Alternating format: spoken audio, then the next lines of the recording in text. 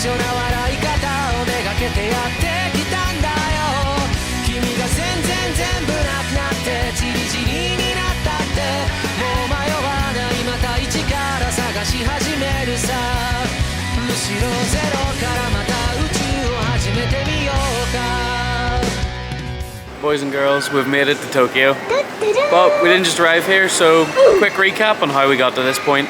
Here's a look at the story so far. Flashback. Alright, so we're leaving the house in like 6 hours and we haven't packed yet, so now we've got to get all of this into our case. 3, 2, 1. Huh. There we go. That was easy. Also, the hair's a bit long, and I'm in Japan for a month, so who knows what state it'll be after 30 days. Don't know if I trust a Tokyo barber, to be honest, so I guess we better shave the old head. Bruh. Wow. Went a wee bit short with that one. I think maybe we'll just be wearing a hat in Tokyo quite a lot. Yeah, that looks a lot better.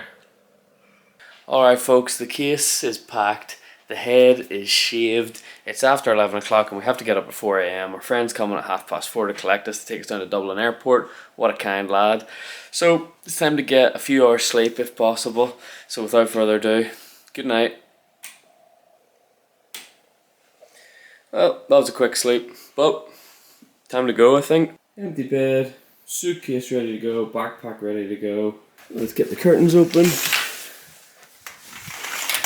It's actually pretty light outside for 4:30 in the morning, to be fair. Alright, time to do one final sweep of the house, make sure everything is turned off, all the plugs are out, locked, the heating is off and it's not going to come on at some point during the next month. And then I think we're pretty much good to go. Paul will probably be outside in a minute, so let's go. Bye bye house. Bye bye car. Bye bye random grass hill that's behind my house. Dublin Airport, here we come.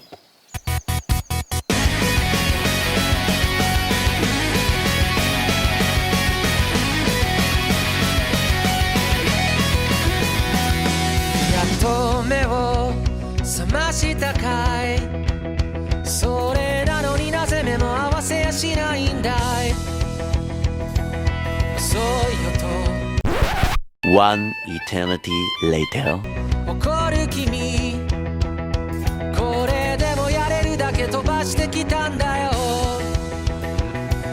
So we've just arrived in Tokyo Haneda Airport. It's about 11 AM here and we're waiting on Jay to arrive from California. I think he'll be here in about 4 hours or so, so we've got a bit of time to kill.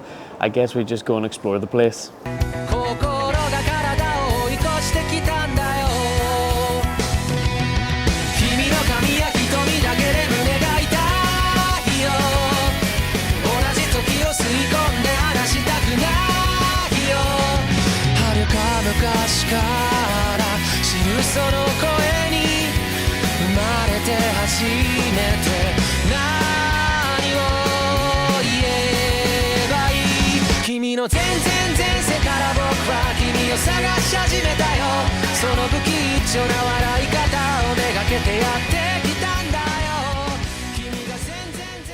As you can see by the little lapel mic, we bought a couple of microphones, wireless microphones by Rode, just to see if the sound quality increases, and also that if I'm recording Jay from further away or he's recording me from further away, we actually have a microphone that will pick up our audio so we can talk instead of just relying on the camera audio, which obviously wouldn't pick us up from far away. So we're testing that out, so hopefully the audio is working. I'm not really sure, but you can see the little red light on, so hopefully you guys can hear me.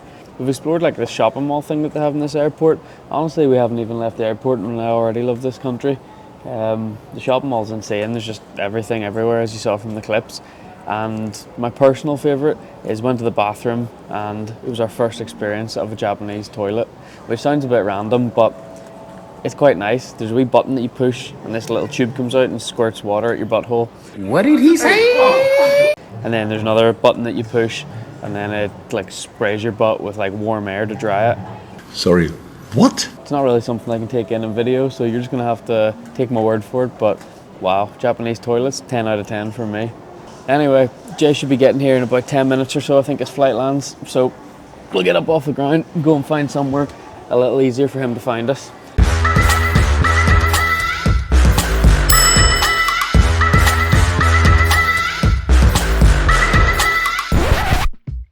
So this is where we were staying the first week in Tokyo.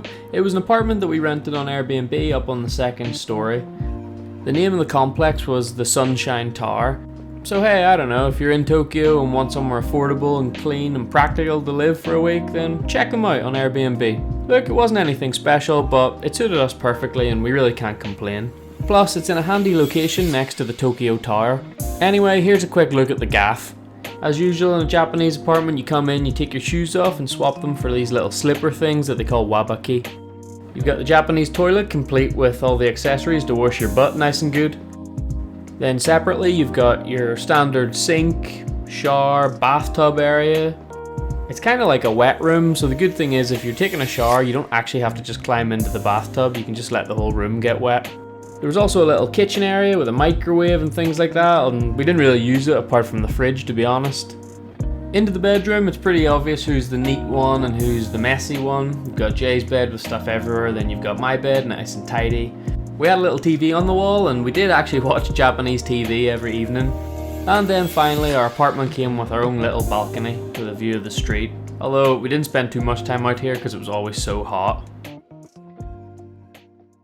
The next day. Alright boys and girls, we're at the Sensoji temple here in Tokyo.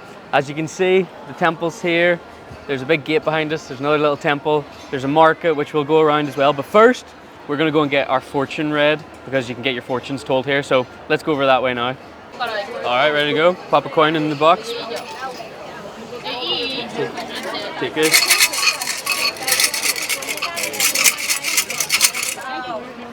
Shake it up. Take our stick, our fortune out. Let's see your stick. No, got number 41. So where's 41 at? Now we're gonna find box 41. That's the hard part. I can help you find it probably. Yeah, it's this one. Yeah, it looks like that top one. All right, so let's get our fortune. Where do you put the sticks at? Backhand. All right, let's see this bad boy. So our fortune is number 41, the final and last fortune, apparently it says. Okay. Though so many articles are kept around you, you can't get them in your hand. You may get deficit and harm sometimes. Be very careful that your house will be burnt. Oh, come on. So keep the thick guard around your house. Do believe in God. Guard yourself with deep care, then your fortune will be in peace forever. Well, was it good or was it bad? I don't really know. It says down at the bottom, there's little stars. Your request will not be granted. The patient will take a long time to cure. Oh gosh. The lost article will not be found. You will have to wait a long time until you meet a person you wait for. We're tying this off. That's true, by the way. Also, stop building a new house and removal. Stop starting a trip. Oh god. And stop any kind of marriage and new employment.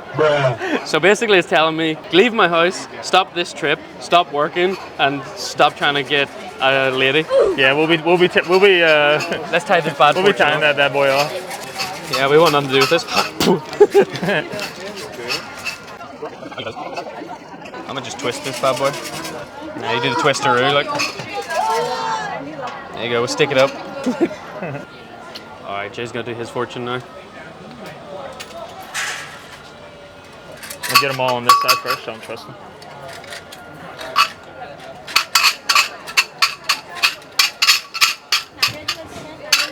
That's the one. It's number 41, put it back. Number 93, 93. Alright, let's do it.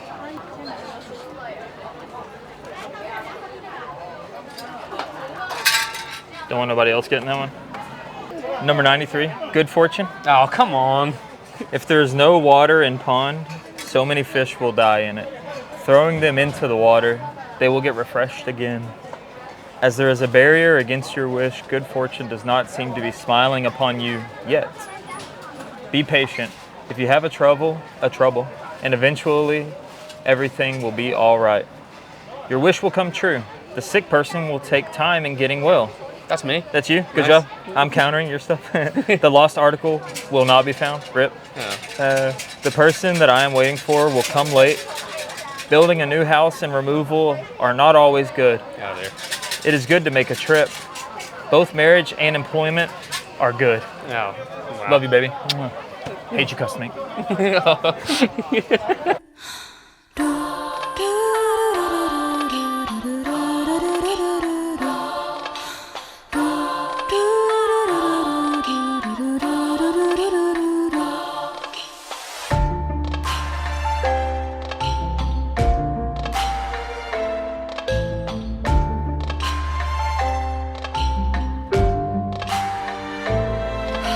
君の中にある赤と青き線それらが結ばれるのは真の像風の中でも負けないような声で届ける言葉を今は育ててる時は枕木風は二木肌星はうぐすな人はかげろうなんで泣いてるのと聞かれ答えれる涙なんかじゃ僕ら出会えたことの意味にはまるで追いつかないこの身一つじゃ足りない叫び君の手に触れた時にだけ震え Alright, we just came out of the temple there. It is so busy, and literally today it is so warm here. My back is sweating. But it's a pretty cool area. You got the temple, you can get your fortune read like we've just done. People are burning incense. They're doing little rituals where they wash their hands in a fountain. And there's quite a lot you can do here. We're not too interested. We obviously got our fortune read, but we're just wandering about and seeing the sights. We got this nice little river area behind us. And there's, yeah, just quite a lot going on. So it's pretty cool. You can also see like a lot of people come and they're all dressed up in like little geisha costumes. Speaking of geisha girls, I believe you got a challenge for Big R Place. My challenge for Big R Place is to get a video with at least 6 geisha girls in it. Alright, challenge accepted. Let's go. A few moments later.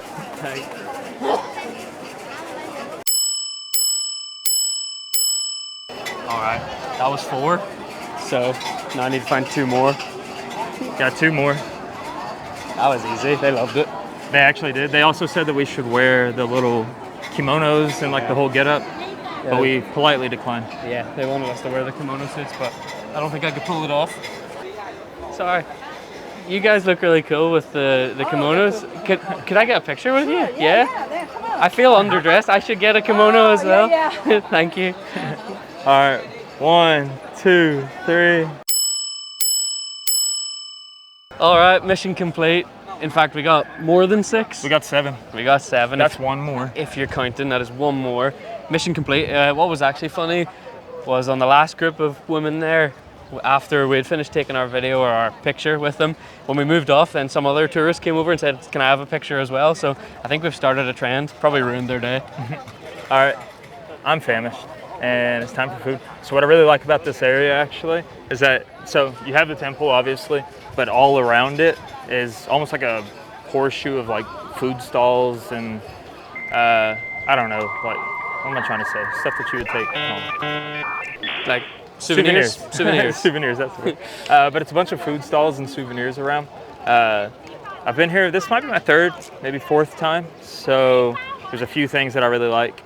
Warabi mochi, which is like little mochi balls, and they put like brown sugar powder on it.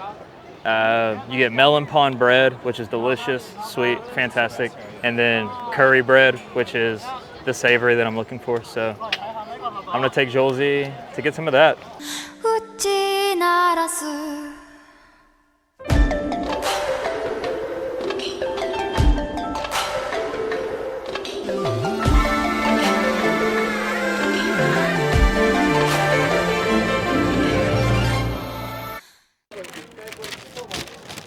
Best melon pan in the world.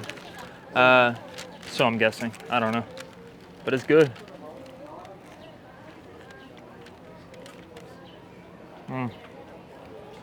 Was this bread? 10 out of 10, yeah, sweet bread.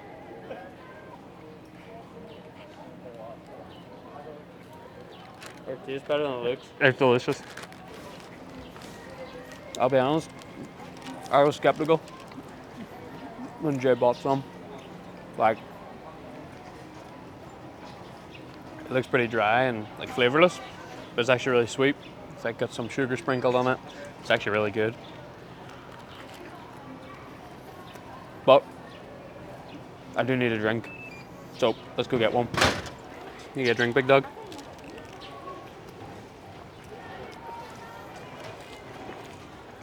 That's so good. Maybe I got street sign. It looks less weird on the camera, to be fair. Does it? Because it looks very weird to me. Like I'm built like this. It's just two aliens walking down the street, getting some bread. Right, where to next? I think the closest one is going to be curry bread. Nope. All right, Let's go get it. So, disregard what I said. Warabi mochi is closest. You also have to eat it in here. What is warabi mochi? Just tea? No. So it's like mochi balls. So I don't really know what mochi is in all honesty. It's like little jelly balls, and then they sprinkle I don't know, all sorts of different things like matcha powder, like brown sugar or whatever. Or you can see them down here. This is what they look like. They look super unappetizing. Des doesn't really like them, but I love them. I guess there's only one way to find out. Yes.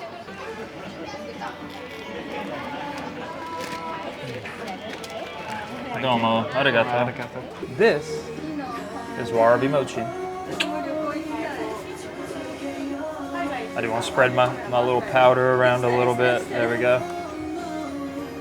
It's just a big jelly ball. Yeah. It's a weird consistency. It's kind of stuck right now. Give it a jiggle for me.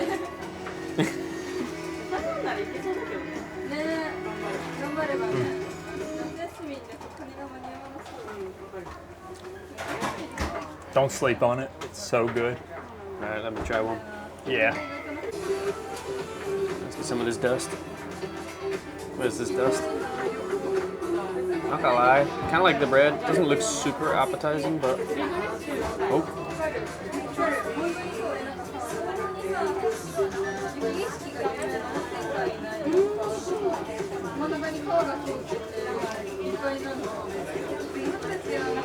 I don't know if I like it. It doesn't taste bad.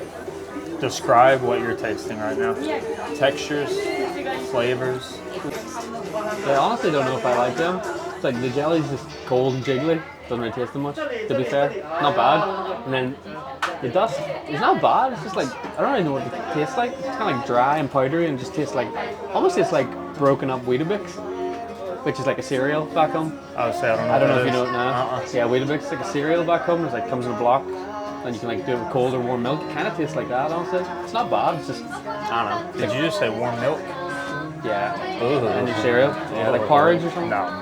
It's like, I don't know. I'm giving that like a 5 out of 10 only. I'll take a 5 out of 10. I'm alright with I that. also got this random blue drink that I saw on the sign because I was dying of thirst. No idea what it is. I think there's like jelly stuff at the bottom of it. Yeah. And I don't even know if it's like fizzy or not.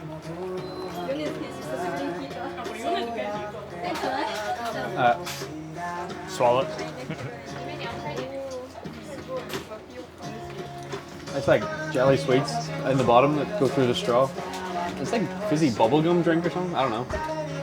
I suppose if you're like 7 years old, it's amazing. It's better than the mochi. And if you're 32, I'll give it a 6 out of 10 maybe. it does not deserve to be over warabi mochi. I'm sorry, it's better than the mochi. 6 out of 10. Have a sip, mate.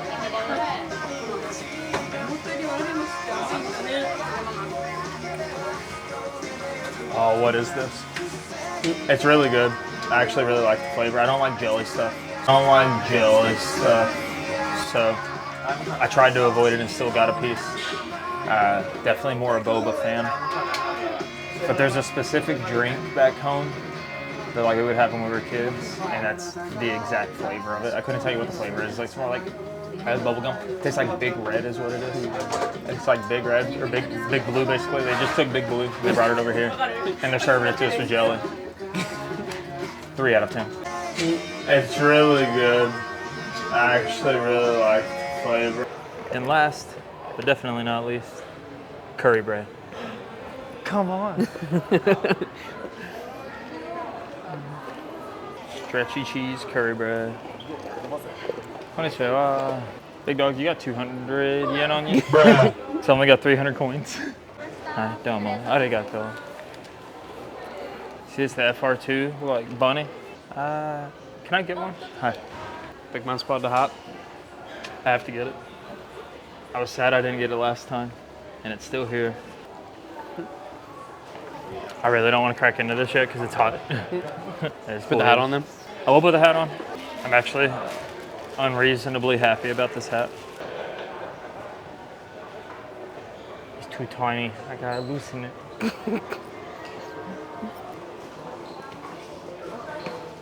Looks good, bro. Rabbit eating curry bread, I'm and now it's time for you to eat some curry bread. Yes. It's a chunky donut. Yeah, it does just kind of look like a donut or something. You know, it's about to be molten inside. Yeah, it's gonna be warm. Oh, smell it. Oh, it smells glorious. I can smell it from here. It smells so good. It's stringy. Ping. That works. Egg smash.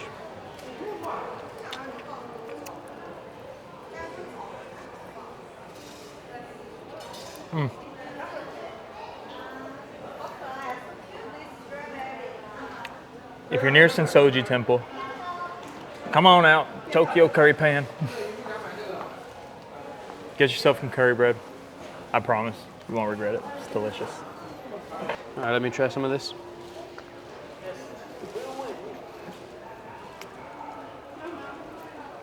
Can confirm that curry and bread together is good. It's like really fluffy bread. Yeah, It's like quite thick. it's not quite like naan or anything. It's more No. like Sweet. Yeah. And the curry's nice. Yeah, delicious. That's 9 out of 10 easy. We're gonna munch and walk, which is most dishonorable. Oh yeah, to be fair, it does say eat this outside of the the thing. So Yeah, so we gotta stand and eat it. Why is that? And explain why we gotta stand here and eat it. culturally, they are not fans of walking and eating or walking and drinking. You will see people walk and drink, but walking and eating is like very frowned upon. It's just super rude. Also, if you're in Japan, just all over the place, you'll notice that they don't have trash cans just out and about. So if you get food, the expectation is basically you're either eating it there, throwing it away there, or you're taking it home and you're eating it at home. Like there is no in between. So it can be good. It can also be kind of annoying. Dope. I don't know. So anyway, he's eat gonna it. munch this curry bread, eat it, and then we're gonna dander on and have a look around some of the other shops and stalls. What we actually ended up doing was taking a tube over to Harajuku, a different area of Tokyo. There was a coffee shop in this area that Jay wanted to go to, and instead of a normal person serving you your coffee or your tea, it was actually a bear paw that came through a hole in the wall that serves you your drinks order. If you haven't seen my shorts of it, then you should go and check that out, also on my YouTube and my Instagram. We also had pizza in this area and a rainbow coloured cheese snack thing as well. I'll probably make shorts on both of them, so keep an eye out for them. And just on the topic of YouTube shorts and Instagram reels, I know I'm back from Japan now, but I'll still keep pumping out lots of different shorts and reels as we go over the next coming weeks and months. I took a lot of footage when I was there, and honestly I didn't want to sit around editing too much and posting really while I was there, but now that I'm back I'm going to keep posting, so keep an eye out for your shorts content and your reels on Instagram. Big R plays. Anyway, the street that you see us walking down here in Harajuku is called Takashita Street. It's the busiest street in Harajuku. It's full of shops, cafes, restaurants, stalls where you can get lots of different snacks, souvenirs. It's basically tourist paradise and probably a local's nightmare.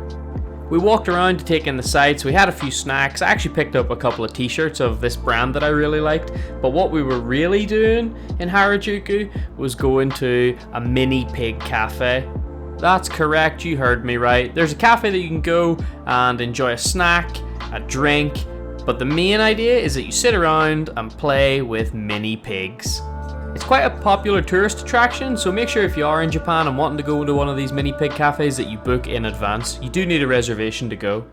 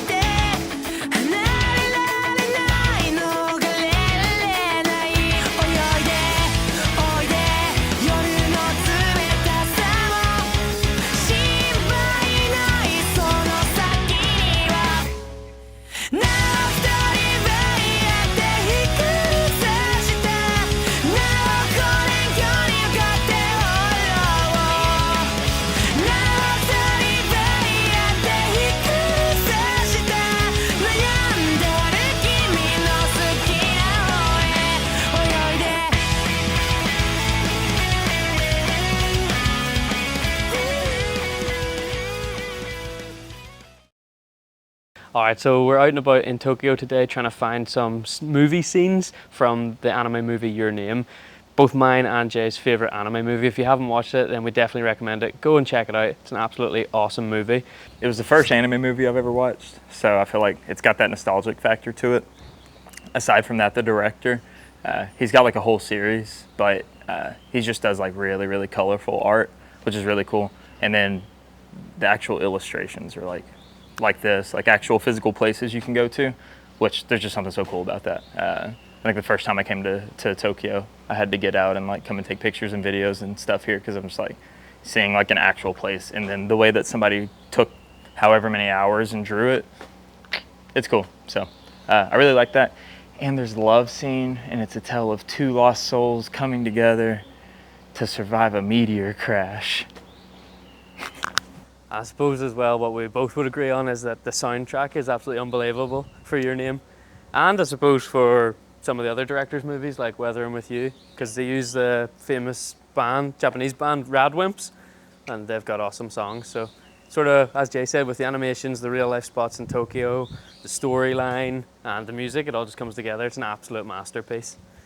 So if you haven't already, go watch it, like right now. Right now, go. Right now. Why are you still watching this video? Come on. We're going to go and find some of the movie shots, and we're going to cut to that now where we'll show what we've taken, and then we'll show pictures and scenes from the actual movie. Now, before I let you go, sing the theme song for me. Na na na na na na na na na na. 運命だとか未来とかって言葉がどれだけ手を伸ばそうと届かない場所で僕ら恋をする時計の針も二人を横目に見ながら進むそんな世界を二人で一生や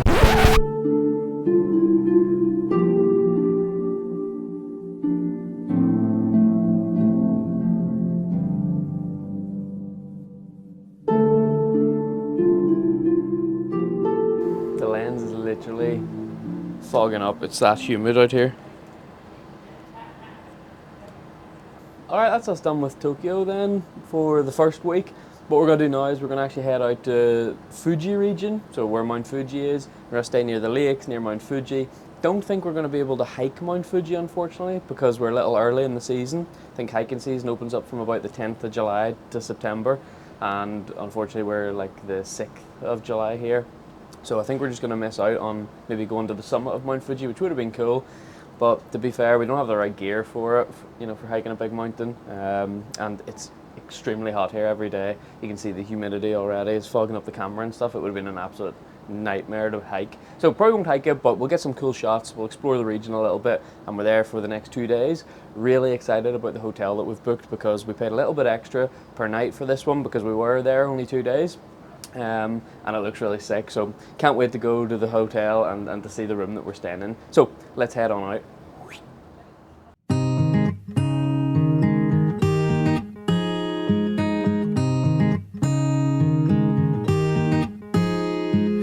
Kimiを泣かすからだから一緒にはいれないな君を泣かすから早く忘れてほしいんだ人間だからねたまには違うものも食べたいね君を泣かすからそう君を泣かすからでもあちけないんだよね会いたくなんだよね君以外会いたくないんだよねなんて勝手だね大体曖昧なんだよね愛の存在証明なんて君が教えてくれないか何十回の夜を少しだって得られるような愛知ってるを並べてみて 1 hour later.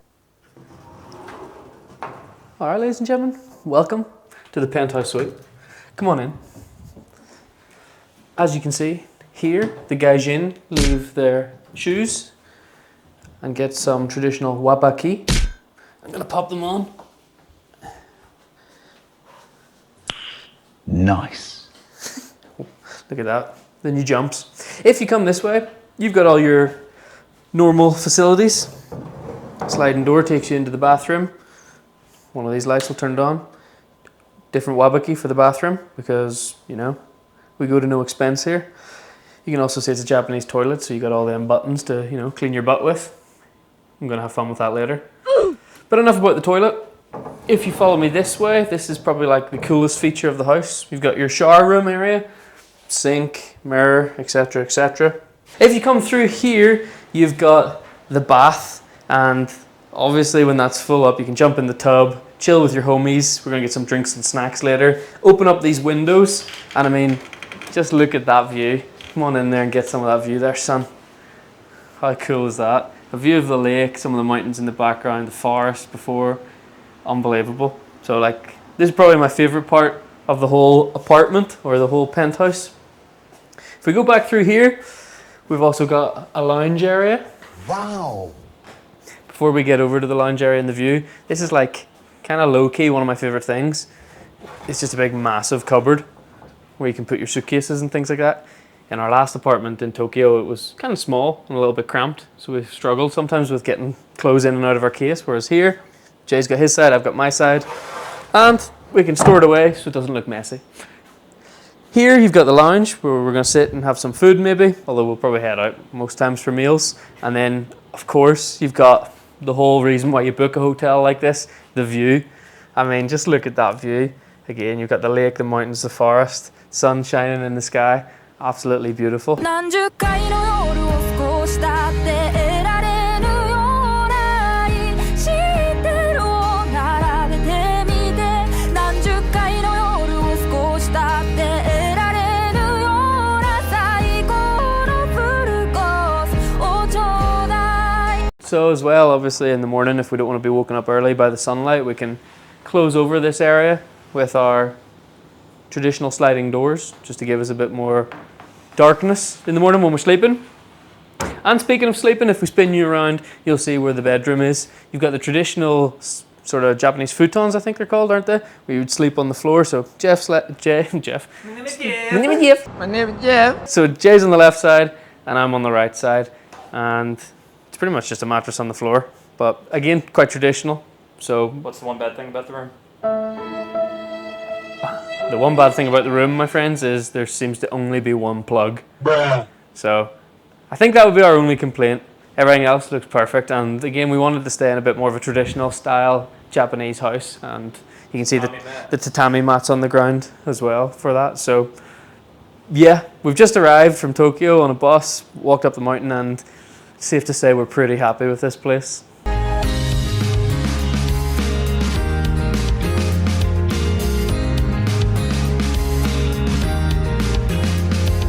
君を泣かすからきっと一生は無理だよね君を泣かすから胸がとても痛くなんだ人間だからねたまには分かり合えなくなって君を泣かすからまた君を泣かすからでも自信がないんだよね変わりたくないんだよね君以外会いたくないんだよねなんてたってたね大体曖昧だったよね愛の存在証明なんて君がそこにいるのにね何百回の夜を過ごしたって得られるような愛知ってるを並べてみて何百回の夜を過ごしたって得られるような最高のフルコースをちょうだい Alright, boys and girls, we're here at Fuji Q, an amusement park near the Kawaguchiko region where we're staying.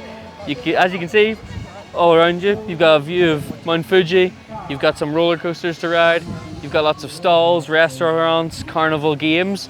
But the reason why we're here is not to do any of that, it is to go and see Naruto World, or Naruto Land, which is one of Jay's favorite animes, and he's watched like all 1 million episodes. So that's why we're here. Let's go and check it out. 言われないでそばにいてくれたのは結局君一人だったよね涙のスパイスは君の胸に残ってしまうだろうけど何千回の夜を過ごしたって得られ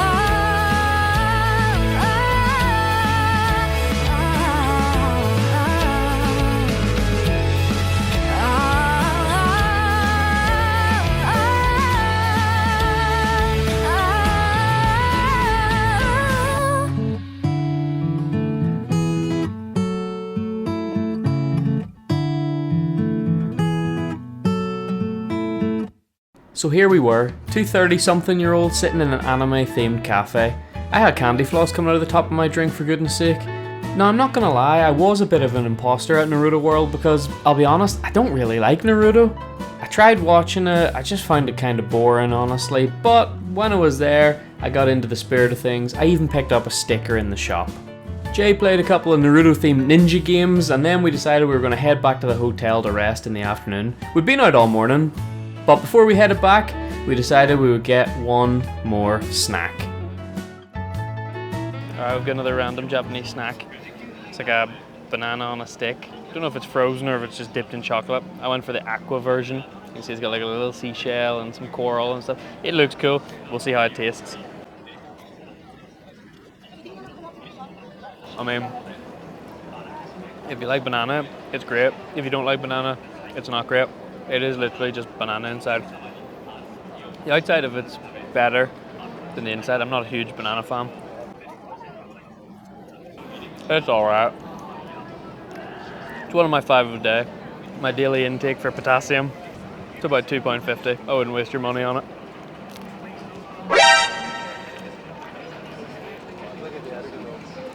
Meanwhile, that was a lady with a Starbucks bag in her head. Make it make sense. Us buying one has convinced Jay to get one as well. He's went for a red, white and blue America banana. USA. USA. Out of 10? I give it an 8. And that was that. We jumped on a Naruto themed train back to our hotel, and I knew exactly what the first thing I wanted to do was as soon as I got back. Life's pretty good right now. I'm not sure it can get any better. Unfortunately, we leave here tomorrow, so really not looking forward to having to leave this place. But we are going to Kyoto and Osaka. Probably bounce over to Nara, which is like a little town with all the deers in it, before we head back to Tokyo for the last couple of days. When I say last couple of days, I've got another 2 weeks in Japan, which is amazing. But Jay's only got a couple more days. He's only here for the first 2 weeks. So on week 3 and week 4, your boy Big R's soloing it. But that's okay. We've done solo travel before, so not too bad. But it's been amazing having Jay out. Our other boy Spency, we wish he could have been here, but he FaceTimed us the other day, and it was really cool just to even dander about with Jay and Spence on FaceTime and just have a laugh together, even for the short bit of time. And we wish he really could have been here as well. So Spency, if you're watching, I know you're watching because you always watch. Love you, bro. Wish you had been here. I mean, just look at these views. This is literally from the bathtub. Have to be slightly careful because people can walk down here, and over there's like a cable car that goes up the mountain, so if I stand up they might get a bit of a shock. But I mean, look at this view. It's absolutely glorious. You've got the lake, the forest, the mountains. People are out on the lake in pedalos and in speedboats. I think you can do like a little cruise across the lake as well. And this is the view that I've got, all from the bathtub, which is unbelievable. Obviously on a hot day like this, you don't really want to be sitting cooking in a big hot bathtub. So I'm actually sitting in a cold one right now, which might seem a little bit strange, but it's actually really relaxing and refreshing because we've been out walking about all morning. We went to Fuji, the amusement park earlier. We dandered about there, having a look, getting some snacks, looking at Naruto Land. And then when we got the train back, we dandered about the little town beside our hotel as well. Had a look in a couple of nerd shops.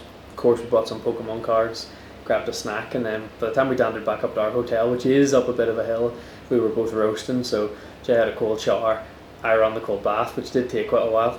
Now I'm jumped in it, and it's almost like a cold plunge, so actually really refreshing. I mean, it is at times like this, you just feel really thankful. Thankful, obviously, to have the money to come and do something like this, experience a new country, experience a new culture, hang out with my friend. Thankful to have the health to be able to travel and do things like this. Don't take that for granted either. And then obviously because of my job, you work hard all year, but the holidays are amazing. So when you have 7 weeks off in the summer, you really have to make the most of it. And when you're making a trip halfway around the world, you got to come for more than 2 weeks. So to come to Japan for a month, a country that's been on the top of my bucket list for so long now, is just it's amazing. But I am thankful, I am grateful. I don't ever forget that. the next day. So on our last day before leaving the Kawaguchiko area, we decided we would take a cable car up to a viewpoint to get another view of Mount Fuji. We'd been really lucky with the weather the days that we were in the Kawaguchiko area. Sometimes the visibility is not great and people don't always get a chance to see Mount Fuji. Thankfully, every single day that we were there, we were able to see the mountain in all its glory. And today, again, it was really, really clear. Unfortunately, pictures and videos just don't do it justice. You really have to get out there and see the mountain for yourself. Well folks, we made it to Mount Fuji. Check it out.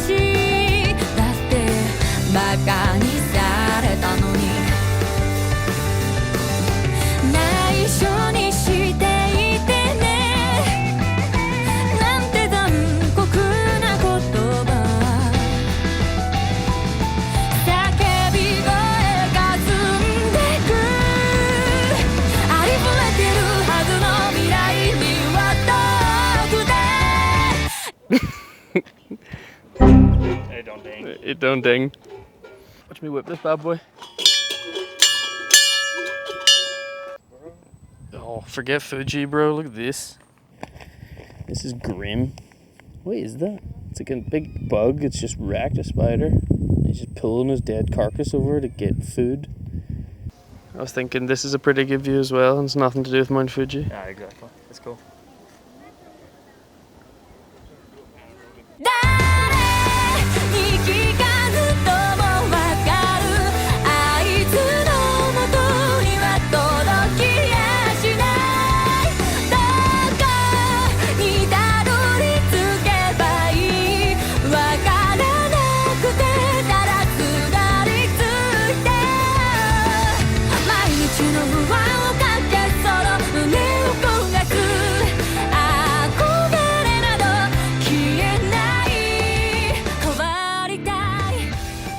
Well folks, that's Mount Fuji, done and dusted. Next we're going to go to Kyoto, stay in that sort of Kyoto area. We'll hit Osaka, we'll hit Nara Deer Park probably. But yeah, that's Mount Fuji, so the next time you see us, we're going to Kyoto. Cue transition. Alright, we're here in Kyoto and we've just arrived at our hotel, which is a little bit different to the last one. I'll show you what I mean.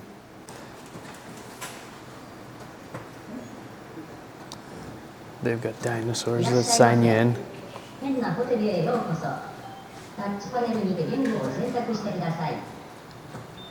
Welcome to Henna Hotel. Please use the touch panel to select your language. 欢迎光临 Henna Hotel. 请点击触摸屏选择语言。 712. 712. Yeet. This away. 709. 710.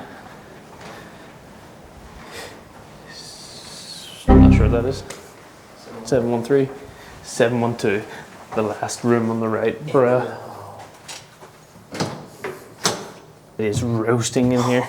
It's the hottest thing I've ever experienced in my entire life. Get that AC on right now. Here, can't work out the lights either. You need a corn inside the thing. I mean, the beds are pushed together, so we're going to be shacking up Nice. for a nice little cuddle. It's roasting in here. I would say lovely view, but it's absolutely the worst view ever known to man. Although you can see the bullet train. The bathroom's like. Yeah. Tiny little tub. It's fine. It's good pooper. There's the toilet. Fair enough. Oh, he just farted. He better go and use it. One pair of pants later. Alright folks, so we're in Osaka today and we're in Dotonbori, which is one of the most famous sort of streets, regions for shopping and dandering about. You can see behind me the little river walk, and then you've got the famous big Geico man, or Glyco man, not really sure. But we're going to get a picture of him, and then we're going to rock down, take a wee dander about. So we're going to a baseball game later. The Tigers, a local team, are playing another team from Japan. So first baseball game in Japan. I think it's their biggest sport, so really looking forward to that. Anyway, less talk, more action. Let's go. At the starting of the week, at Summit Talks, you'll hear them speak. It's only Monday. Negotiations breaking down. See those leaders start to frown. It's sword and gun day. Tomorrow never comes until it's too late.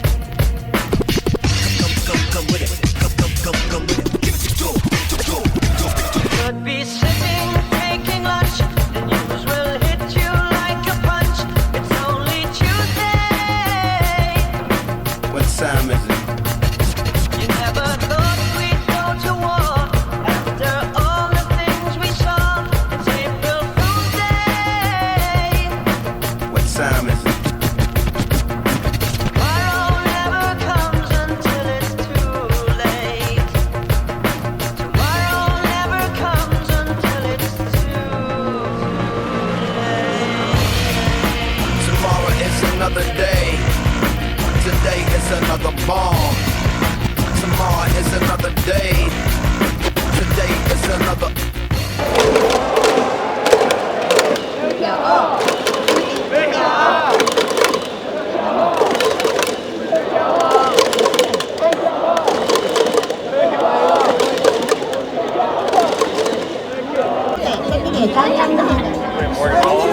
Yeah.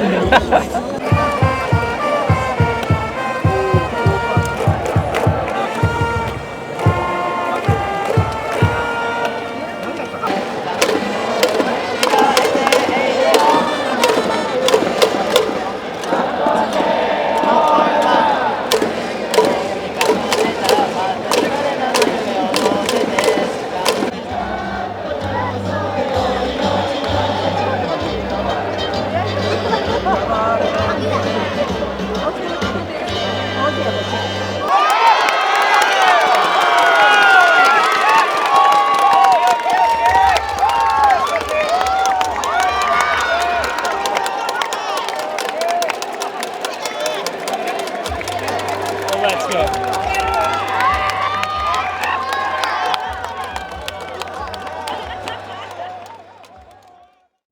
So me and Jay are exploring Kyoto today, and we're in the Zenzenzense district, exploring the old streets. It's a rather traditional area. There's no real neon signs like you're used to with Tokyo or Osaka. It's more like old school Japan. There's old little tourist shops, there's temples, there's little restaurants that have samples out. So we've just been going through munching all of them. We're going to give you a bit of a look at what it looks like. Let's go. 君がくれた勇気だから君のために使いたいんだ君と育てた愛だから君とじゃなきゃ意味がないんだ愛にできることはまだあるかい僕にできることはまだあるかい何もない僕たちになぜ夢を見させたか終わりある人生になぜ希望を持たせたかなぜこの手をすり抜けるものばかり与えたかそれでもなおしがみつく僕らは醜いかいそれとも綺麗かい答えてよ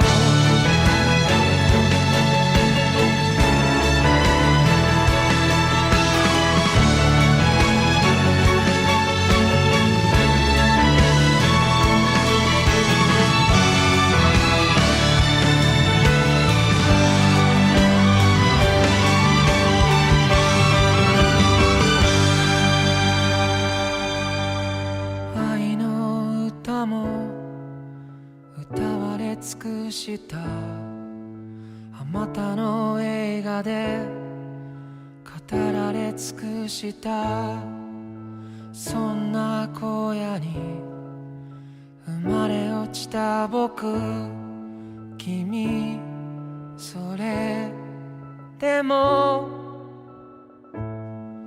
愛にできることはまだあるよ僕にできることはまだあるよ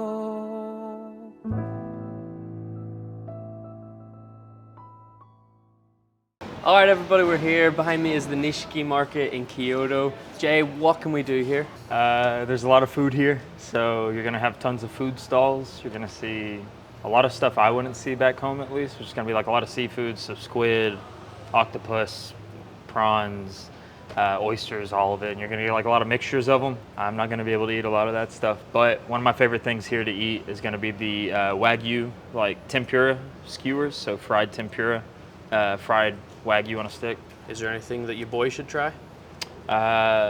You can stomach it. I cannot, so I want to see you eat an octopus. I don't know. It's like a whole octopus. It freaks me out, so I want you to eat that.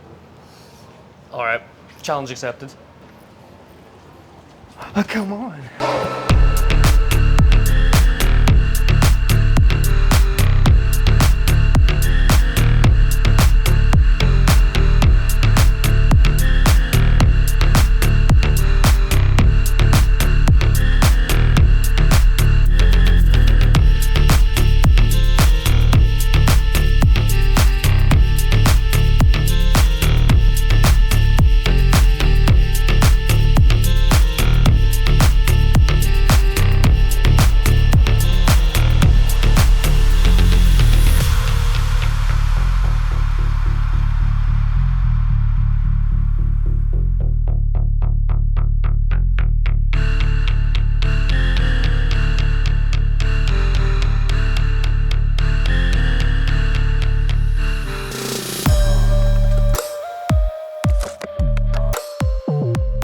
Oh mate, look at these, they look sick. But in a cool way. Shrimp sumen roll. Sumen roll. Konnichiwa. Scallop skewers, 600. Why does it look like bacon? But it ain't. Alright, we've got octopus on a stick, we've got squid, and we've got scallop. What are we gonna try and choke down here? This guy's gone for squid. Oh, okay. Together. This looks rough. He burnt it up with like an open flame a minute ago. There's also a quail egg inside apparently. I'm not even sure what the best way to do this is. Just whack it in and just munch on it like. Just got the quail egg. You know what? Chewy.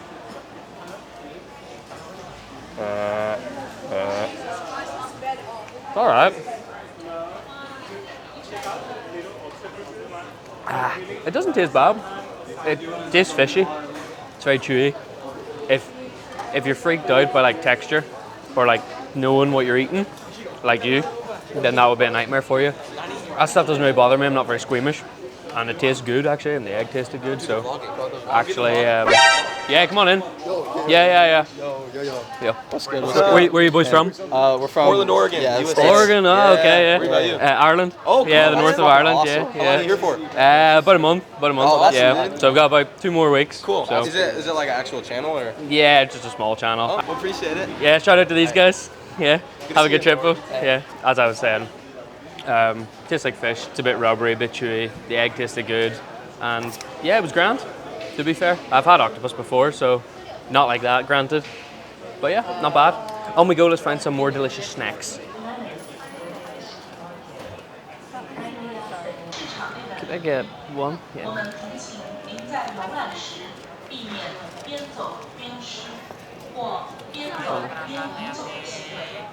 All right, so we went for the tempura skewers. Jay's went for beef, and I've went for prawn. Time to go. Cheers, mate. Ping. Oh, that sounds crunchy, boy.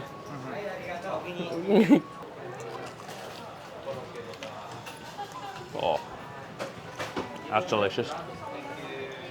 Octopus, salmon, shellfish, tentacles, octopus, squid, shrimp. Got oysters in the back. Crazy. Wow. You can get tongue on a skewer for about £4.50. That's mad. We've got king crab, which is 12,000 yen, which that's basically £60 for some crab, which we're not going to do. However, we are going to go for the eel, which is £6. Also got some sea urchin, which honestly I would like to try, but I'm not sure how you eat it, so I'm not going to take that gamble. Let's go for some eel. Alright, we've got some eel. Fried eel on like an omelette, it says. Kind of looks more like bread, but it's egg. So I'm not really sure what the best way about going and eating this is, so I'm just going to try and it's going to have to be a chopstick job, I think. Nah. For the memes, for the video. At least the bite of it, I'm going to take a big bite.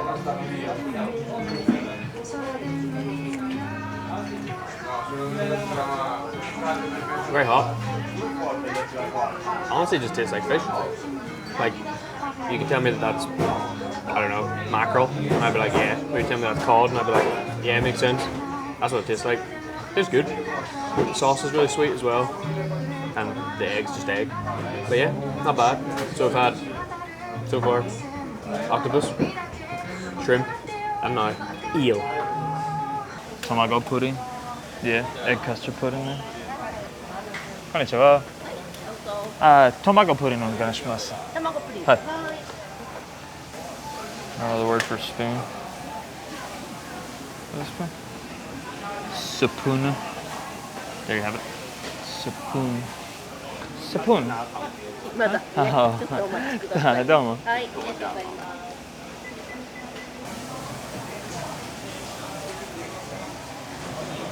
Alright, we've got the secret sauce. Do we know what it is? I'm not 100% sure, but I think it's what goes on the, what is it, the Hokkaido pies? You know, like the little custard pie things? And there's like that glaze that's usually... Kind of like you get on a creme brulee or yeah, kind of on a creme brulee. I think it's that, but not done. Like you can see, it looks super similar. Oh, sorry, I was just grabbing my spoon trying to show it to you. But it will be good. Oh, it's rubbery, boy. It's egg.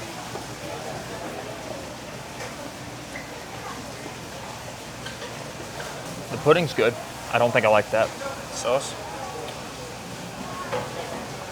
It's really bitter. It tastes like just straight coffee, you know? How it's like super to you. That's how that is. Nah, but that's good on its own. The egg pudding. Yeah, a wee bit of that sauce. It's alright. It almost tastes like the inside of a cheesecake or something. Yeah. Like the consistency, you know? There's not a lot of flavour Not super firm. Not a lot of flavour to it. It's alright. I wouldn't thank you for it, like, but it's not bad. Sort of like just mid. Yeah. Yeah. Mochi macaron. Interesting. Mochi macarons. Huh. It seems pretty busy in here, like, but you're saying it's not. Oh, not at all. Usually, whenever you're here, you can't just stop and look at something like this because there's 20 people around every single stall, and you're just shoulder to shoulder bumping into people, dodging everybody the whole time. It's really, honestly, I don't usually like this, and this is Des's nightmare for a claustrophobic person, but like, I could just stand here. It's fantastic. Yeah, seems like it's a lot really of people nice. going through, but obviously not compared to what it should be. I would say 1/10 of what it has been every other time I've come Well, I'm here. glad we're here now then. It's very nice. I don't know if it's because it's a little bit earlier, but even then, I mean, Mid-July? 12:15. Yeah. Oh, I mean earlier is in the day. You Middle know? of the day. But even Middle then, of July. lunchtime, you would think people would be out doing stuff, so Yeah. it's nice.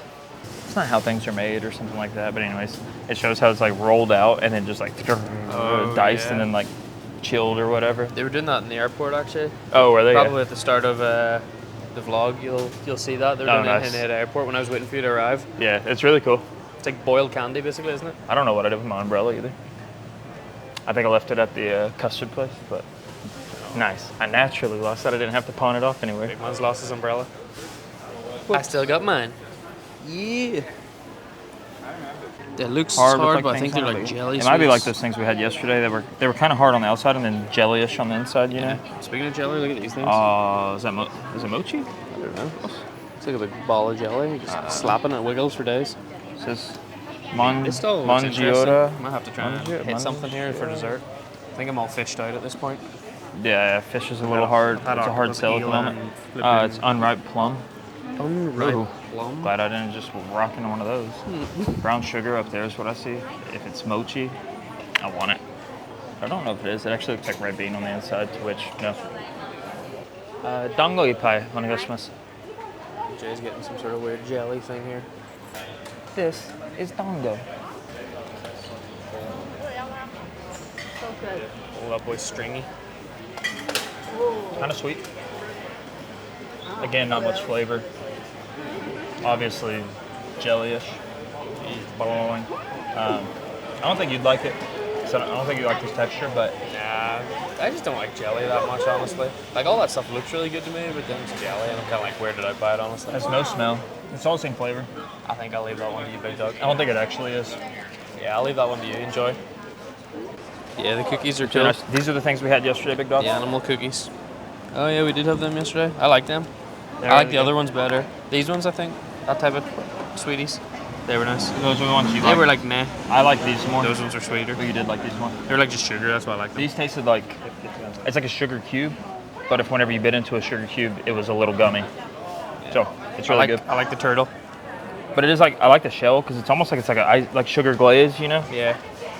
Those are my favorite. Reminds me of the I Like Turtle Kids meme. I like turtle. I like turtles. I like turtles. It was sesame? Serious sesame. Sesame, yeah. Okay, Come on, just got arigato. some seaweed samples here. Crunchy and salty. And sweet. Yeah, not what I expected. At least the sesame's got like sweet and salt. It's good. Oh, can I try? Oh, arigato. He doesn't like tea. Freebies here all over. I don't know, this is chestnut. Chestnut? You eat the shell as well? No, shell's here. Oh, yeah. Honestly, not Good. bad. Oishi. Yeah, not bad. Oh, we found freebie paradise here, boy. What's that? Free tea? Black tea. It's actually really good. I like black tea though. I don't like green tea, but black tea is the best. Give me 3 of these to try. Am I giving you ones that I think you're gonna like, or am I Give giving me a you ones? mixture, mate. I'm gonna give you things that I don't know what they are because I have no clue what a hawthorn is. I have no idea what a hawthorn is either. Cook me. Yeah, I think I got one stuck there, which grosses me out. There's you a hawthorn. Alright, let's pop it in. What's it taste like? Tastes really good. Tastes like mango. Tastes like dried mango. That was awesome. I don't know what hawthorn is, but it's great. You already had that. I already had the ginger sugar, the Get a cranberry. Papaya. Yeah, papaya's gonna be amazing. I already know. So I think I got you two. Oh, double. Oh baby, it's a double. Actually, doesn't really have a taste. It's very chewy. Last one. Are they? Kiwi? Oh, kiwi. I'm gonna get some kiwi. I'm gonna mess this kiwi up. Oh, kiwis where it's at. Give me 3. And one of them has to be pineapple because I'm eating that pineapple. Alright, get pineapple. Oh, do you want me to? No, you're good. You're good. You're good. It's good. I love pineapple. The thing about me, I'm not an adventurous eater at all. So most fruits, I'm just like, meh. But I love pineapple. Oh, that's so good. Instantly so good. Well, I'm gonna What's the next one for me? I'm gonna give you a dodgy one for a second. You're giving me raisins. I'm giving you tomato. That's sick. Go in seconds, so then you can wash your taste out with something better. Oh, whoa! Is it? Juggling it, Yeah, boys. yeah. Tomato.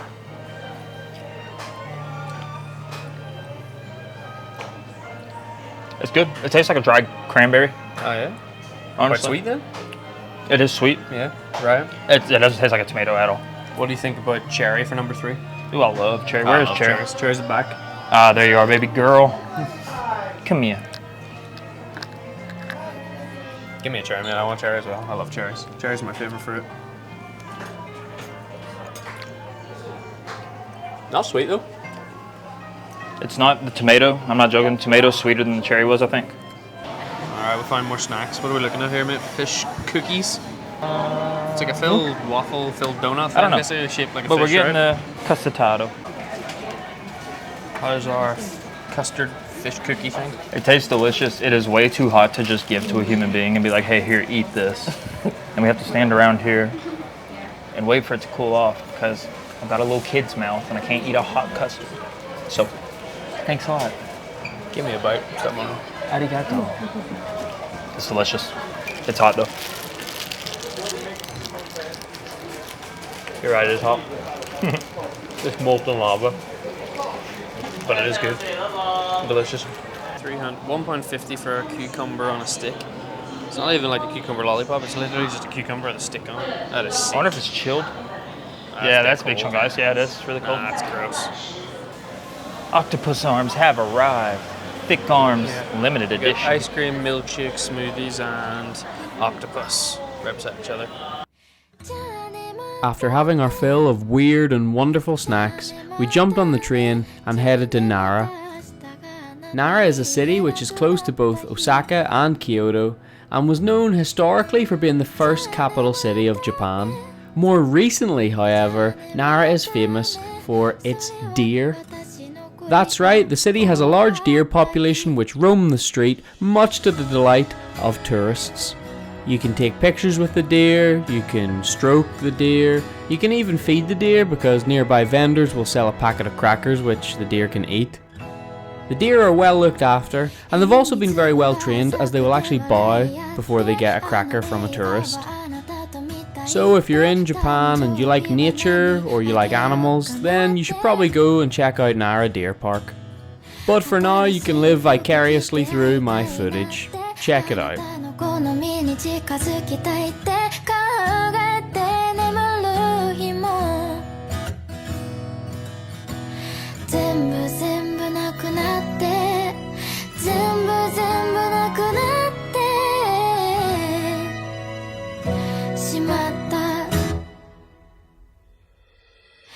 じゃあねまたねじゃあねまたねじゃあねまた明日があなたに言えなくなった日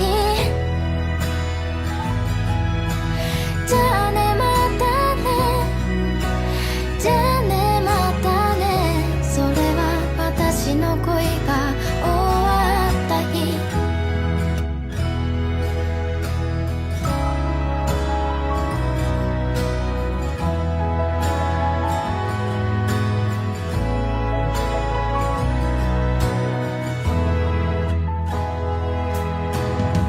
同じ時間を過ごすこともお決まりの毎日の電話もなくなったはずなのに Alright, we're here today at Nara Deer Park and it's absolutely chucking it down as you can see, but that's not going to stop us from meeting the locals. Let's go. So you can buy these little crackers for literally £1 for a packet and the deer eat them up. And if you approach a deer, usually you'll see it like bowing because they've taught them to bow for crackers, which is kind of cool. Let's go.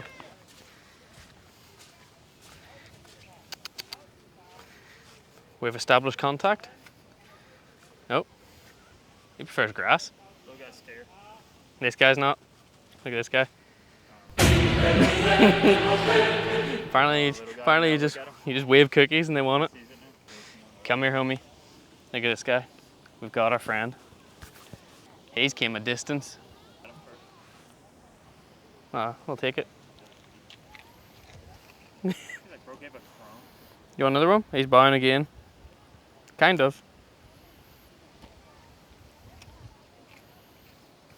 Yeah, what a cutie. Oh, I don't like that actually. Hold on. Let me do flat. Don't want to get my fingers nipped. You reckon he can smash a whole one? Oh yeah. There you go, big man. Oh, he's just nom-skied that like. He's hit the jackpot today. Arigato. Thank you, friend. Goodbye. Like and subscribe. I reckon I could get this one to take it off my head. Who wants it? Come here. That one's not taking it off your head. Just stay there. Man, I'm scared.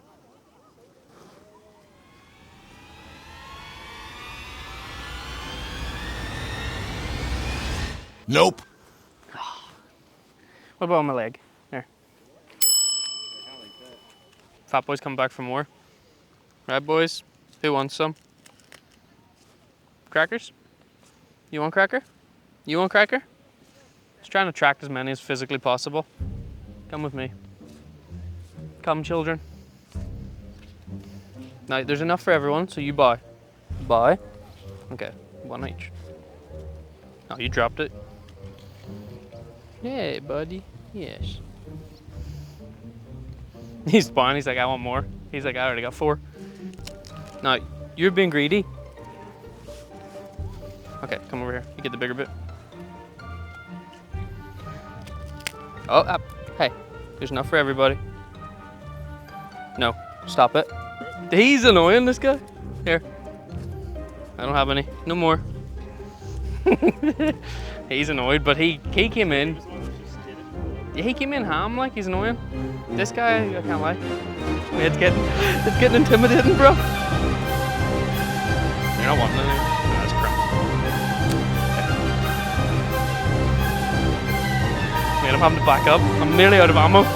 No more. Oh, the little one's cute. Yeah, good boy. There you go. Oh, the umbrella. So we're staying in a pod hotel, which is why we're talking really quiet, because on the other side of this curtain is other pods just like ours. And it's quite late at night, so we don't really want to talk really loud and be obnoxious and wake people up. That'll just upset them. But the idea of a pod hotel is simple. You come in, there's a long sort of corridor with pods on either side, separated by these sort of shutters, blind things. And this is it. This is all you've got. You've got your bed, you've got wee space beside the bed with a table and some area for your luggage. You've got a couple of lights, you've got a TV in the background, which we're not going to use. There's communal bathrooms, communal showers, there's a hot bath, there's a lounge area, there's a cafe, there's the reception desk. But yeah, this is it. This is the Japanese pod hotel experience. What I would say, right off the bat, first impressions, the bed is rock hard, solid. It's not going to be a comfortable night's sleep. You can also hear everything that happens. So if someone gets up to go to the toilet in the middle of the night, you hear it. If someone unzips their suitcase, you hear it. If someone walks down the corridor, you hear it. The curtain shutter, the door to the bathrooms, the door to the stairs, you hear everything. So I think your cabin experience is very much dependent on who your neighbours are, how loud they're going to be, how respectful they're going to be. I'm trying to be quiet and respectful, but you can already hear someone snoring away beside us, so it might be one where we have to put our earphones in and go to sleep. If you like your space, if you like your privacy, if you like nobody bothering you and you want a quiet night's sleep, pod hotel and a cabin hotel is probably not the place for you. I would just pay a wee bit extra and stay in a hotel, but they're quite a big thing in Japan, and yeah, we wanted to get the experience of it, so here we are. One of the good things is they give you these nice pajamas for free, and they're really comfortable and look pretty sick, so I guess that's something. Okay, that's the end of the ASMR section. Bye bye. The next day. Welcome to Okinawa. That's right, we've left the big cities of Tokyo, Osaka and Kyoto, and we have went off the mainland of Japan to this paradise. When I say paradise, I mean paradise. When you're on a holiday, you can't find the words to say all the things that come to you, and I wanna feel it too. On an island in the sun, we'll be playing and having. You might not know much about Okinawa, so here is 5 quick facts. Okinawa is known as the Hawaii of Japan, and it's easy to see why. With its tropical climate, there's palm trees everywhere, golden beaches, blue waters, and as you can see, there's absolutely nobody about. paradise. There's a plane literally flying right over me as I'm trying to record this. Must be on like a flight path or something. Cheers, mate. And it's chosen to just start raining out of nowhere as well. How ironic. As immediately as we go to start to shoot an intro for this video, this happens. As a result, water sports are really popular here in Okinawa. Diving, snorkeling, surfing, all extremely popular, not only on the main island of Okinawa, but on all the other little mini islands as well. There's an abundance of life in the ocean around Okinawa. The Pacific Ocean is home to coral and a wild variety of sea creature, including whales, sharks, and turtles. We're actually going to go on a boat ride tomorrow to some of the islands around Okinawa. Going to go snorkeling, sea swimming, and hopefully catch a glimpse of some of these amazing creatures. Unfortunately, life on the island hasn't always been that peaceful. In 1945, the island was the location of one of the last major battles in World War II, the Battle of Okinawa, where unfortunately many soldiers lost their lives. If you live in Okinawa, you've kind of got superpowers, or at least almost. The residents here on the island of Okinawa are famous for having one of the longest life expectancies in the world, in both male and female. Not only do people live longer here, they're generally healthier. There's a lot less illness, sickness, cases of major diseases such as cancer. And many people have wondered, why is the life expectancy so good? Why are people so healthy here? What is it about Okinawa that makes this place special? Some would suggest it's the diet, what the Okinawans eat. Some would suggest it's their healthy lifestyle. Walking, cycling, running at the beach. I think it's lack of stress, honestly. I know if I lived somewhere like this, which is just paradise, then I'd probably live longer as well. And apparently, Okinawa is the birthplace of karate. Now, of course, the famous martial art did spread like wildfire all around Asia and, of course, the rest of the world eventually. But apparently, this is where it all started. So, I gotta keep that in mind before I pick any fights. All right, let's go. 712. Let's see what it's all like. Oh, it's nice and cold anyway. Hello. Woo! So bathroom and shower now. Let's see what's Japanese toilet, sink, bath, shower. Pretty standard. Pose in the mirror. Awesome. All right. Let's see the rest of the joint. Bed 1 and bed 2. I only need bed 1. Ip, dip, sky, blue. It is not you. Okay, it's not this one. We're going to sleep on this one. Actually, to be honest, it's just us here for 5 nights. We might take it in turns and just use both beds, because why not? We can. We've paid for them both. But pretty nice. We've got a wee sofa over here, some mood lighting. I like that. It's got the time as well. So it's a mirror. And it's got the time there. To be fair, I started playing a bit with the mirror and didn't realise that actually when you turned on the lights with the room card, then you got all these different options as well. So let's crack on. You already know what's coming, boys and girls. Big R place. There he is. That's right. If you haven't already, check out all the different shorts content. I'm not sure if it comes up on your different devices or not, but we've got a bunch of Japan shorts content. And if you're watching this video now, then that means you found the main Japan video. 423 subscribers. Can we get to 1,000? Can we get to 1,000,000?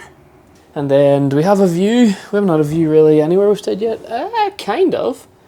Yeah, we've got like a port dock area, which is a little bit industrial, but you know, in behind that, I suppose, you've got the, I don't know, is that like a river or canal with some boats on it? So, I don't know. Maybe? Does that count as a view? I don't know. But there you go. Pretty cool, sick little room. We're here for 5 nights, I think. I can't really remember, to be honest, but we're here all week. And I think it worked out like maybe £40 a night. It's like dirt cheap, not really much more expensive than the cabin hotel that we just stayed in Tokyo, which, to be honest, I probably wouldn't recommend. Whereas this, you pay maybe, a little bit, tiny bit extra per night, and you've got a whole room to yourself, sofa, 2 beds, decent enough view, AC on, cool. So yeah, I'm looking forward to it. The beds feel comfy, there's a fridge, what more could you want? the next day. It's time to go and explore the island. Today we're going to a local shopping mall, and we're not actually going to go shopping because randomly enough there is an aquarium in this shopping mall. So that is where we're headed now, over to this big building, as you can see over the river. There's the shopping mall, and actually on one of the floors, I'm not really sure which one, but on one of the floors there is an aquarium. And if you know me, then you know that I like animals, I'm quite interested in them.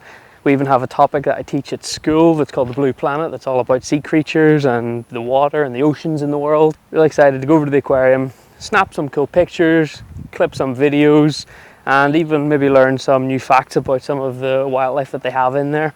What'll also be quite nice is that it gets us out of the heat. Although you might have seen the rain and heard the wind on my 5 facts of Okinawa, don't be fooled, it is absolutely blazing here. It's over 30 degrees easily. The humidity is so high, as soon as you go outside you start sweating. So another reason why we're going into the mall, into the aquarium today, is we're looking for somewhere cool to relax, somewhere with air conditioning. So you might be thinking, why are you by yourself as well? So if you haven't noticed, that is because our homie Jay flew back to America yesterday, and we flew on from Tokyo as well, but not home. We flew to the island of Okinawa, which is where we are now. We're in Naha, the capital city. So yeah, we are flying solo by ourselves for the last 2 weeks of our trip. We've got 5 days in Okinawa, 3 days in Hiroshima, and then we're back in Tokyo for the last week of the trip. So 2 weeks with our best friend Jay, 2 weeks by ourselves, 1 month in Japan. Can't really complain.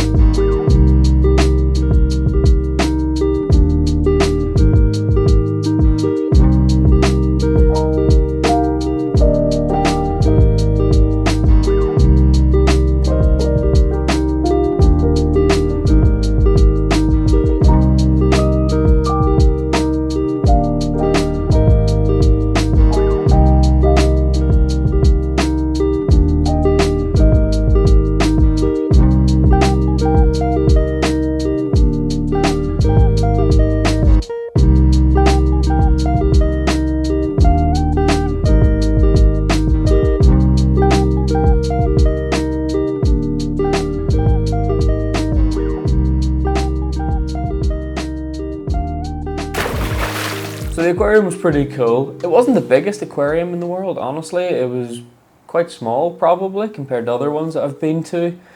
But it was definitely worth the money. I think entry was maybe only £12 for a ticket. You obviously got to go in, walk yourself around. I don't think there's really any guided tours available. As you went in, there's little options that you could pay to feed some of the different animals as well. So there's like a sloth, penguins. You saw that I fed the tortoise. So yeah, for an extra couple of quid, you were able to just hand the tortoise a leaf and things like that. So it was quite cool. There was an interactive element to the aquarium. There's different places where you could, touch the fish, put your hands in the water, take out a starfish, that sort of thing as well. And I was in like the shopping mall, which was really quite random. And I expected it to be a lot busier than it was. There was still quite a number of tourists, but I mean, you saw the shots that I had. Like every single tank I was able to go up to and video pretty much unobstructed, and not really with a lot of people in the way or people wanting to get in as well to do the same thing. So that was a really big plus as well. I think there is another aquarium on the island of Okinawa, but I think it's further away from Naha, the capital city that we're staying in. But anyway, speaking of fish and sea creatures and the ocean, that is what we're going to do today. We are going on a little boat ride to a couple of the different islands that are just off the coast of Okinawa. And I think at these islands there's going to be an opportunity to go swimming. There's an opportunity to go snorkeling and try and see some fish. They always talk about sea turtles here, so if we're lucky we'll maybe see a sea turtle. They give you a free lunch. It's a whole day excursion thing, so it's pretty early in the morning right now. Well, I say early, it's 8 o'clock. So I think pickup's at 9, so we've got to get going here. And then we come back like 6 o'clock around dinner time. So we'll just chill this evening and not really do too much. So that's the plan. Next time you see this, we're going to be on a boat. Let's go!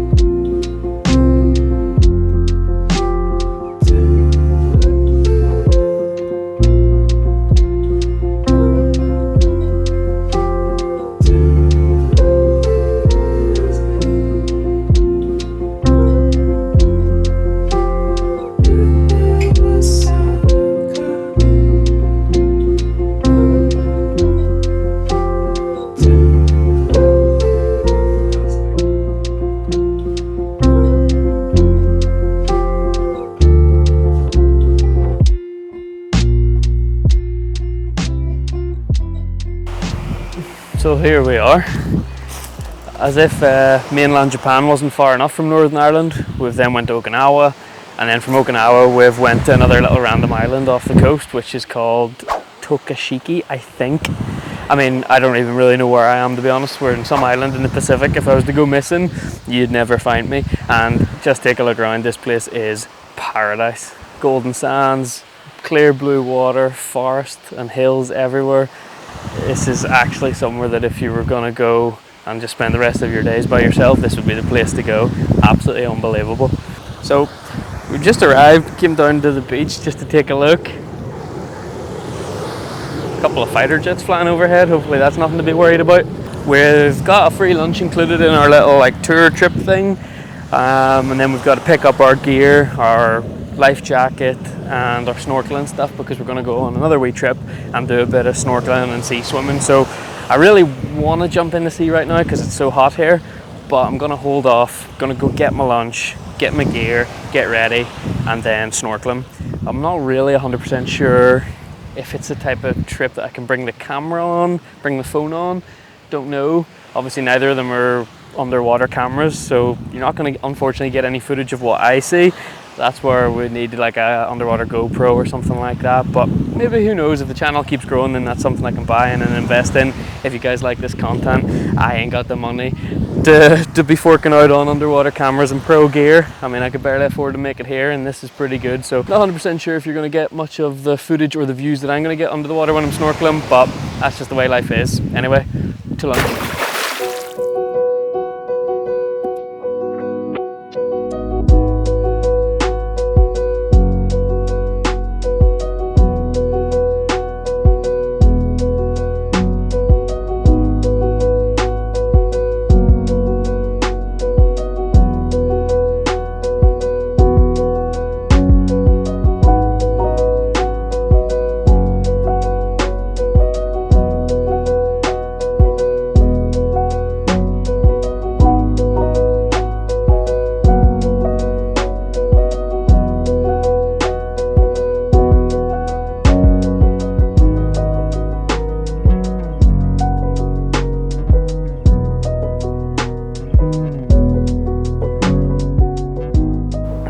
Alright boys and girls, today we are out and about exploring Okinawa today, exploring Naha, the capital city of Okinawa. But instead of just walking about in the sunshine, getting all sweaty, what better way to do it than explore the capital on two wheels.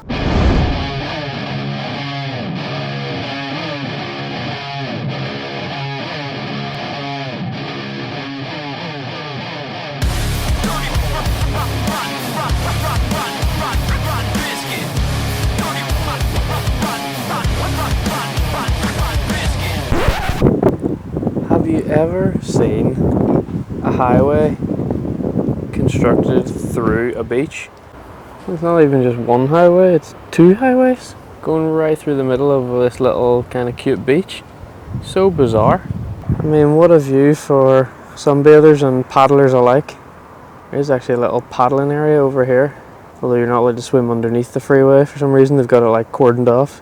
It would actually be like quite a nice little beach if it wasn't for the fact that I would fear for my life sunbathing in case like a car came flying off the bridge and landed on top of me. Really bizarre. I guess we're gonna keep going this way and maybe see if there's like a main part of the beach that's not obstructed by a massive freeway. Alright, not sure that cycling one-handed while recording is a great idea, but yeah, there's not a great deal of people here and there's no cars or anything like that. We're off the beaten track a wee bit, so hopefully safe enough. But yep, we're on our whip and we're gonna keep going and see what else we can discover in Naha, Okinawa. Let's go!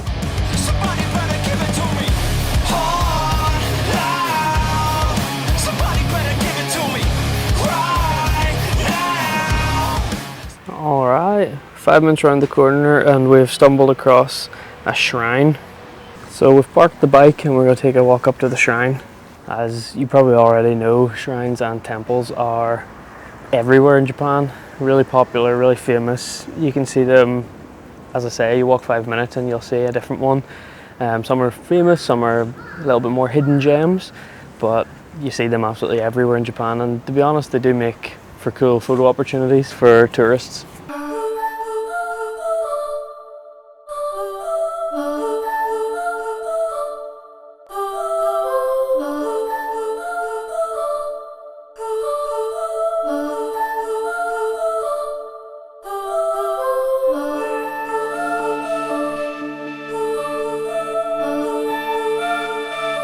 There's usually procedures and protocols and sort of rituals that you have to abide by when you're coming to one of the shrines or temples in Japan. For example, the Torii Gate, which was at the top of the steps that you just saw there, on that one you had to hit a little bow on entering just to show your respect for, I don't know, the gods or whatever you're coming into. And then when you get up here, there is different little rituals that you can take part in. The one that I'm about to show you is like a little water ritual where you wash your hands, wash your mouth, and it's again some sort of purification ritual before going to the temple. So look, even for tourists and for foreigners, they've got the procedure for purification explained. So ladle out the water in your right hand, wash your left, then swap over and wash your other hand, wash your mouth, wash your left hand again, and lay down the ladle vertically. And here's the little place that you do that. And then you've got the temple itself. Once you complete all the purification rituals, then you can go up to the temple for prayer. Look, it's obviously not my beliefs or my religion, you know, but what I do really quite like about coming here is being able to experience culture in Japan and some of the more traditional religions and rites and rituals that they have here. So while it's maybe not something that I'm going to do myself, I do like to come here to learn about it, to see other people doing it, and just get a bit of a glimpse of the culture of traditional Japan. I also really like coming up to see the architecture of the different shrines and the gates, and also some of the artwork around. For example, check out these. So look at this terrifying demon dog thing statue. There's one on this side, and then there's one over on that side. And here's his partner in crime, the other one. I mean, it's similar to the shrine that me and Jay were at in Tokyo, where we had our fortunes read. You could again wash your hands with water, cleansing ceremony there. People were burning incense and bowing in front of the temple. So there's little rituals and procedures as you go to all the different temples and shrines in Japan. And while we're not going to hit all of them, or probably not even that many of them in the course of this video, it is cool just to give you guys a glimpse into the cultural experience and traditional life here in Japan. But that's all for now from the shrine. We've got a little bit more exploring to do, so let's go. So here we are, we've found the sort of main beach. It was literally the area that we thought it was when we were back recording over there. I'll turn you around and show you what I mean. So we were over there last time recording, and we were videoing this little area. There's obviously the highway, which is bizarrely plonked right on top of the beach.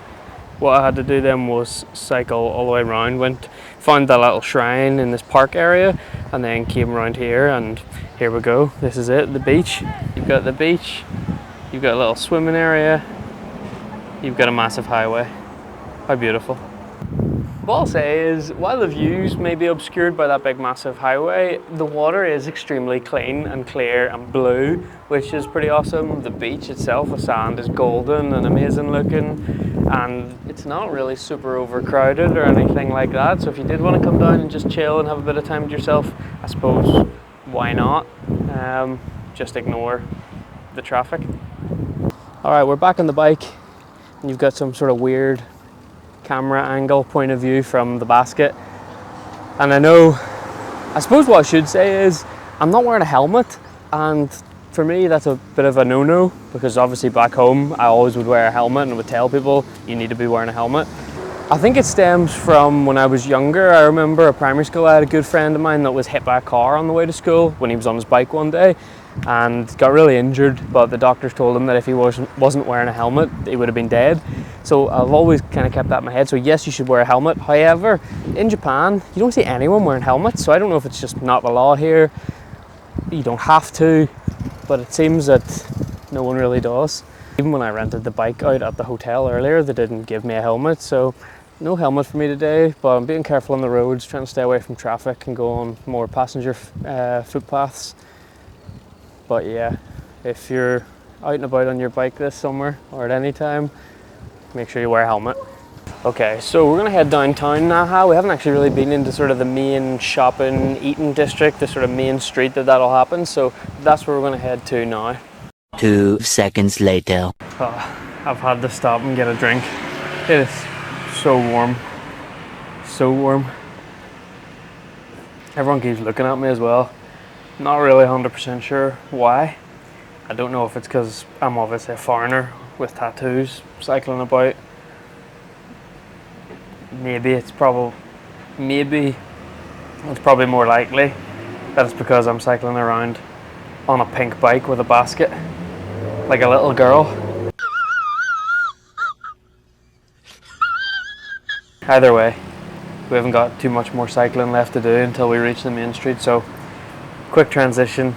Next time you're gonna see me, gonna be at the main street. Alright, so we've dumped our bike, stopped off at a nerd shop and picked up more figures and nerdy items. Honestly not sure how we're gonna get them in our case, because we've already run out of room, but we're gonna deal with that later because we saw a bargain, we took a bargain. And we're here now in central Naha, on what looks to be like the main street, the shopping district, with restaurants, shops, little food stalls. And then down this little alley is where we're gonna go and explore, because there looks to be lots of stalls down there.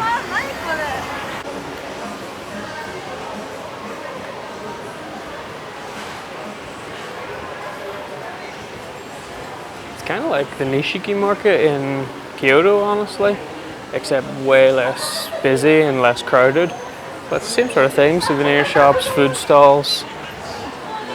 Seems to be little testers out as well, so we're maybe going to have to start snacking on some of them as well. Came through that first bit and honestly thought that was it, but there's a whole other bit, so on we go.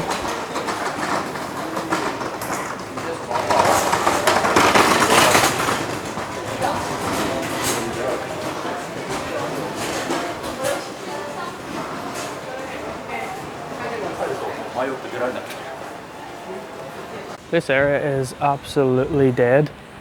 I'm not sure if the market closes. I mean, it's the middle of the afternoon. I'm not sure if the market closes early. Not sure that it's just a random Thursday in the middle of the week. It's just not really going on. Most of the things are open, but there's just nobody here. And granted, it's not Tokyo or Kyoto or Osaka, but you'd still think it would be busy enough, but no. Despite there not much going on in this market, we will always find a store with nerdy stuff.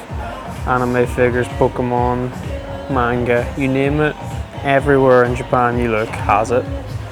Don't mind me folks, I'm just going to spend another hour here. Goodbye.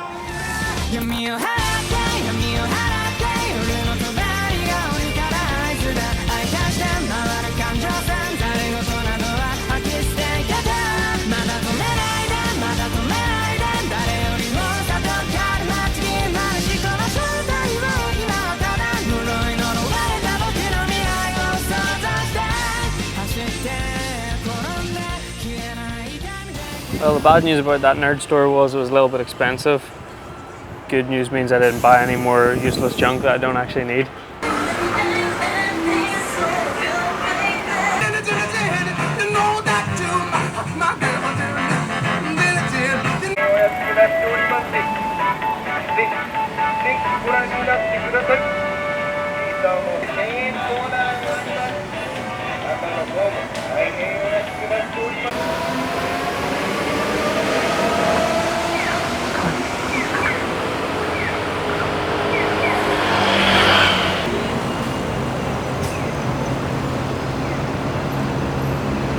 Definitely what I would say about Okinawa, or at least Naha specifically, is it's really relaxed.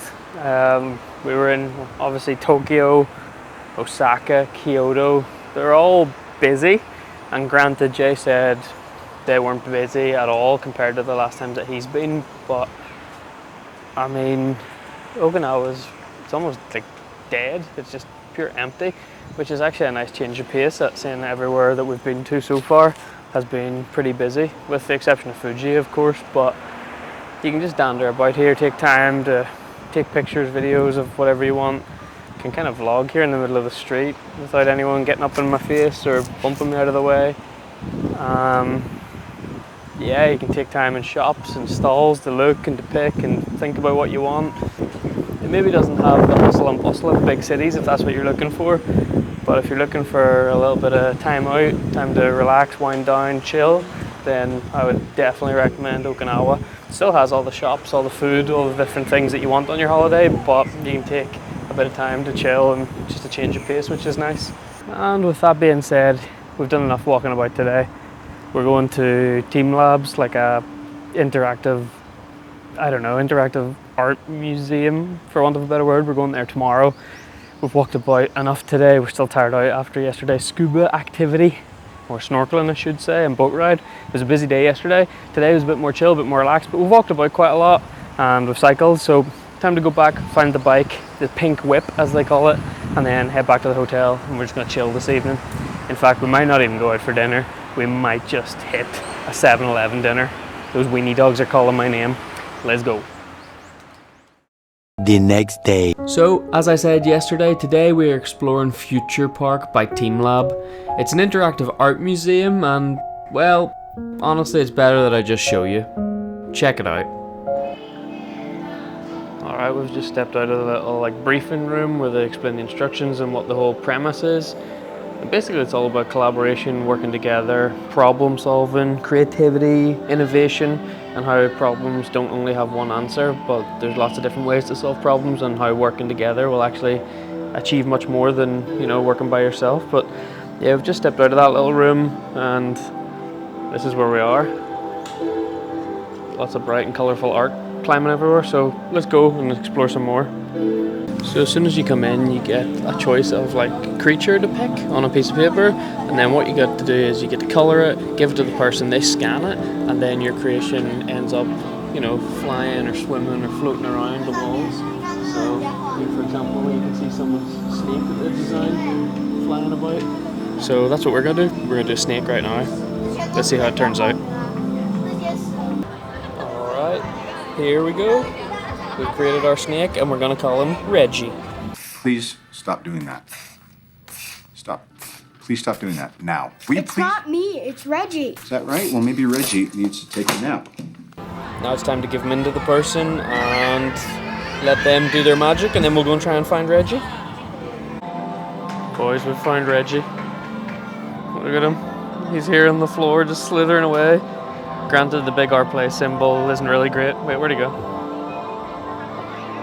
Right, disappeared. Reggie vanished. He went into a wall. Alright, now we gotta try and find him again. Oh, he's over there. Oh, little kid on the floor. Avoid. Oh, he disappeared into another wall. Oh, find him again. Trying to avoid other tourists. There he is. Big Reggie. Oh, he just exploded. What happened? Whoa, Reggie, go. Reggie's got some poison attack that he drops every so often. Can't really see the big R play sign on his back. It's just a big green blob, but how sick is that? That is awesome. Oh, he's gonna go be friends. Oh, bruh! Someone else's lizard just marked Reggie. R.I.P. Reggie.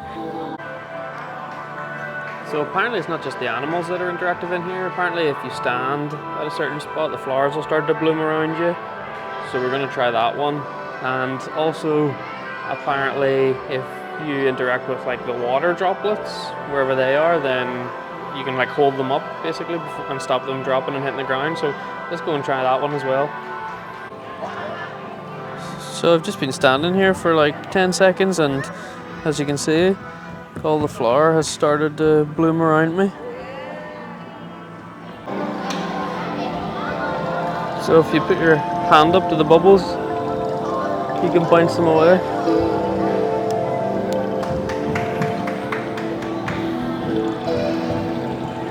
The bubbles are bouncing onto my head. Hey, they're bouncing off me.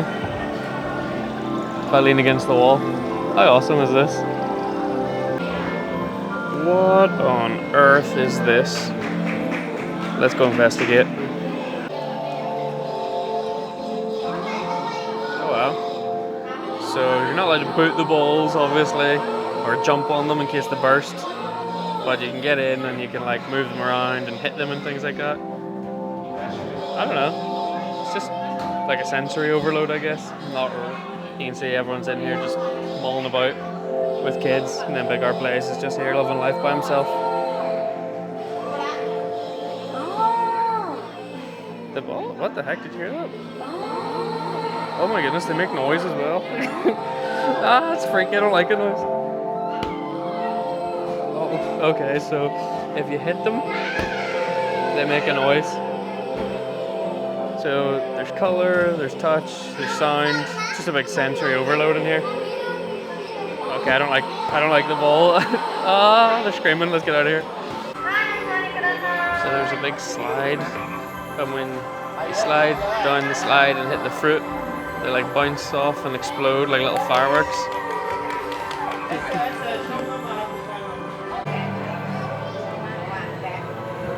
I mean, this place is actually amazing. There's so much color and interaction and different things you can do, and this is just the first main area. Let's go stand over here and see if it works.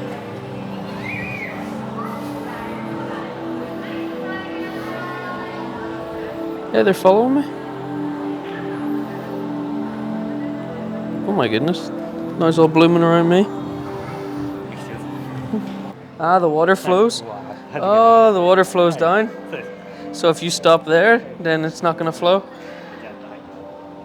Ah, so it comes up like a little pool of water. So the water all groups together. Flowers are at my feet again. And then the water's going to flow. Go, go, go. Oh, splash.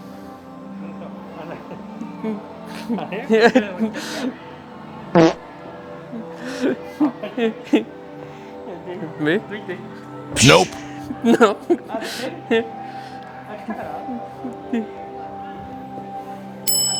Oh, there. Hey, splash. And the water flows away. Back down the hill to the entrance. That's amazing.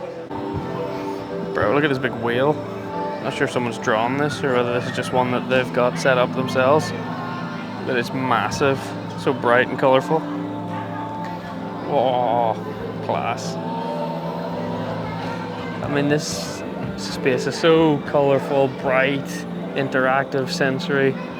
It's one of those ones that I would love to bring my class here if it wasn't halfway around the world. It's one of those times also that I wish that I had children of my own that they could bring, that I could bring and they could come here and experience this because it's unbelievable. Some sort of interactive tables in here. If we put our hand down, will it stop the rain? Oh, it does. Oh, it stops the rain. Here, what's this thing? Bro, the sheep just absolutely wrecking these guys. Alright, I've got some like wooden plan thing. If we put it down, what happens?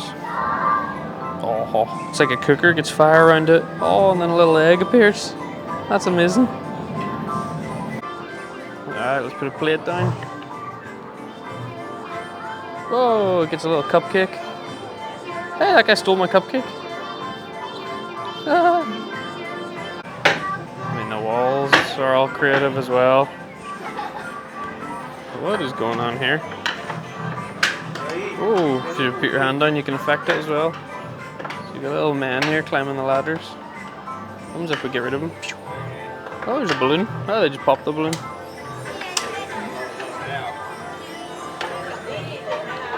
I like that you can hit the little guys. Pew, pew, pew, pew, pew.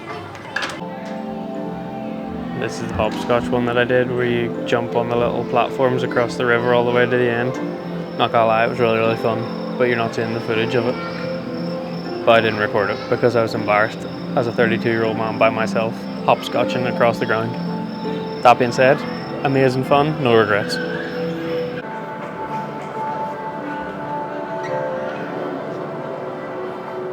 Oh bro, it's like the other room except it's an aquarium. Look at this guy's jellyfish. Bro, it just has a big face on it like Harry Potter. Oh, so you can make your own sea creature now. Heck yeah. Let's grab a page and get going. Alright, so we're going for a jellyfish. One, because it's one of my favourite animals, and two, because it's got a big massive space, which we're going to put a big derpy face on it. And then it's going to end up on the walls of this aquarium somewhere. Just like we did with Reggie the snake, we're going to then try and find it. It reminds me of going out for pizza at Little Wing with Matt, Lynn and the kids, Harper, Levi, Lex and Honor, because they always give you a colouring sheet which is supposed to be for kids, and I'm usually the only one that sits down and spends ages colouring it until the meal gets there. And I love just sitting and colouring. It's kind of like my thing. So this reminds me of it. So shout out to you guys. No pizza today. You guys aren't with me, but this one's for you. Alright, there's Jeffrey the jellyfish. He's kind of derpy, but also kind of cute. So let's go give him to the woman and then try and find him in the aquarium walls. So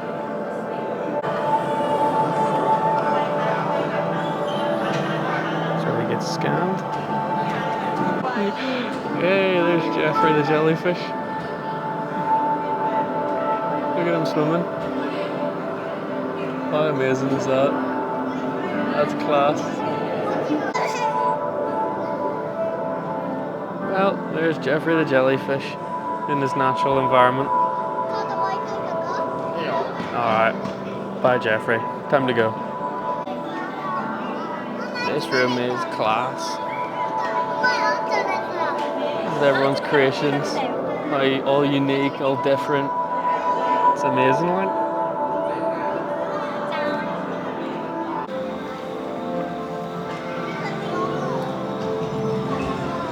So on this one, apparently you touch the different symbols, which must mean different things. They stand for different animals, and then the animals will come out. So let's go try it. So if we touch a symbol, will something happen? Whoa, a wolf came out of it. That's class.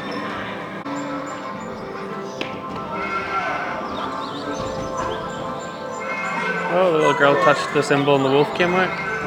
What is this one? Whoa! Big ox came out of it. Or cow.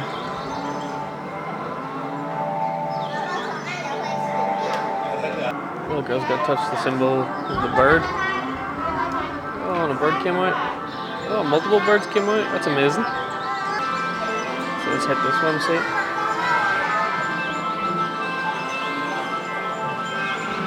Two came out of that? A cow and a sheep.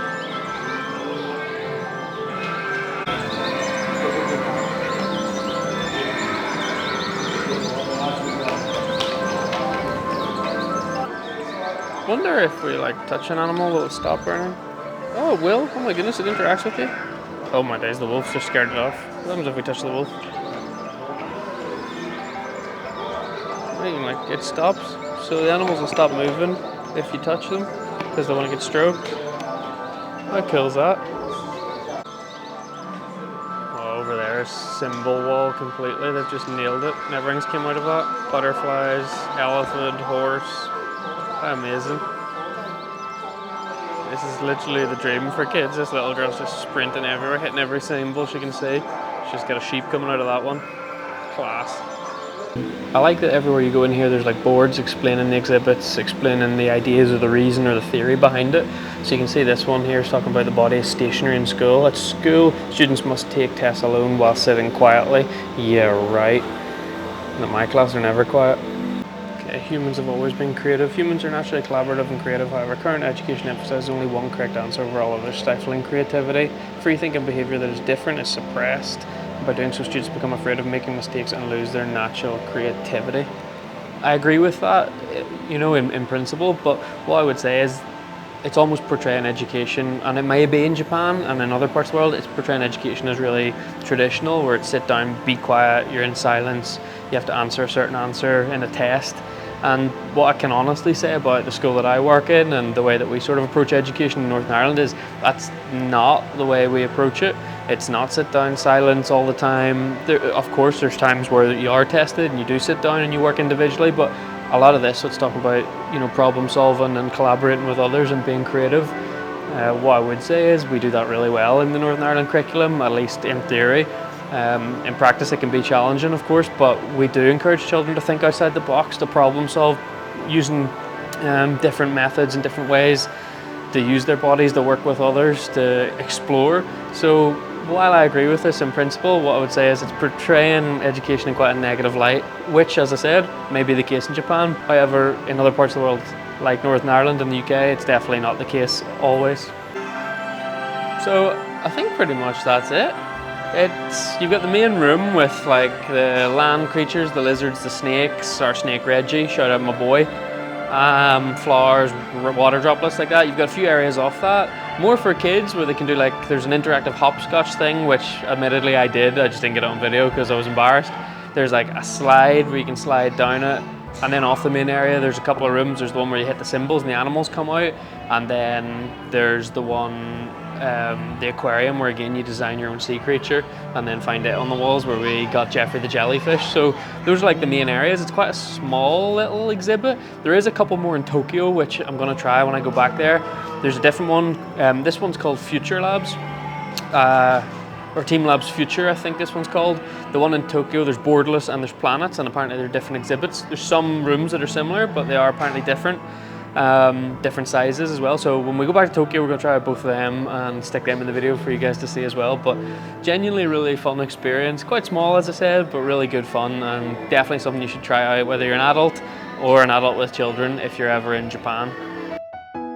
I really enjoyed my experience at the Team Lab Museum. The staff were all really friendly and helpful, and I'd never really been to a museum that was so interactive and just so different. I was really looking forward to going to Tokyo so I could try the other two. But before I left, I knew I had to pick up a souvenir in the gift shop. You can turn your interactive creations into t-shirts, gift bags, or little pin badges. I decided I'd pick up a Jeffrey the Jellyfish pin badge to remember my trip. 1 hour later.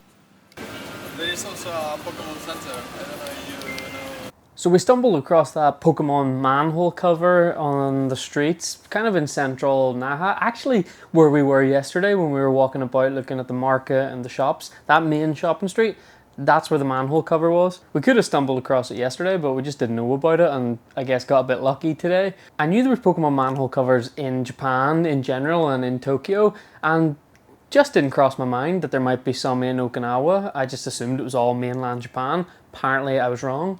We also bumped into a really nice Spanish guy that was there, and he'd asked us to take his picture with the manhole cover. He was going around and kind of getting pictures with them all as well. And he, interestingly enough, told us that there's a Pokemon Center here in Okinawa, not in Naha, unfortunately, where we are, but about an hour's bus ride into the sort of center of the island, really. So it's about an hour away from here. He said that he was actually going tonight. I mean, it's 6 o'clock in the evening now. He said it's open to 10. I'm just going because I only found out about it. So he was away there tonight. Don't get me wrong, we were really tempted to go on the bus with him as well, but I think we might try and do it tomorrow morning. This is actually our last full day in Naha, in Okinawa. We fly to Hiroshima tomorrow, back on mainland Japan on the western, never eat shredded wheat, on the western coast of Japan. So we fly there tomorrow for a few days before going back to Tokyo. So our flight's not until about 4:30. It means we have to be at the airport at 2:30. So Pokemon Center opens at 10. We might get up, check out early, go to the airport, leave our case there, and then go to the Pokemon Center. Maybe, if we have time, if we're feeling up to it, that's maybe what we'll do. It'll also depend on how much room we have left in our case, because we have a serious problem. We can't stop buying nerdy stuff, and I don't know if we're all going to fit it in this case anymore. I mean, there's the case, there's all my clothes, there's a couple of nerdy items. That's not even all of them. That Adidas bag is filled with them. There's some more that we bought today. There's more clothes down there underneath with shoes and different things. I really don't know if we have the room in our case for it, and I know if we go to that Pokemon Center tomorrow, we will buy something, because there's even like Okinawa exclusive items like Pikachu with a wee like Hawaiian shirt on or an Okinawan shirt on and things like that that are just cool, and you can only get them here on Okinawa. So I really want to go. Do I need to go? No. Do I want to go? Yes, 100%. And that's kind of what this trip's all about. It's doing what you want and having fun and making the most of an adventure and worrying about the bank account later. So potentially that's what we're going to do tomorrow morning before we go to the airport. If we don't, then you're not going to see any of this footage and it's going to be cut. So only time will tell. The next day. Alright, we made it to the Pokemon Center in Okinawa. And outside we've got Arcanine with Pikachu on his back. It's kind of cool. The official mascot for the center here in Okinawa is Arcanine, because the manhole cover that we found yesterday actually had Arcanine on it, and that's where we found out about this Poke Center from that Spanish guy. So it all comes full circle. Anyway, oh here, look at this. What a cool graphic. So the Pokemon sign actually changes. It takes you on a little journey of Okinawa. That's a really nice touch. You could stand here watching this all day, to be fair, but we've got to go in. So let's go. Outside the centre you've also got this massive Executor statue. It literally goes up a floor, it's that big. So these are the Pikachus that are only available in Okinawa. The ones with the like traditional little Pacific dress on. Almost looks Hawaiian, but it's Okinawan. So you've got that one and you've got this one. So these are the ones that you can only get here, exclusive. You have to fly halfway around the world for it. So you best believe we're going to pick one of them up at some point. And to be honest with you, 2,600 yen, that's like 13 pounds. That's really not bad at all. We got Pikachu sleeping on Snorlax's belly. That's pretty awesome. You've got all the Lucky Dip machines. And then of course you've got the massive walls of plushies that just continue and continue and continue all the way around the corner.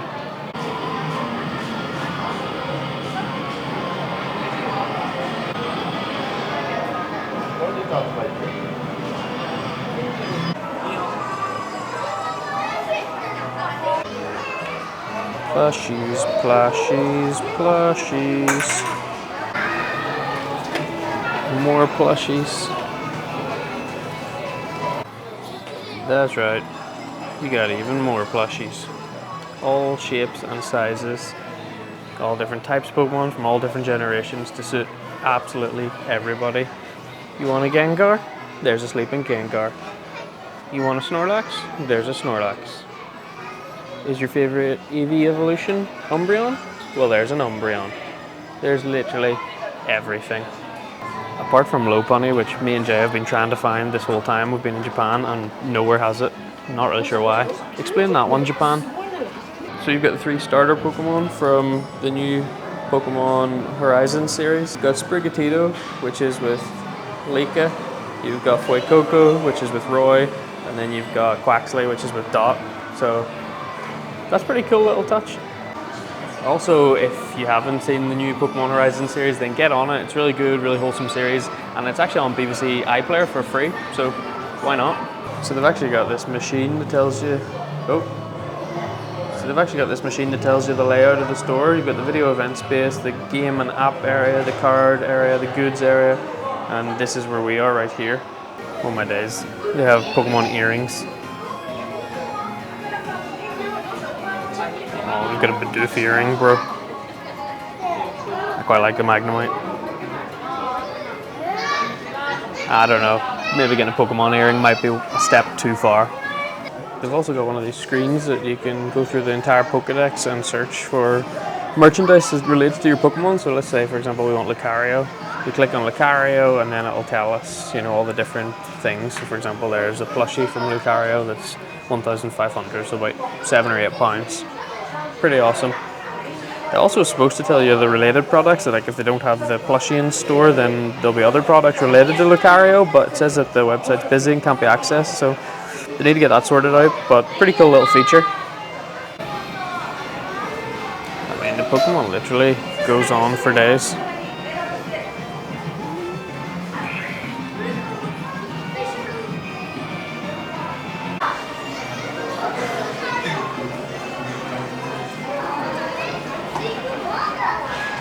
So they've got like all these little figurines, which to be fair is not exclusive to the Pokemon Center. We've seen these around different shops in Tokyo, but I mean, they're 660 yen. It's like a little bit more than £3 for a little figure. Like, it is crazy. If I had room in my case, I'd probably try and buy the original 151. What would that be? £3 times 150, 450 quid? I could afford that, right? I wouldn't get killed by my mum. So they've also got a little section in the center where you can sit down and actually play Pokemon with other people. So they have different events on, as you can see. Actually, the 20th, there's something on today. I'm not sure what that is, but there's something on today. But yeah, you can come play with cards. I think you can actually sit down and learn, and there's a guy here in the blue that will actually teach you how to play and things like that. So pretty cool little feature as well. So this is the card section. You get little packs, sort of receipts that you take up to the counter, and then they exchange it for packs. So although to be fair, there's only 5 cards usually in a pack, but we're going for 180 yen, which is less than £1. So it's like 90p for a pack, 90p for 5 cards, which is pretty cool to get Japanese artwork. And the pull rate is also historically way better, so there's more chance of getting a pull than if you were opening English packs. There's a Miraidon box set, which actually, to be fair, is £18, which doesn't sound too bad, but I actually picked it up in another shop yesterday for a tenner. So boom shakalaka, what a bargain that was. 90p a pack is far too hard to resist. I'm going to have to just load up on some packs, I think. There's a traditional Okinawan instrument. Don't want to call it a banjo, because it's not, or a guitar, because it's not. Can't think of the name of it, but some Okinawan style.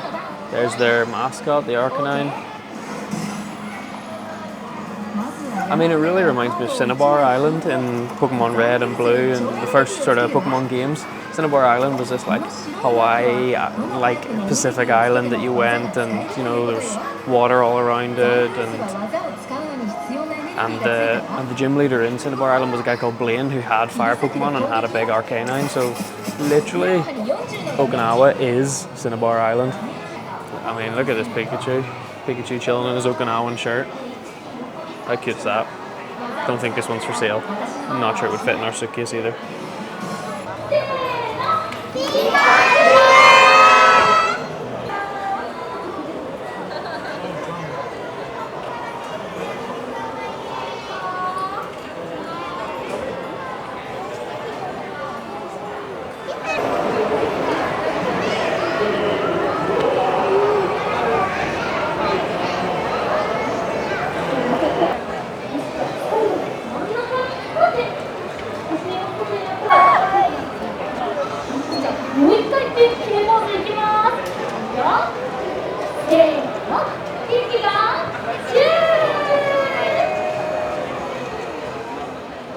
Alright, boys and girls, ladies and gentlemen, we are in Hiroshima, or Hiroshima, depending on how you pronounce it.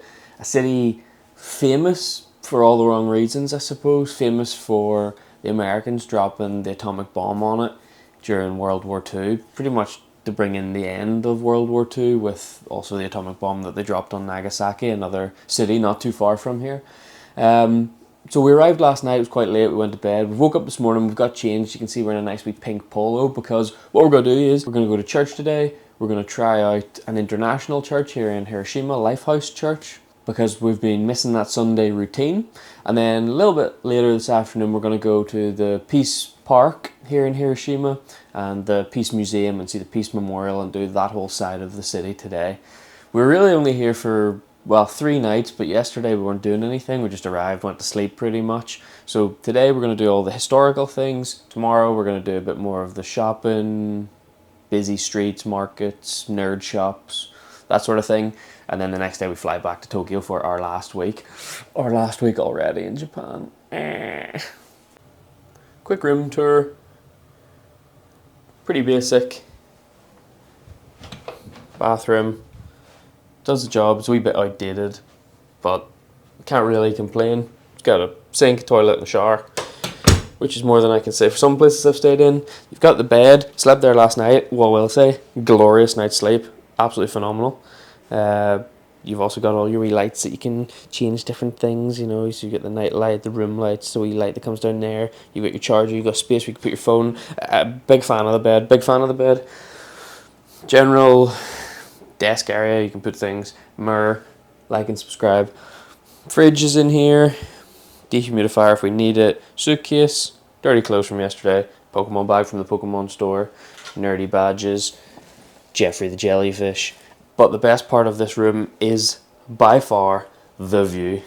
We're on the 16th floor, and just check out the views of the city.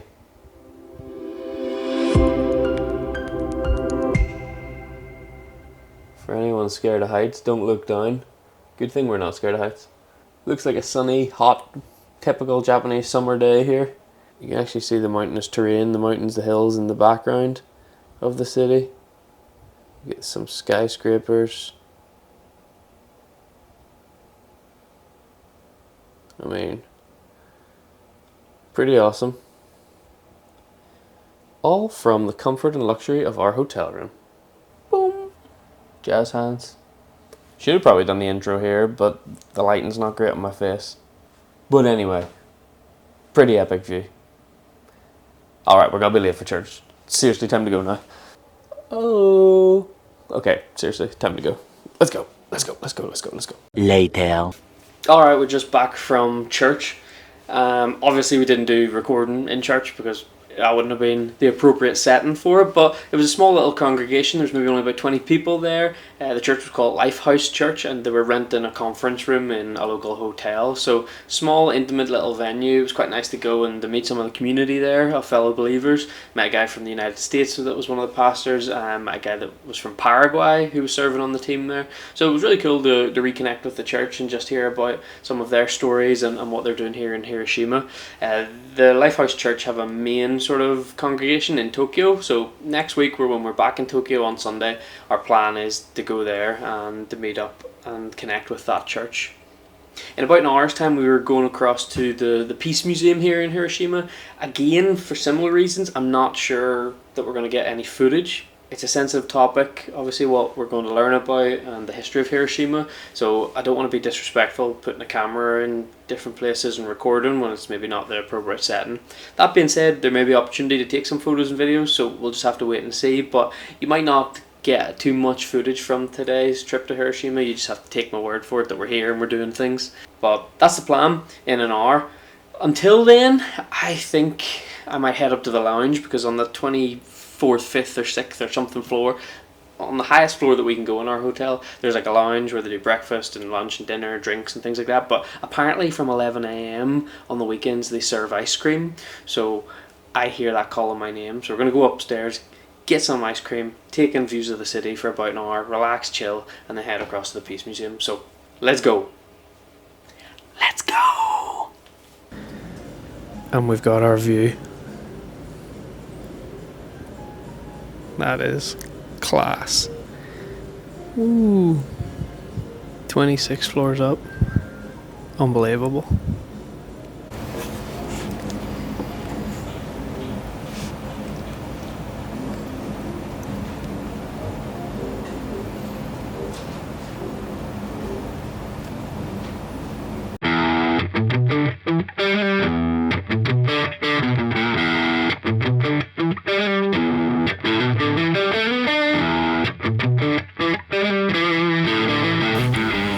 We had all our chocolate sauce, so we're gonna have to go back for seconds. Oh yeah, baby. Refill. Also, to be fair, I know that if you're up here, even if you're a guest in the hotel, you've got to pay for breakfast, lunch and dinner. I'm not sure if you have to pay for the ice cream. I've came up, there's been nobody at the the desk area, so the reception area to the lounge. There's no one even behind the bar. I've just helped myself to ice cream. I mean, I'll show you what I mean. Like, it is pure empty. There's nobody here whatsoever apart from me, even behind the bar. It's an absolute ghost town, and I've just went over here and helped myself to the ice cream, so I don't know. Hopefully you're allowed to be here. Even if you're not, I don't even care. Back to the ice cream. After I finished my ice cream, it was time to head across to the Peace Museum in the park. This is the hotel that I was staying in, the Mitsui Garden Hotel, and on the very top floor is where I was eating my ice cream a minute ago. The hotel itself is located on like the main street in Hiroshima. It's called Peace Promenade or Peace Boulevard.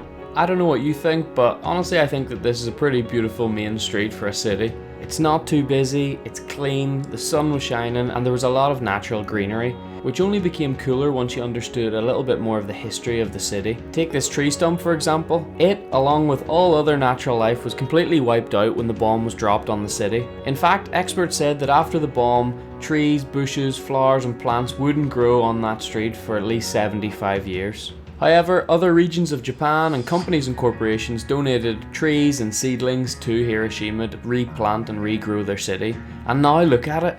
It is a really beautiful, natural, green city, which for them is a symbol of regrowth, regeneration, and ultimately, peace. Just over the bridge from Peace Promenade is Peace Park, where you can find the Peace Memorial Museum. If you're ever in Hiroshima, then this is definitely top of your list for recommendations. You can't come to this city and not visit the museum. It is quite a heavy and an intense experience, but it's definitely worth your while. I know when I was there, I spent 4 hours in the museum alone. Never mind all the other little statues and memorials placed around Peace Park. The museum was extremely busy when I was there, so definitely I would recommend booking your tickets in advance. As I said before, it's quite a sensitive topic and I wanted to be respectful, so for this part of the video I can't unfortunately show you very much footage from inside the museum itself, but I did take a couple of pictures that will hopefully give you a little bit of an idea of the experience. When you get into the museum, the very first thing that it shows you is what Hiroshima used to look like before the blast. When I saw this picture of a school teacher with his class, I knew I was going to be in for a sad experience. Because at this time, on that date, life as the children and that teacher and everybody else in Hiroshima changed. The atomic bomb dropped by the Americans to bring in the end of World War II absolutely flattened Hiroshima. These images were post-apocalyptic, and they were a far cry from the images that we'd just seen a few minutes before. The bomb was dropped in August 1945, and in less than 5 months, over 140,000 people were killed. The blast was only part of the tragedy. It was the radiation poisoning that people had to live with for years later. It was the black rain. It was the stories of people that had lost their loved ones. It was seeing the items from people that had been killed in the blast, leftover lunch boxes from school, a helmet from a construction worker that had been killed. It was all of these personal stories that really hit home as I walked around this Peace Museum. Just outside the museum is the Hiroshima Victims Memorial Cenotaph, which is located on a little body of water which they call the Pond of Peace. Towards the other end of the Pond of Peace there's also the Flame of Peace, which is a monument to the atomic bomb victims as well. All three of the elements in this area flow seamlessly together, and there's a real beauty about how the architect has designed this area of the park. You can even see the atomic bomb dome through the cenotaph, which is on the other side of the river. We're going to make our way there shortly. But first we had a dander through the Peace Park. I was thinking and reflecting on just some of the things that I'd seen in the museum, honestly, and enjoying the good weather as well and the natural beauty of the park. As I was dandering around the park, the sound of trickling water caught my attention, and I stumbled upon this. It turns out it was the National Peace Memorial Hall for the atomic bomb victims, and you could actually go in, so that's what I did. It was really cool architecture for the Memorial Hall. Again, you went down some steps, and then you followed a long winding ramp which took you under the ground. When you arrived, there was this little memorial hall, which was pretty quiet and chill, and there wasn't very many people there when I arrived, honestly, but the whole idea was that people could come, mourn the victims, and spend some time there reflecting on the tragedy. Next, I visited the Children's Peace Monument. It's another monument or a memorial for peace to commemorate the thousands of child victims of the atomic bombing. All around the monument are thousands of brightly coloured paper cranes, which are beautiful but have a little bit of a tragic story. The cranes remember Sadako Sasaki, who was a young girl that died of radiation poisoning as a result of the atomic bomb. She is immortalised on top of the statue at the monument, where she holds a crane above her head. Japanese tradition says that if one creates 1,000 cranes, then they are granted one wish. Sadako's wish was to have a world without nuclear weapons. And even until today, people from all around the world come to Hiroshima to place their own origami cranes and echo Sadako's wish that they too want to live in a world without the threat of nuclear weapons. All around the park were different memorials and monuments which were dedicated to the memory of all the victims of the tragedy. There was the Bell of Peace, there was the Clock Tower of Peace, there was a memorial tower dedicated to students, there was even a monument dedicated to Gandhi. And after checking out all of these different monuments, I decided it was time to head across the river and see one of the most famous buildings in the Hiroshima skyline, the Atomic Bomb Dome. When the Americans dropped the bomb on Hiroshima, they were actually aiming for the bridge beside the atomic bomb dome.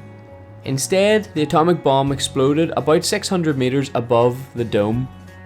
Everyone inside the dome was instantly killed, and naturally the building was completely burnt out, but it managed to retain its structure because the blast happened directly overhead. Like many of the other memorials and monuments that we've seen in Hiroshima already, the dome stands to this day as a reminder of the horrors of nuclear weapons. And in 1996, the dome was declared a UNESCO World Heritage Site. It had been an interesting, emotional and educational day, and I think the Peace Museum in Hiroshima was definitely one of the highlights of my whole trip to Japan. And as I walked back to my hotel along the river that night, I noticed some boats on the river that were taking trips to nearby islands. And that gave me an idea for tomorrow.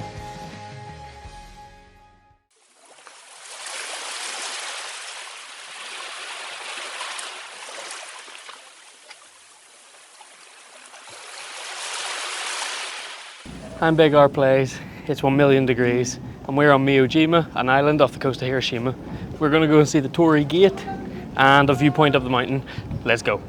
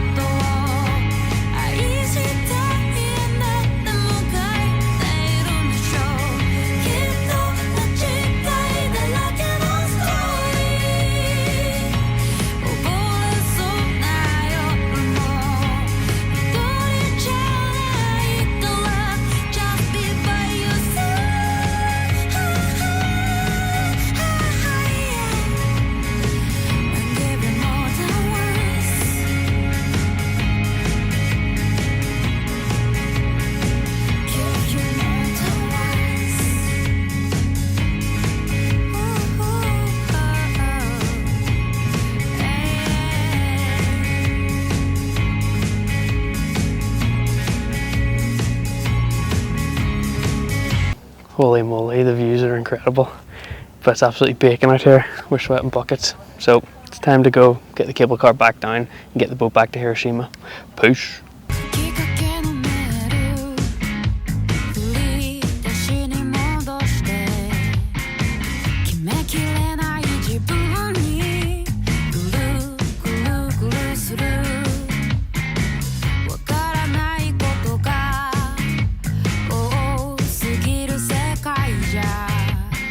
Alright, so we're up Mount Mizzen or Mount Mizzen there, which is the highest mountain on the island of Miyojima. Some spectacular views up at the viewpoint. It is hot and steamy up there because it's like 75% humidity and 30 degrees out. The sun is shining, it's a clear day. There is some clouds, but generally pretty clear, so sweating buckets going up there. Obviously we're in the cable car on the way back down. But yeah, it's not too busy, honestly. I mean, there's a constant stream of people, but because they're sort of filtering people through in little cable car groups, you're not really going with too many people, which means the view's uninterrupted and unspoiled. You can go up, you can get your photos, you can get your videos, as you guys saw from the footage. What I would say is you can walk this up the mountain. I don't know why you would. Maybe if it was slightly colder, and I guess if you're coming to visit the island, maybe come in autumn or spring where it's a little bit cooler. But if you're coming in summer, then get the cable car system. It's a no-brainer. It's like £10 round trip up and down, which is an absolute bargain. Getting to the island of Miyojima itself off the coast of Hiroshima is like, I don't even think it was a tenner. I can't really even remember. I'm pretty sure it was a £5 round trip or something crazy like that. So again, really not expensive. It's like a 45-minute boat ride. But yeah, it's like a £5 round trip, maybe a tenner max. But like, small change, honestly. You can come, you can spend a half day here. Some people suggest spending a full day here. Maybe. I'm only going to spend a few hours on the island. I've done the viewpoints, I've seen the shrine or the torii gate that's in the sea. It's really famous all over social media for pictures and different things. It reminds me a little bit like Nara as well, because you can see that on the island there's some deer roaming around, just free to roam as well. So yeah, it's a really cool little place. So if you're ever visiting Hiroshima, then I definitely recommend coming to the island of Miyojima.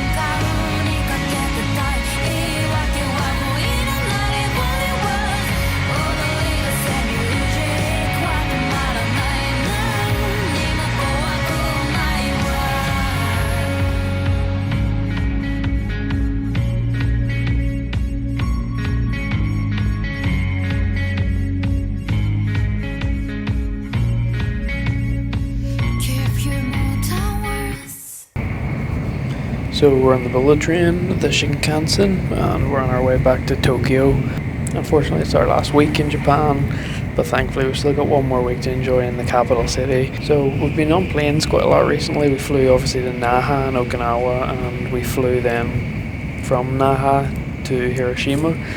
So we decided we'd jump on the bullet train and head back to Tokyo. It's about 4 hours, and generally it's probably around the same cost of a flight, about £100. We paid £150 for like a first class cabin on the bullet train this time, which seems like a lot, but it is a 4-hour train journey, so actually works out alright.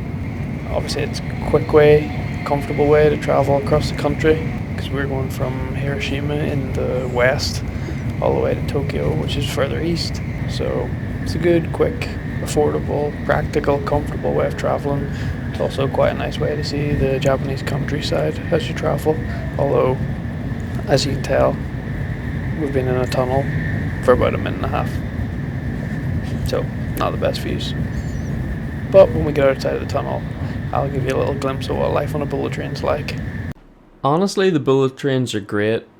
I was in the first class cabin, so I had a little bit of extra leg room, as you can see. I could even put my backpack down in front of me, and definitely more room than a plane. Your seat could recline with the little buttons on the left hand side, and on the right hand side you could plug in your charger to keep your phone charged up. There's also Wi-Fi on the Shinkansen, but to be honest with you, I did find it a little bit hit or miss. And don't worry if you've got big luggage with you on the Shinkansen, there's a space just through the sliding door where you can keep it safe. Fake plastic palm trees instead of fame. Concrete and billboards in East LA. My point of view might disappear. I always feel so small out here. We used to make out in my truck. Said you were in love but not enough. One day you said it's over. Took off to California. Why'd you have to run away? Be someone that you're not. Every time I hear your name, my stomach drops. I'm on the other side of the river, you're out of town, getting high. Watch me shimmer, shimmer. Dirt vibes, attractors and tweakers. I'll break it through the speakers. I'm on the other side. Watch me shimmer, shimmer.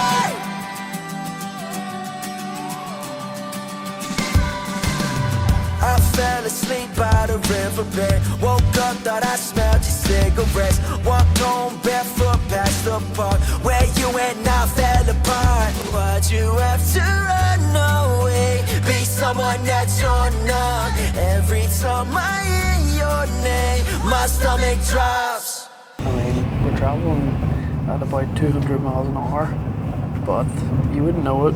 The journey's really smooth, it's comfortable. Got more leg room than you would have on a plane. It's honestly better than a plane. And we're gonna have to be flying about 14 hours in a week's time to go home, so I'd rather just take the bullet train back to Tokyo instead of flying. But generally great experience, and it is surprising that we're moving so fast because you wouldn't know.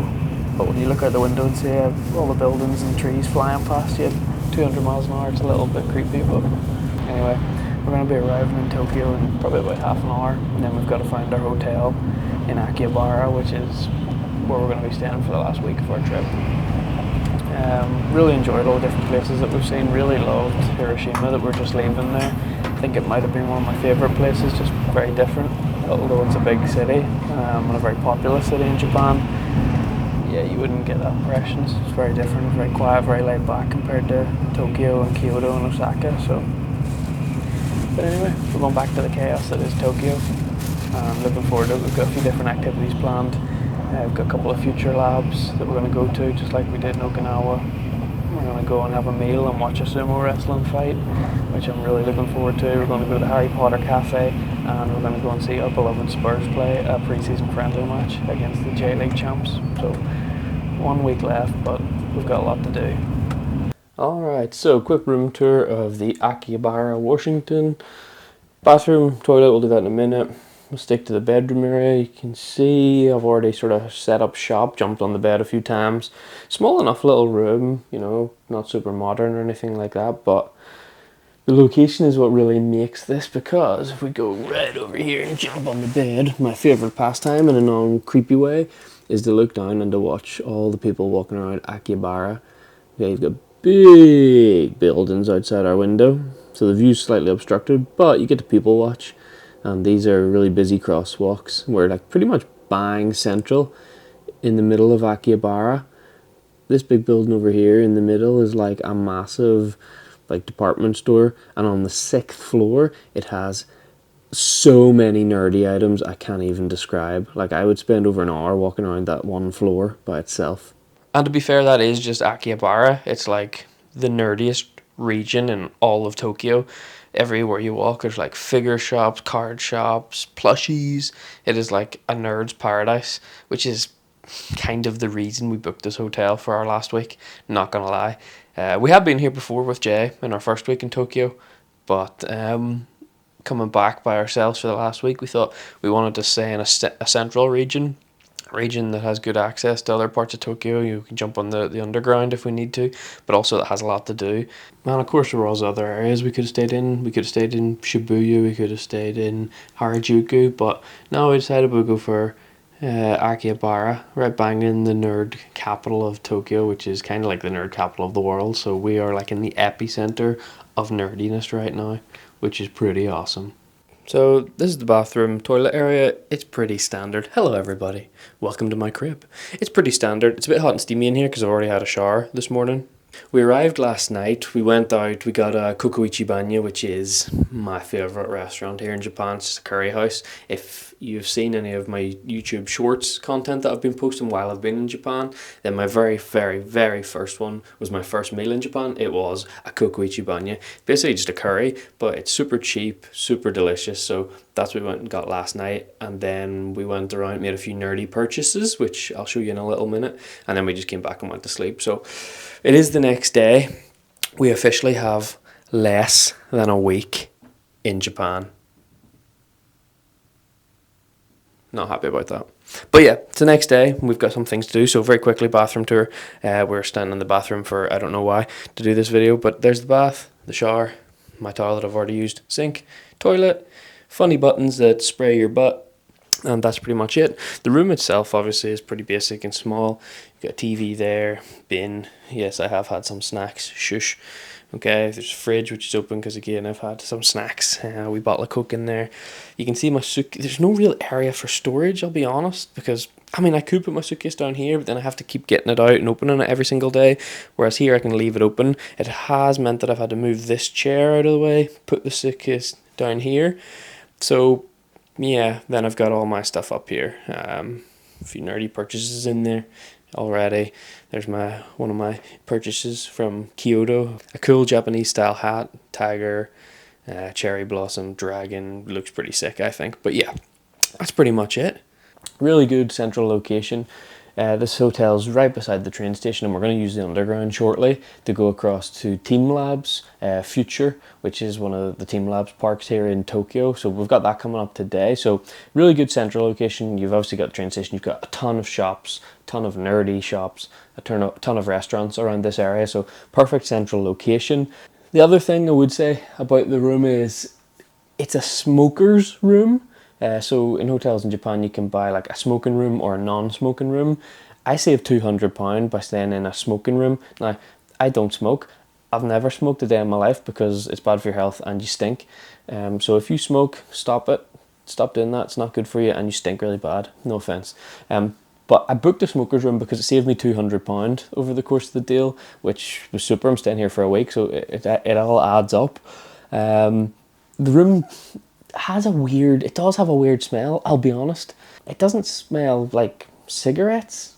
It almost smells like maybe cigarette smoke that they've tried to cover up. Maybe it's like just stale smoke. It's not the nicest smell, so maybe when we're out and about we're going to find a candle or something like that.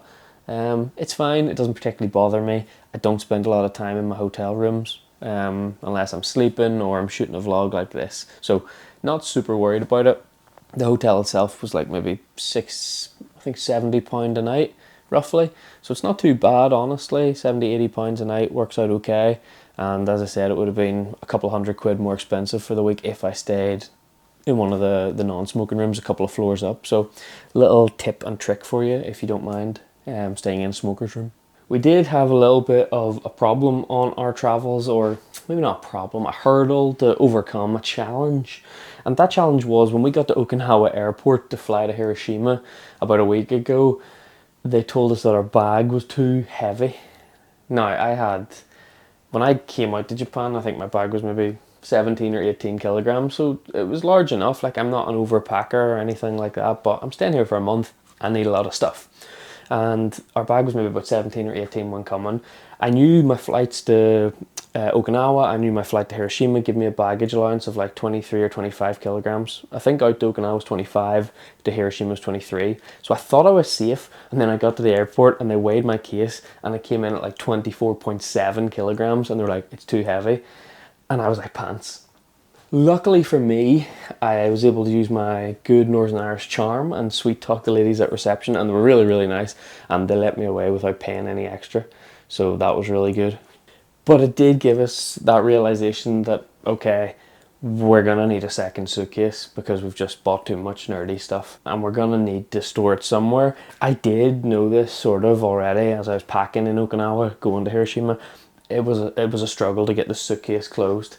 I mean, I've got stuff in here, I've got stuff in there, and then when you lift that out, look, I've got stuff in there, and there's a little example of the nerdy items. There's Charmander poking his face out. So yes, I realise I'm a 32-year-old man-child and I've got a problem, but now we've got to overcome that problem and problem solve in real life. So that case was full, but I managed to get it closed. That was more my worry, that it wouldn't close and the zips were going to burst, but I got it closed, got to the airport. They said it was too heavy, but they let me away with it because they're good people, shout out to them. And then ever since, I've realised on the way home to Dublin, or my flight to London and to Dublin in about a week's time, I'm going to need a second suitcase. And I do have an allowance for 2 suitcases on that flight back home. So everything was pointing me in the direction to get a new suitcase. And I mean, I'm going to just stop blabbing and show you what I bought. There's the new suitcase, boys. That's right, ladies and gentlemen. We have bought a Pikachu suitcase. It says Pokemon. It's got Pikachu. It's got a little tag for the Pokemon symbol. If you spin it around, you've got Pikachu's tail on the back side of it. I mean, can you actually get a cooler case than this?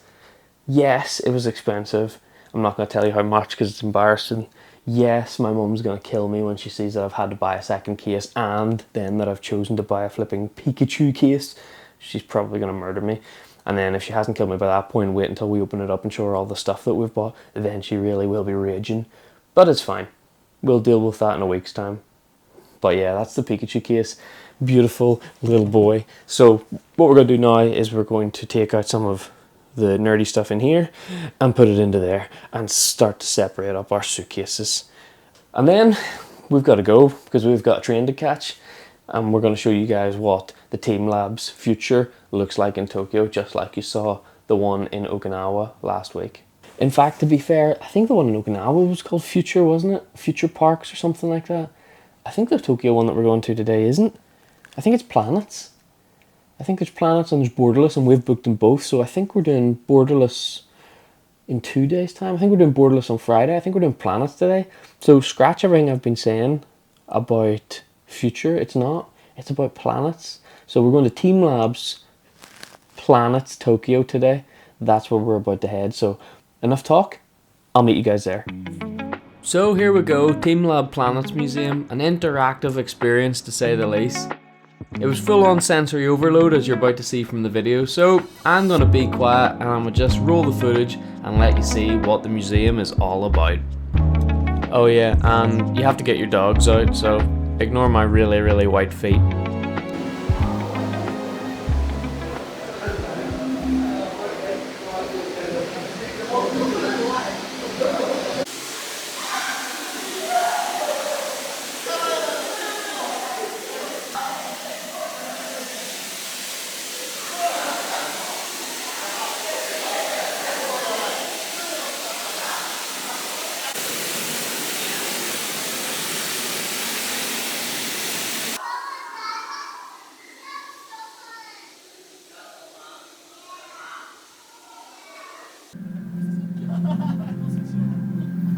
Okay,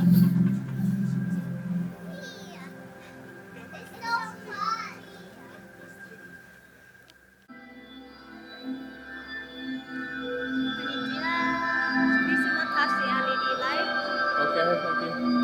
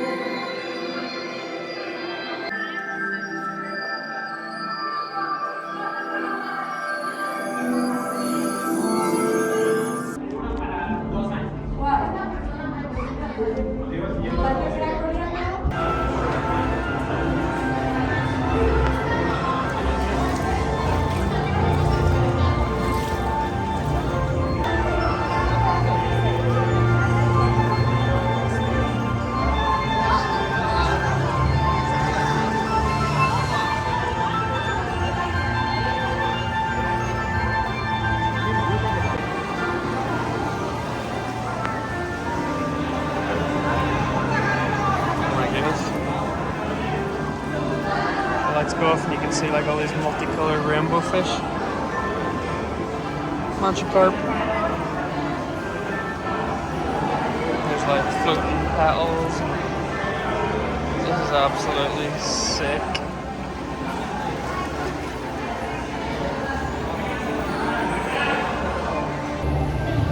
You can't even see my face, but this room with the water and the floating fish, all the colours and the music and even the smell of like chlorine or something, just I love that smell anyway, but this is so far my favourite room for sure. I love it.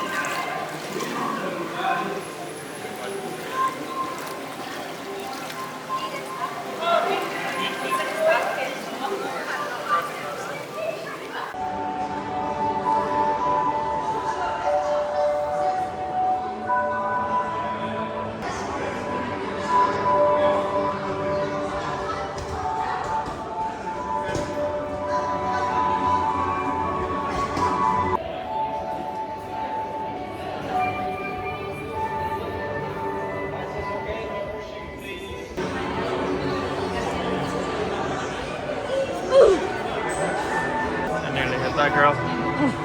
Whoops. Oh, it must be so fun as a kid to just go like flying in and creeping around all the big spheres. Playing hide and seek with your brothers or your sisters. Or hiding from your mum or dad. This place is amazing, like. Well, the room goes on forever. It's actually really hard to find the way out because of the mirrors. It makes it really trippy, you don't know where you're walking. Splash my head on a big giant ball. But we have found the exit. Squeeze through. And on to the next area.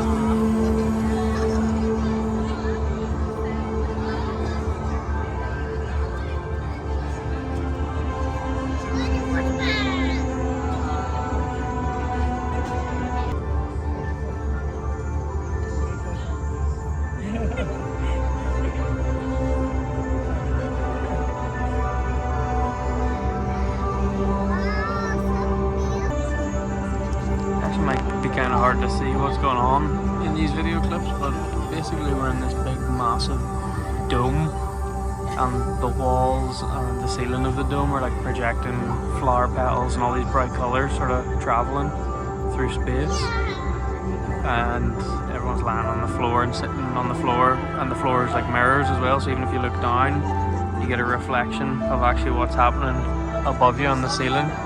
So it's like really immersive and really like trippy. I could easily fall asleep in this room, so I can't really spend too much time here. We've got to go on to the next room.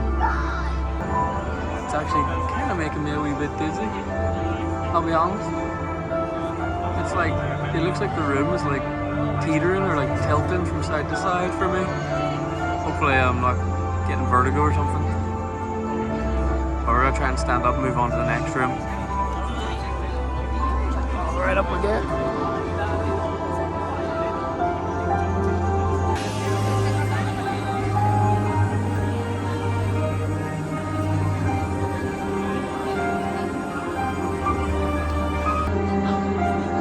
Look at the amount of people in this room just lying on the floor, spaced out. Mental.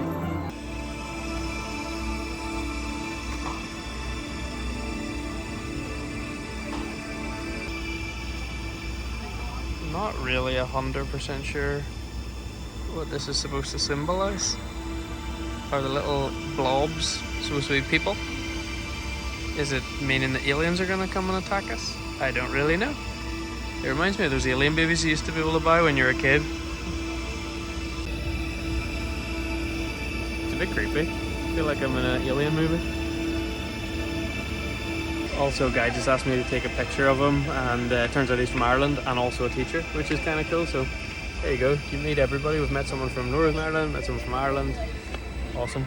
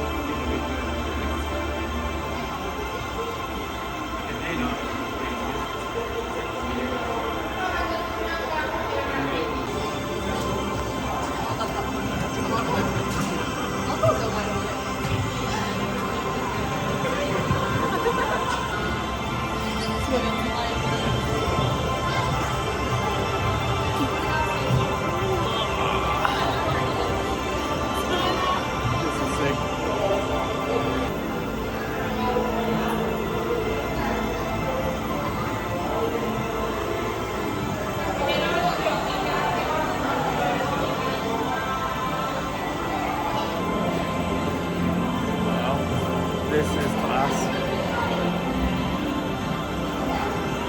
I think we're gonna lie down here.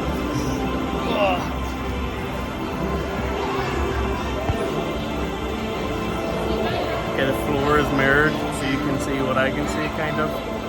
Let me flip the camera and show you. After I chilled out in the garden for a little bit, I decided it was time to head home.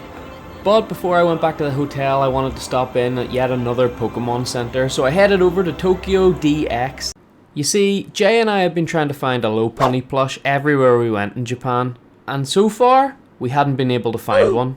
But would I find one here? So I've made it to the Pokemon Center, Tokyo DX.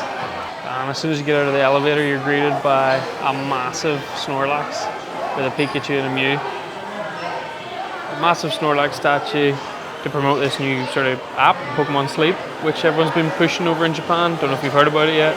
You've got Pikachu plush on his belly, and then you've got Pikachu and a Mew statue as part of the Snorlax one as well.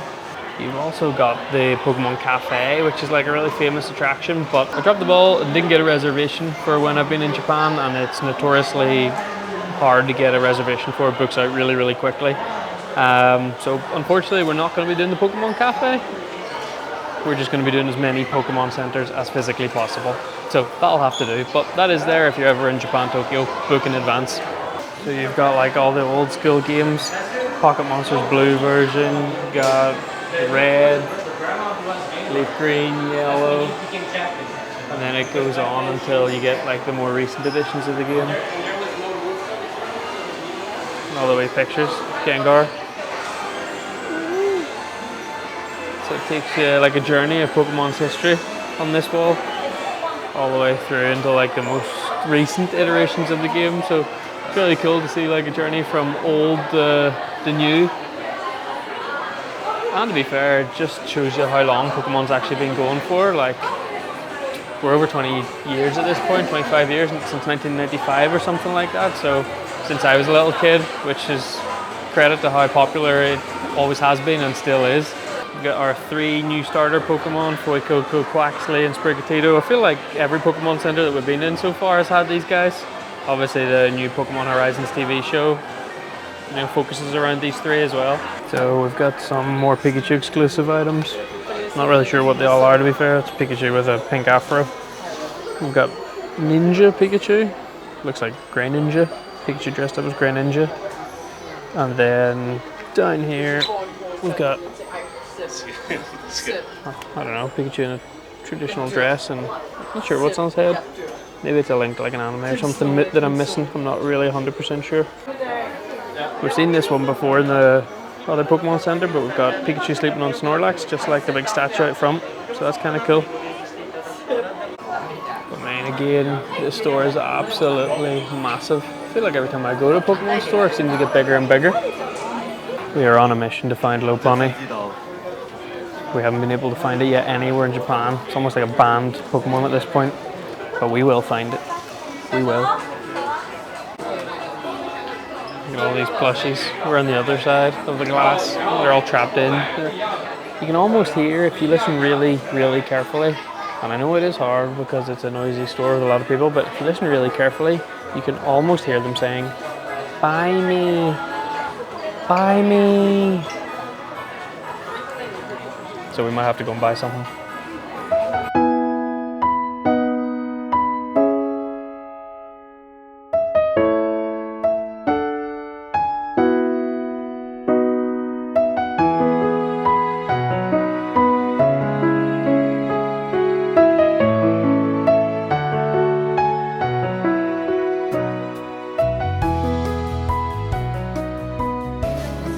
Store Tokyo DX with the big Snorlax did not have a Lopunny.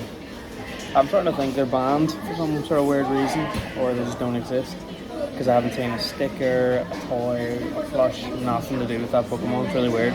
So we're going to go to another Pokemon Center that we haven't been to yet in Tokyo, called the Sky Tree, which is beside the Tokyo Sky Tree, the big tower. So we're going to go there and try and see if we can find a Lopunny. But before we do that, we're going to enjoy some traditional Japanese cuisine, gyoza. Let's go.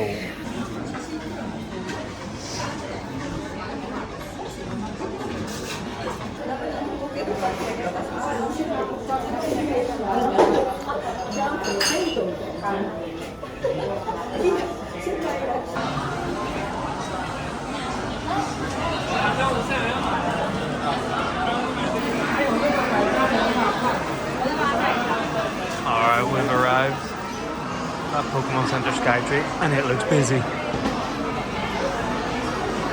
This guy's about to get eaten by Rayquaza. They got Rayquaza with Pikachu riding on his back, coming through the ceiling nonetheless. That's a sick statue. Alright, time to get someone to take a picture of us.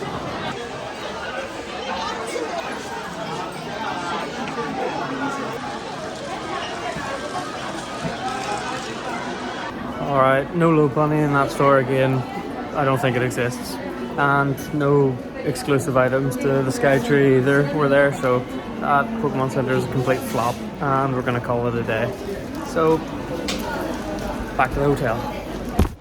Actually, I tell a lie, we're not going back to the hotel just yet. We've got one more stop before we do, because as we're at the Pokemon Center Skytree, named after the Tokyo Skytree, which is, I think, the tallest building in Tokyo, and it's this big beast behind me. So what we're going to do is go all the way to the top of that. Hope you're not afraid of heights. Let's go.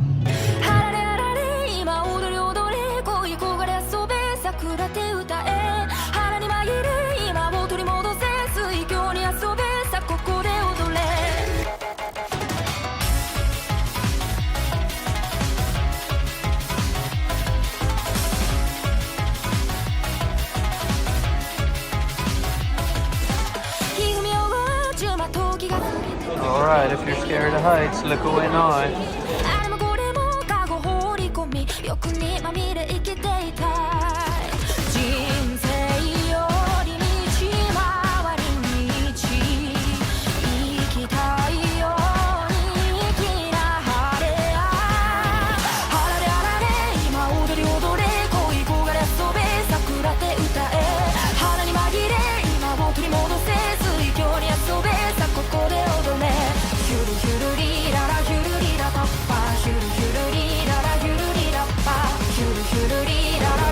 we're high. We're like 350 meters above Tokyo, but we can go higher.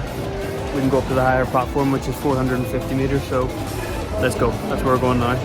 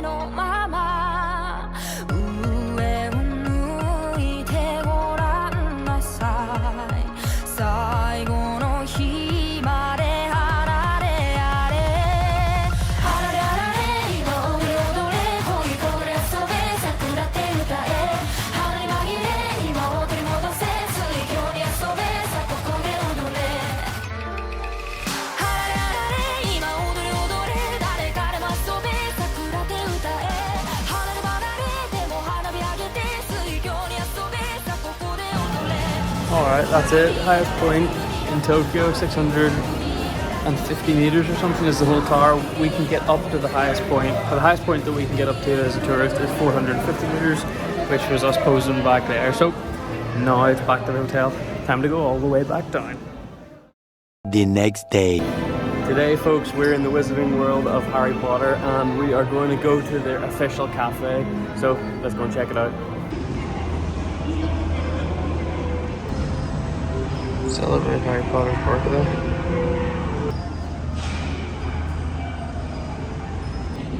Alright, we've got our message for Harry. Happy birthday, Harry. Yes, you're a wizard. We even got the little lightning bolt exclamation mark. Here's all the other messages that people have left for old Harold. Some of them are sick. Like, look at this one up here. That's awesome. Ours looks pretty lame now. Oh well, let's cover up another one that's kind of boring. This one's kind of boring, so let's pop ours over the top there. How cool. So happy birthday to Harry for the 31st of July. We're a wee bit early. And also happy birthday to all those other people that I know that have a birthday of the 31st of July. You know who you are. At first I thought they'd spelled happy and birthday wrong because there was, I don't know, that the movie couldn't spell in English, but then I realised it was obviously a throwback to old Hagrid making him the cake. Nice touch.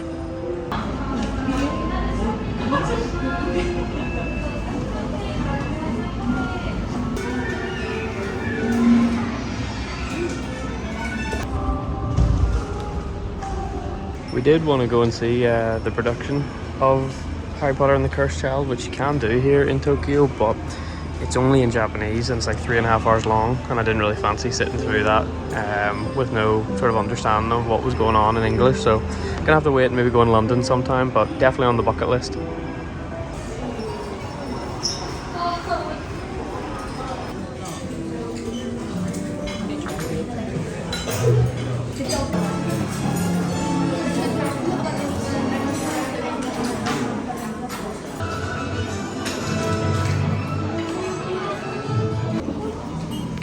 Tablet where you can order your food right to your table. Okay, go back. I like this Harry Potter cafe. You got the 4 houses. They give you a little thing in English to tell you how long you get to sit for. So they come in like 80 minutes. But you have to make sure you've ordered like half an hour before you're leaving. Please order it per person. You can't change the menu in minutes or degrees. Just tap check out when you're ready to leave the seat. Fair enough. Alright, let's get to it. Obviously, we're Ravenclaw. They have an expecto patronum. We're definitely getting that. Let's go.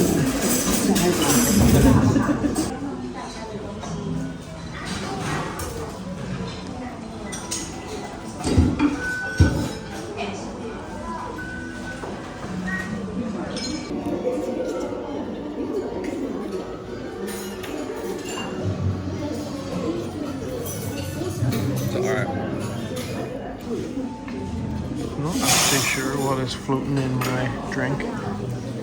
Just some big white lump. I guess that's maybe the patronum. Is it like a marshmallow or something? Who knows? We're gonna have to eat it at the bottom and find out. So apparently it's a lychee. Interesting. So we can eat that. And I've got my Ravenclaw toasty and pumpkin soup to go with it. They also give you Ravenclaw plate, blue bowl, Ravenclaw little napkin. So attention to detail is on point.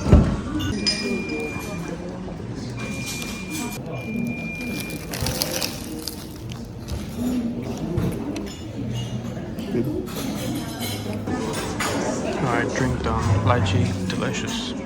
Soup and sandwich done. Delicious. Olives, gross. They've been left. Time to go back in. We want dessert and maybe another drink because we're hungry.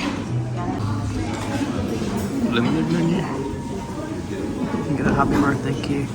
You can get a drink. Choosing one drink. Happy birthday parfait.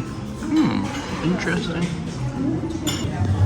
Alright, I guess we go for the limited menu. Because it's coming up to Harry's birthday, we gotta try something. We'll go for this for the drink. Choosing one lemonade. For dessert, Edward cake or Aragog's lair.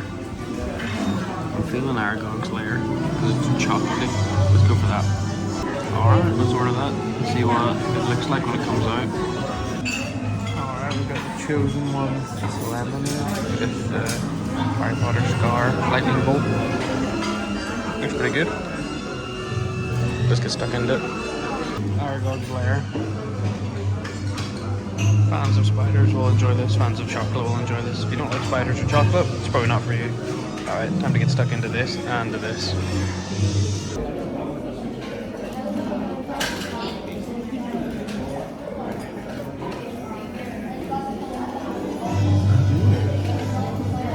That is good. It's like fizzy lemonade with like, I don't know, like jelly stuff at the bottom, like sweets. It's pretty good.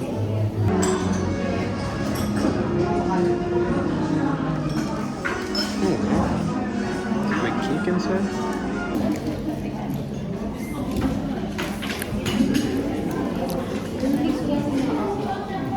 Come back for more.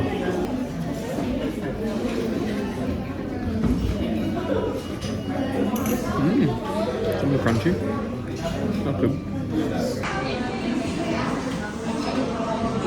Alright, food and drink are done and dusted. We've had an awesome time at the Harry Potter Cafe.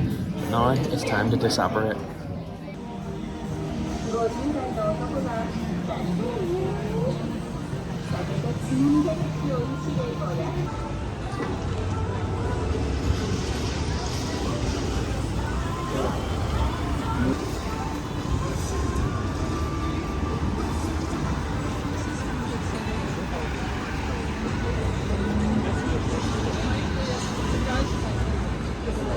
Alright, we're here in Shibuya, Japan, which is legitimately the busiest crossing in the world. 5 different crosswalks, I think, going at the same time. There's probably more than that, but officially it looks like there's 5. Let's go cross the road and see what the chaos is like.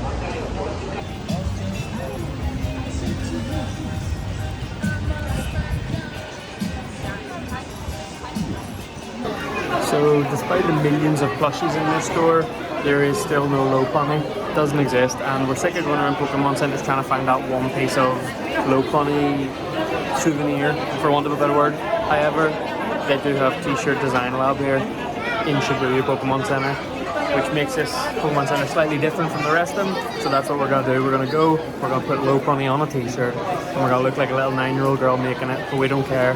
we've came all the way for a low pony plush. They haven't got it, so we're gonna get a low pony t-shirt instead. Let's go.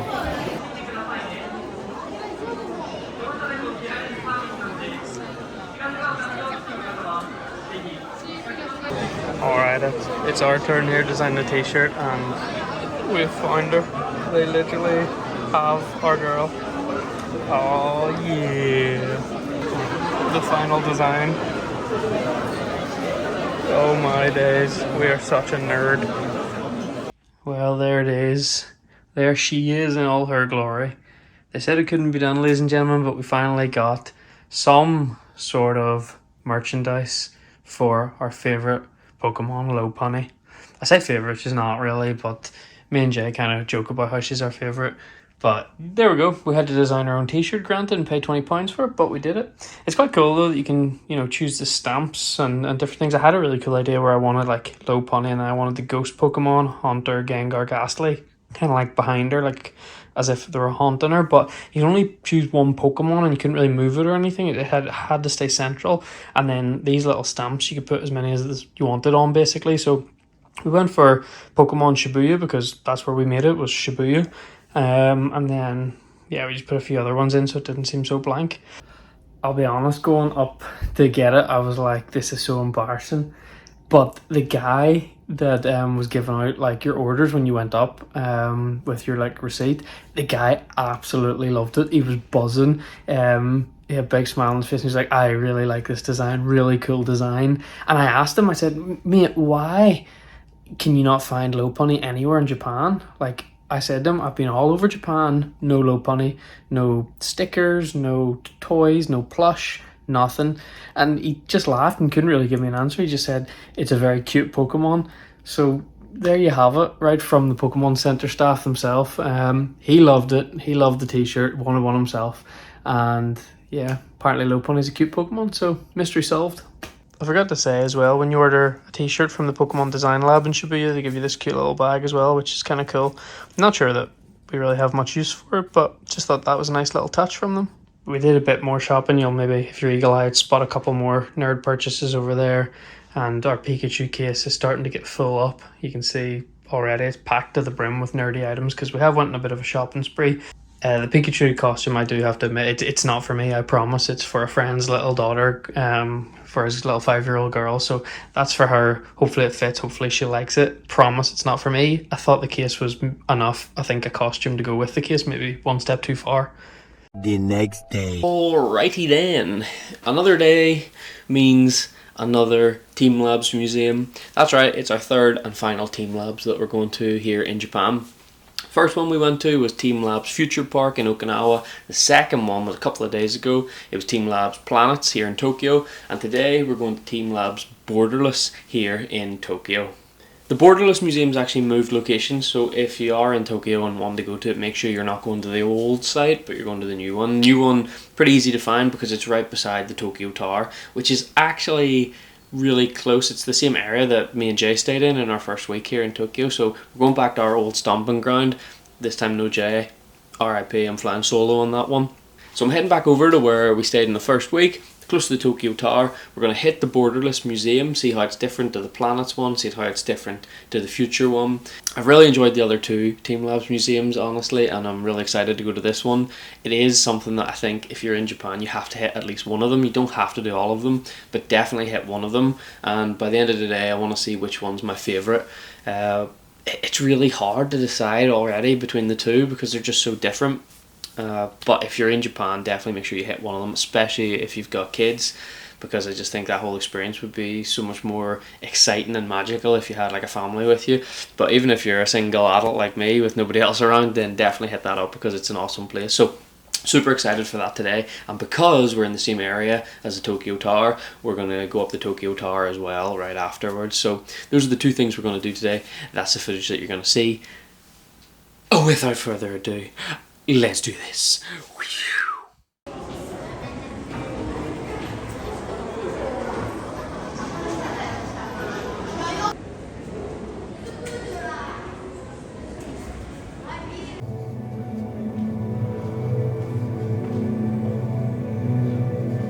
Alright, so we've made it into Borderless.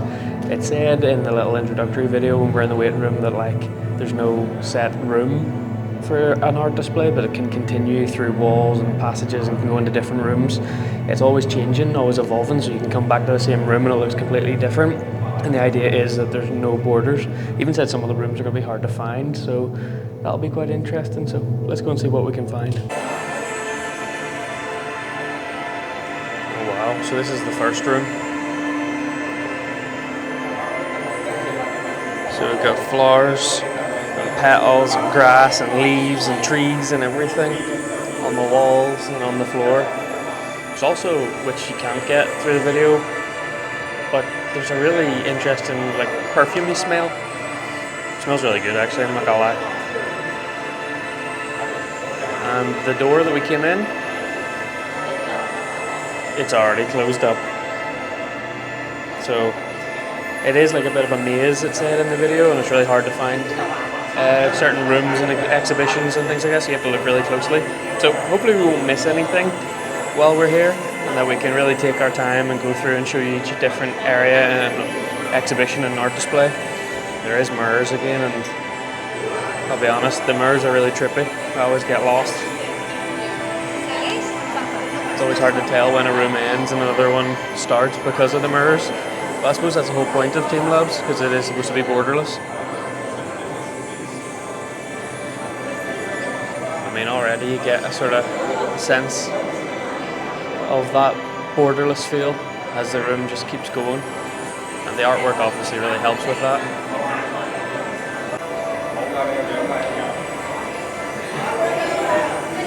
So you've got flowers on the floor, butterflies on the wall.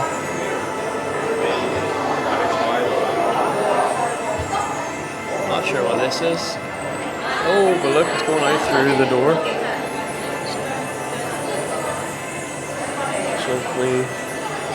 So this is what I meant by art exhibits can change and go into different rooms. So that's the same piece of art that's coming through the wall from one room into the next room. How awesome. This place is like a maze. It's like really, I mean, it's massive, and there's like 4 or 5 different exits in this one area, if that's the right word for it, because there's no wall, so I can't even call it a room. But in this one little maze, there's like 4 or 5 exits. I'm not really sure which one to go out, which is kind of stressful, but I'm going to choose this one and see what's in here.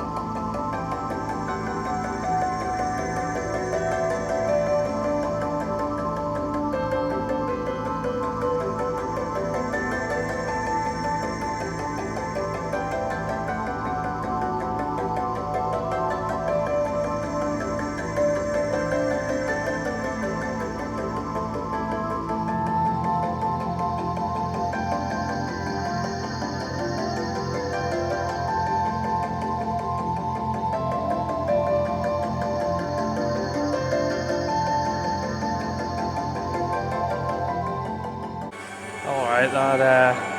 That first room was a good choice to go to. I mean, I spent like an hour just standing there at the front and at the back. At the front was definitely better footage for like videos and pictures, but standing at the back was definitely a better view for the eyeball. So we did both and ended up spending like an hour there. So let's go and see what the next door contains.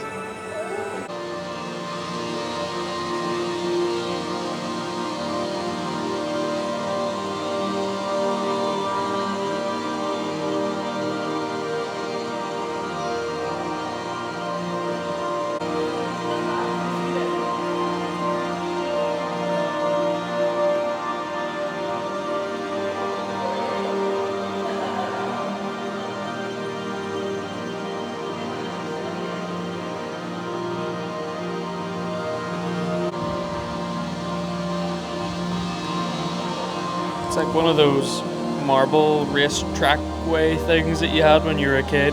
It used to like make little tracks and then the marbles would like roll around them. Except this one is absolutely ginormous with multiple layers and multiple marbles. I mean, it's over your head, it's everywhere you look. Plus again, there's lights and mirrors and calming music everywhere, so it's really trippy.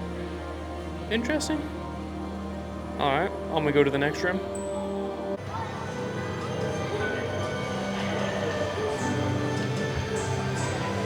So I've just came down this corridor and went in there to the marble run, and it was all flowers and animals and different things when I came down, and then when I came back out, now it's completely different. It's like a traditional Asian carnival thing. It caught me by surprise for a second because I was like, am I lost? Have I came out a different way? But no, I came out the same way, but the artwork's just completely different again, which I suppose is what they were talking about at the start. Makes you feel like you're completely lost, which, to be fair, I am. I've probably missed multiple art displays without even knowing it. Who knows? Alright, we've got the aquarium room again with all the different fish and sea creatures that people have created. Although I believe to actually make one, there's a massive line over there, which is insane. Saying in Okinawa, there's no line, no queue, anything. You just went up, made one, and went about your business. Look, there's like a little train of sea creatures that are all following one with a flag. Hey, there's a magic carp. They're all following them. That's awesome. Well, that line is massive, and because we've already made a sea creature in Okinawa, out of respect for Jeffrey the jellyfish, I think we're not going to do one today, and we're going to go on and find the next room. Okay. Oh yeah, so there is. Okay, this one's like a 3D room. There's a little sign on the entry saying there's sharp corners, watch where you're walking, which is kind of hard to see because it's so dark. But hopefully this will give you an idea. Maybe not. It's extremely hard to see, but there's like big 3D cube shapes coming out of the wall. So if you're not careful, you're going to bash your head or walk into one. Maybe there's a better view so I can walk right in here. You can see me in the mirror. But if I turn around, you get like this 3D shape, and there's the corner of it, the edge of it. There's a big, massive room of this. Interesting.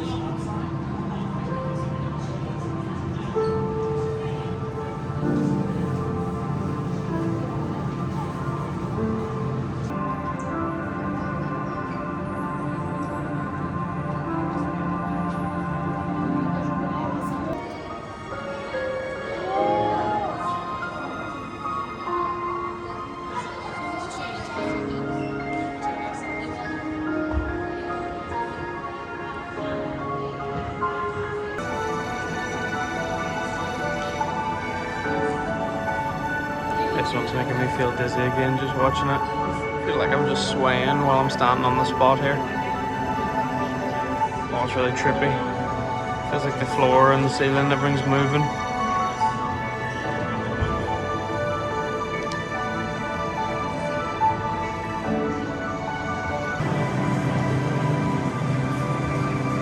Oh wow, it feels like it's raining.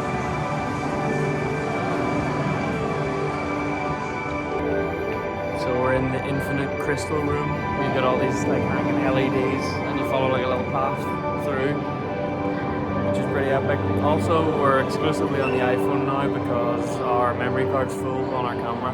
Like 775 videos we've taken on it. I am not looking forward to editing this video. It's going to be a complete movie. We're not going to spend too much time in here because this was similar to one of the rooms in Planets. So we were here a couple of days ago in this similar type environment. So let's move on to the next room. Okay, I don't know if you can see this, but I'm in like a mirrored room and it just has a bunch of like holes in it. And it's probably not that interesting for the viewer, but it's really trippy. I feel like I'm gonna walk into like a mirrored wall at some point. It's like a maze, and I don't know what's a mirror and what's like a real direction. Okay, there's me in a mirror. That's a mirror, isn't it? No, what the heck? Oh, it is there. Oh my goodness, trippy. Super trippy. Oh wow. Right, so we've come to the end of like the trippy bit. I've got all these like floor pathway. Oh wow, they're like, whoa. It's like flowers.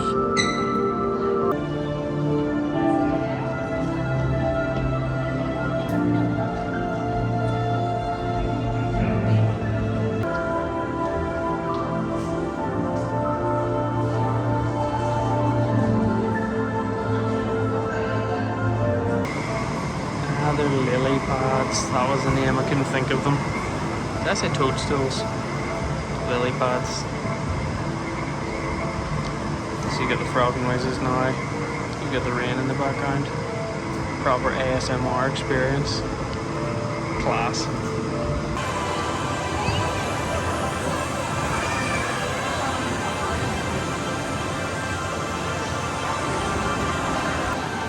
Oh, we're in a big hall.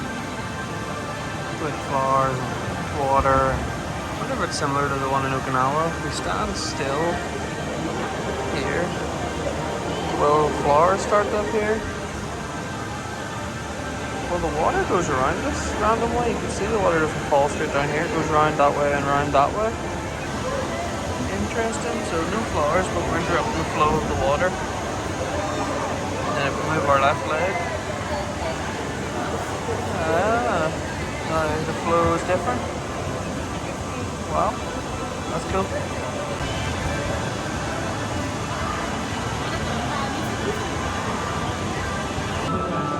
Alright, we found a bright, colourful, cute, tiny little secret room off the main hall there that nobody else is in, so interesting. Not sure if there's any interaction here or not. See if we can touch the ostrich. No, doesn't look like it. Just colourful, bright, and a little secret cave off the main waterfall area, which does look absolutely spectacular if you just step back and look at it from here. Incredible.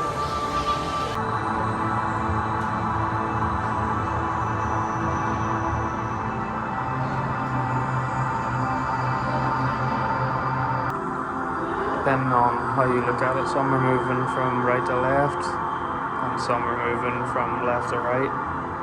And it's kind of trippy if you look at it. It looks like sometimes parts of it are rotating at times. So you've got a different sort of scene going on now in the main hall. You got a tree, you got rainbows, and you've got the symbols that we saw in one of the other ones. Was it Okinawa maybe? Whenever you tap a symbol, something happens. You've got fire, you've got plants. Let's see if we can get someone tapping one of the symbols. Here's his grandma gonna hit this one, is she? Let's wait and see.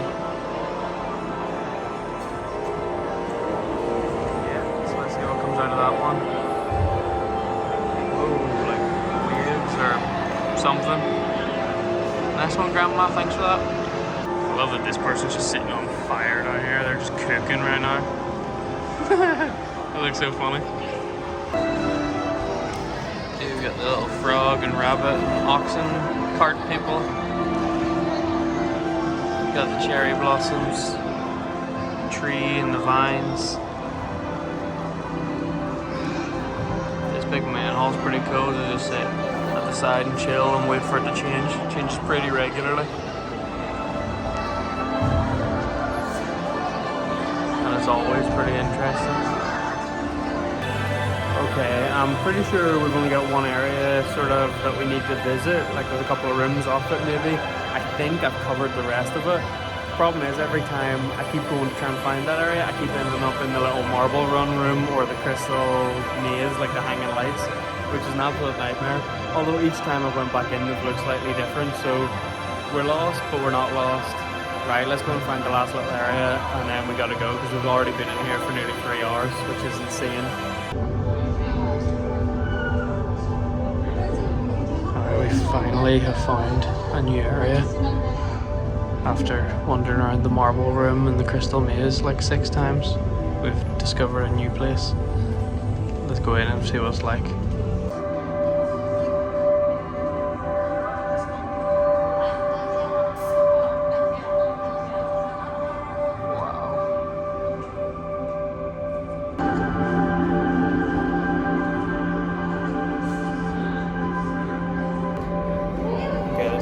Pretty cool. Avoid these things on my head. It's pretty epic. Got all these like hanging light spheres. It's pretty. It's cool.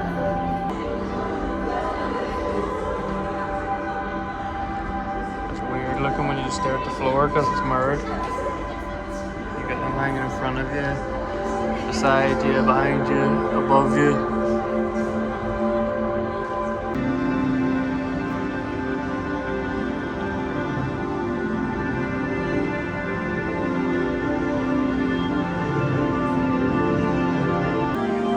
Apparently if you go up and touch a certain part, oh yeah, it starts to glow.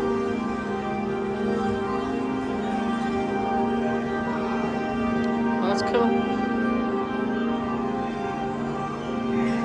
It's also one of those ones that it's a bit of an optical illusion when you look at it, like, is it going side to side here, or is it rotating? You know, are they going one way and back, or are they rotating around? It's the same the other way, where they're going up and down, or where they're rotating. I'm not sure what it's supposed to be. I think it's like a lump of rock or something.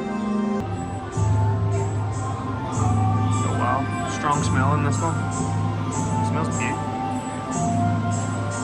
Ooh, steam.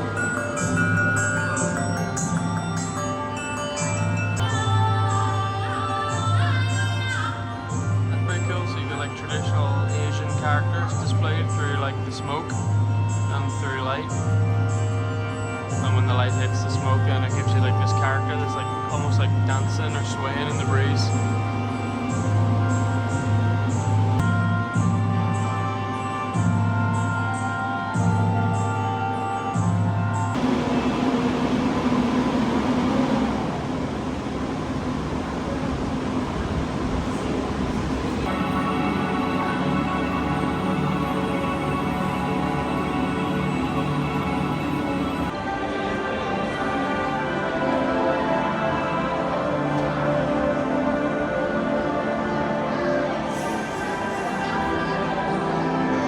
I've been in this main hall like 3 or 4 times, and each time I keep coming through a different door, and each time I come in there's a different artwork on the wall, and each time it's amazing in its own right. So it's just like I said at the start, make sure you go back into different rooms, or go back into the same rooms at different times, and you'll see different artwork, and we've seen that already, which is pretty awesome.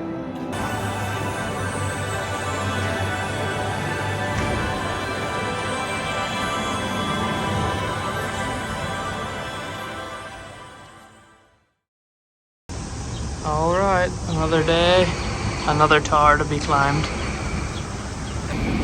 Alright, we gotta go up to the top of this bad boy, let's go. We will soon wrap up the main deck, which is 150 meters high.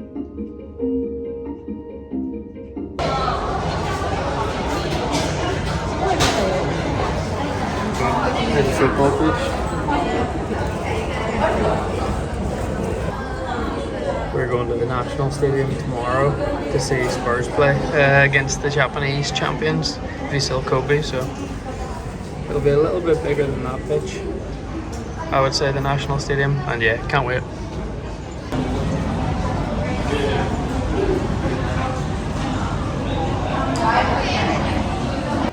They've got these wee QR codes which are really cool. You can scan it and then it tells you whatever direction you're looking out of the tower. It tells you what certain buildings are and basically what you're looking at. So that's the JP Mori Tower apparently, and it stands at 325 meters, so close to what the Tokyo Tower stands at. But yeah, I just thought that was really cool little addition. You can hit it up on Google and see what you're looking at.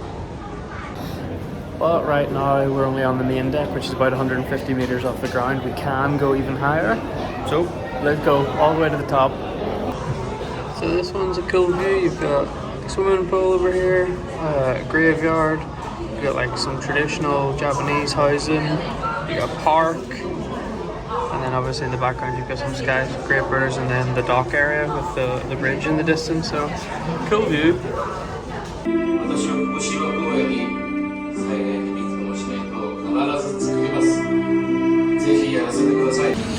3, 2, and we out. Okay, very good, thank you. You can see go down, sunlight.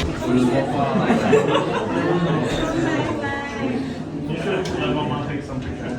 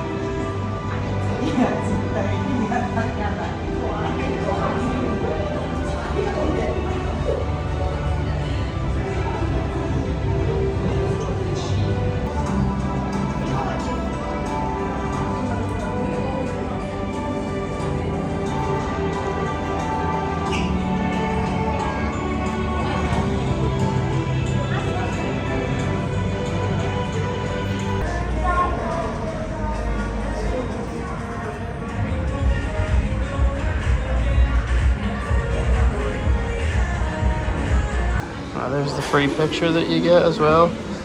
Unfortunately they make you do some sort of stupid pose, which looks daft, but anyway, it's a freebie. So I've got my Skytree one and now I've got my Tokyo Tower one. Yeah boy! Alright, long day, out exploring, I'm tired, time to go home. Sleepy time. Alright ladies and gentlemen, it is game day here in Tokyo, Japan. The mighty Spurs have made a pre-season trip to Asia. They're going to South Korea, they're going to Japan, and today they're playing the current J-League champions Vissel Kobe at the National Stadium right here in Tokyo, and your boy got a ticket, which is epic. Really cool that it just lined up that they were coming for their pre-season tour here in Asia, in Japan, in Tokyo, and I was going to be here at the same time. And actually the ticket, I mean, I don't know where I'm sitting, probably up in the gods, probably further back up in the stands, maybe not the best view, but I think the ticket was like £30, so it's like cheaper than if you were to go and see Spurs play in London, which is kind of mad. So yeah, really looking forward to it. It's a little bit later, we've got no plans this morning or this afternoon, so we're just going to go and chill, maybe walk around, get some breakfast, lunch, just relax, enjoy the last sort of bit of free time, downtime that we have in Japan, because we've really only got about 3 more days.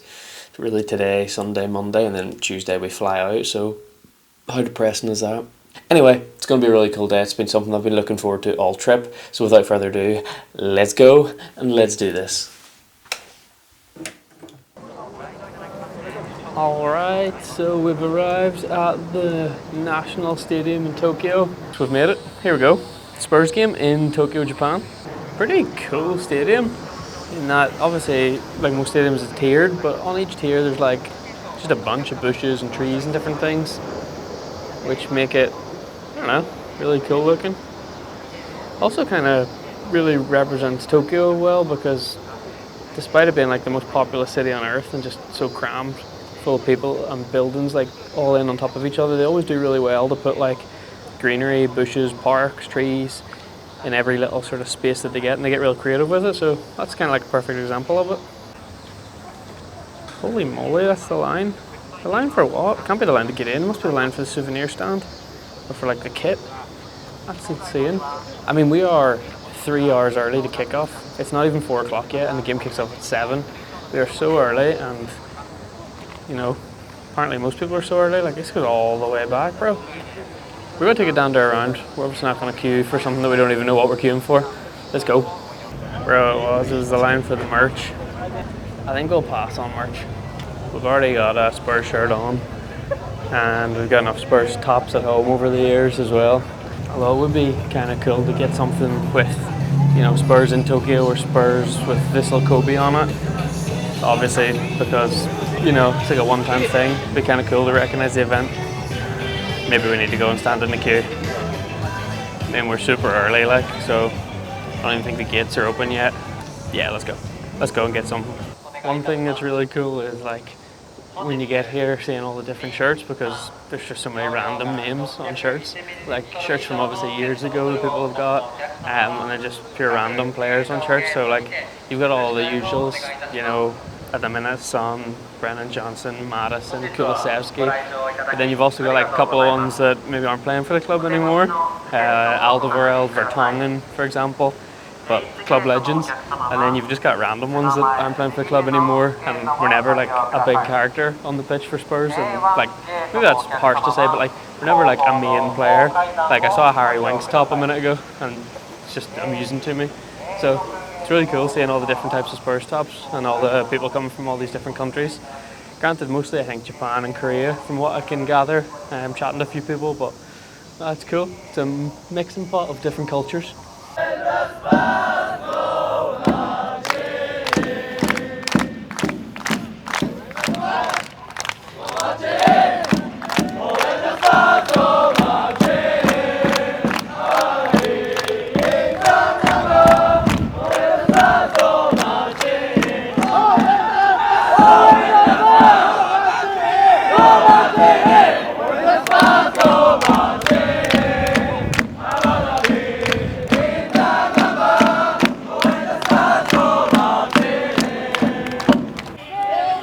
Found like the fan zone out the front of the National Stadium, and we've got the hardcores, if that's what you want to call them, just doing absolute bits behind us, doing all the different chants for the players, and yeah, they're all here with their flags and scarves and kits and everything. It's a pretty good atmosphere, so yeah, it's good to see everyone having a good time.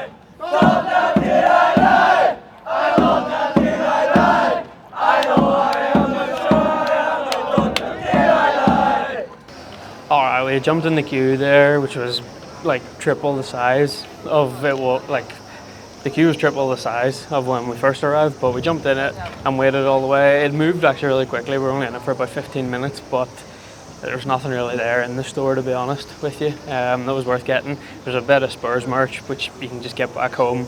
There's a couple of things that said Spurs against Vissel Kobe, which is the Japanese team they're playing tonight, but again, it was overpriced and just not great quality. So we passed up on anything to get, and now we're just going to dander around, get a wee drink, and then head into the game.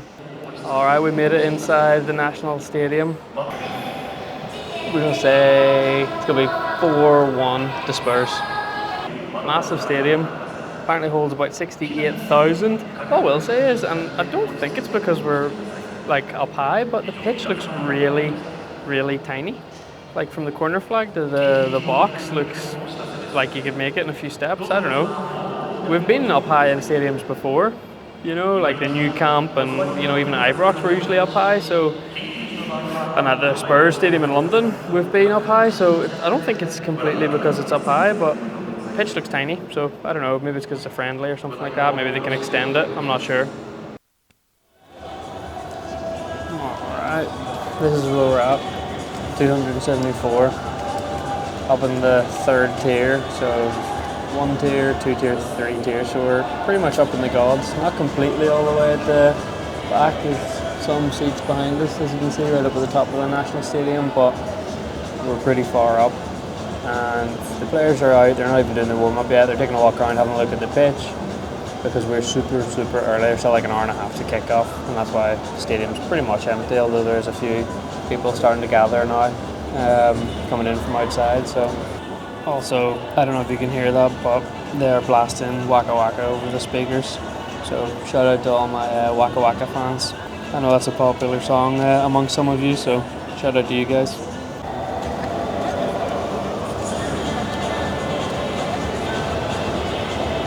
Alright, as you can see, they've just announced the starting team for tonight on Instagram, and to be fair, it's a pretty strong team. I mean, Vicario, Porro, Sar, Basuma, Madison, Kulusevski, Son, Johnson, it's pretty much our starting team with the exception of Royale, Gray and Davies. So you've got like 3 players maybe that wouldn't normally start a league game, but for a friendly that is a really strong team. 8 of the 11 would be starters in the Premiership, so expecting a good performance. To be fair, probably I'd expect Big Ange to sub off that whole first team after 45 minutes and give the youngsters a run out in the second half, so probably only going to see the first half of that team and then they'll give them a break, but still pretty awesome to see most of the starting team for a friendly game.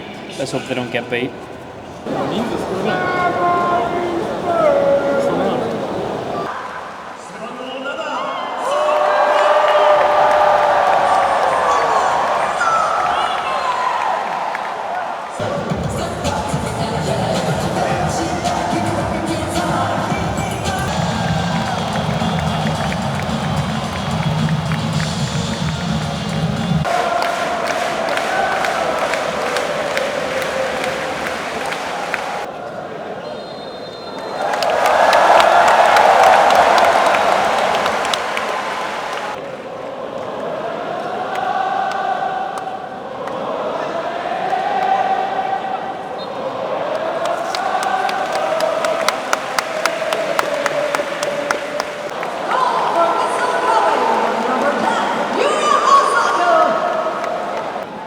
Boys, we're 1-0 down already. Kobe scored first.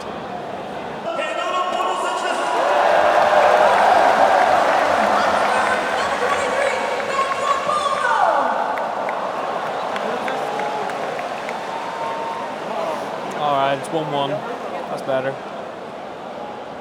Alright, it was 1-1 at half time. And we've just started the second half and they've rolled a bunch of subs. Could this be a goal? Could be a goal? It's a goal! Let's go! Oh, let's go! Nice.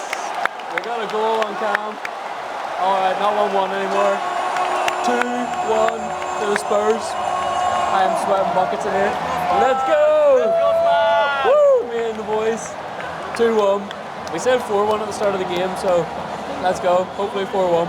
Boys, it's 2-2. Kobe scored again. Dreadful defending by Spurs. You fly 6,000 miles and it's the same old Tottenham, like, shocking. I know it's a friendly, but come on. Schoolboy defending.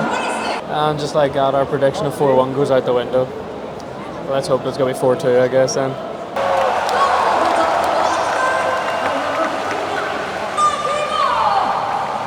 Alright, 3-2. 3-2, let's go. 10 minutes left.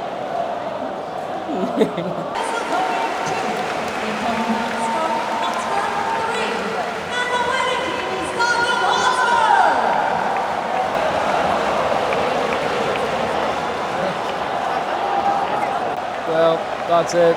The game ended 3-2, Spurs won. Great atmosphere, great stadium. You can tell by the colour of my face how hot it is. It was like watching a football game in a sauna. It's the hottest I've ever felt watching a football game, and I watched FC Dallas play in Dallas, and that was steamy. But this was something different. But yeah, great atmosphere. Met a couple of homies here that were good crack during the game, and we talked a little bit about the players and things like that. Yeah, this guy just subscribed. What a legend. Bye bye. Here, nice to meet you. Yeah, nice to meet you guys. Oh, thank you. Come on, you Spurs. Yeah. See you soon. Bye bye.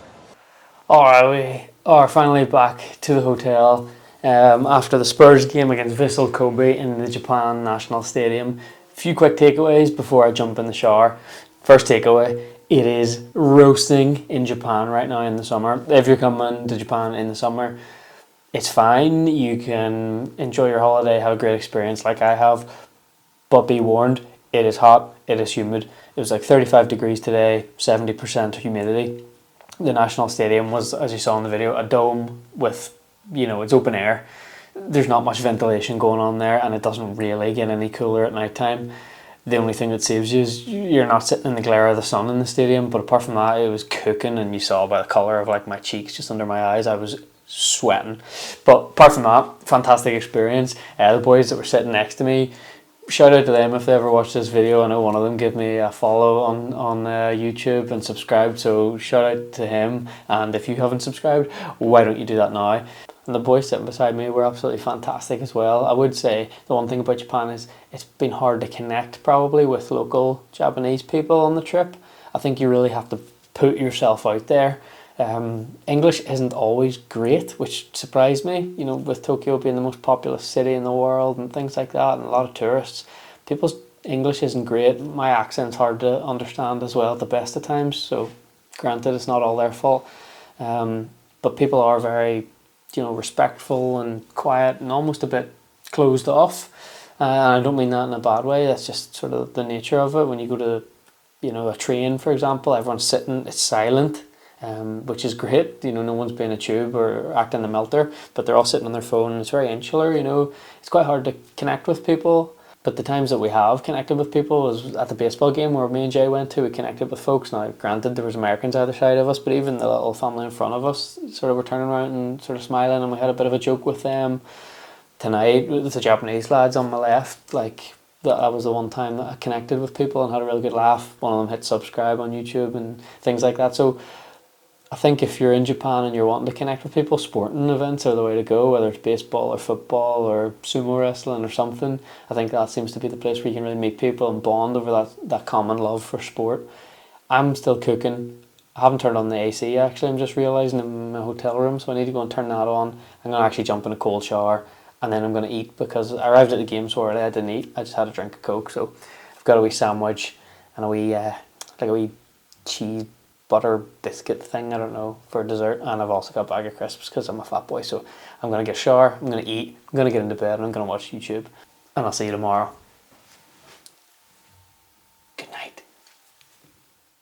Alright gang, Sunday morning here. So the plan for today is go to church this morning, and then a little bit later we've got a sumo club, which sounds a bit random, but it's a restaurant where you go have a meal, and as you're eating or before your meal or after your meal or something, there's like a show between two sumo wrestlers like in front of you. So really looking forward to that. Sumo wrestling, national sport of Japan, quite a traditional thing, so it's nice to do something like that coming towards the end of our trip, nearly before we go home, like a little special occasion. So really looking forward to that. Really looking forward to church as well. We're going to go to the Lifehouse Church in Tokyo. You'll remember last week we went to Lifehouse in Hiroshima, which was a small little congregation. So we said to them we were going to go to the Tokyo one, and we've been looking forward to going to the Tokyo one, the main congregation here this morning. So, but yeah, obviously no filming in church as protocol. So next time you see me, it'll probably be at the sumo club. Anyway, enough waffle. We've got a train to catch. Let's go.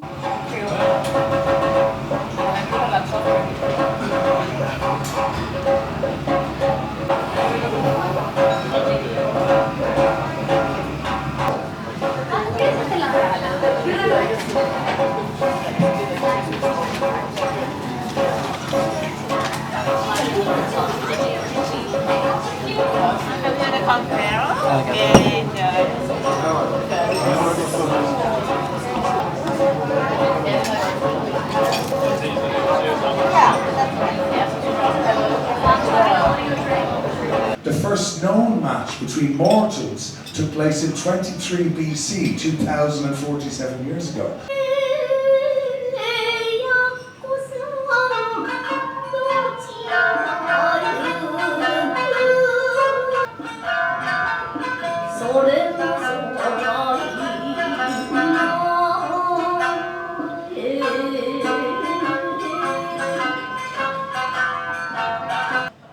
There he is, ladies and gentlemen, Asuna champion of the say his name, Asuna Asumitani.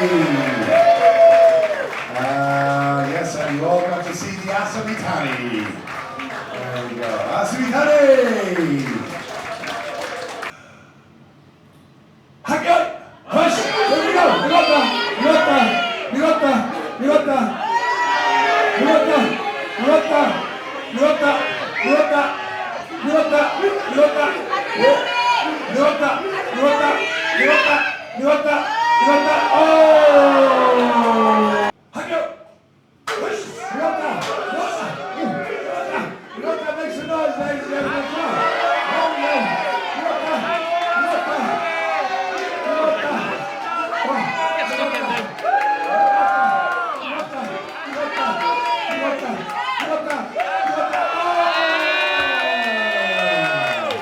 Challenger number 10,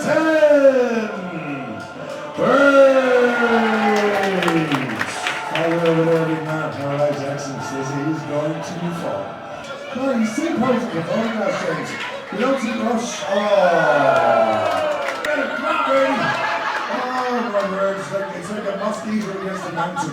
Good Lord, come on, Brady, are you even not moving? He's spanking him, Michelle. He's spanking his neck as he's spanking.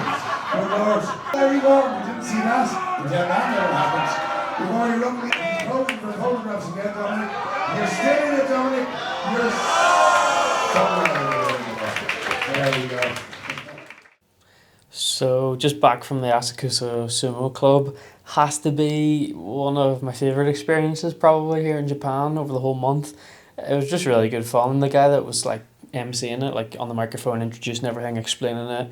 I don't know if he was the owner or he was just, you know, one of the managers there, but the guy that was in charge was Irish. He was from Dublin.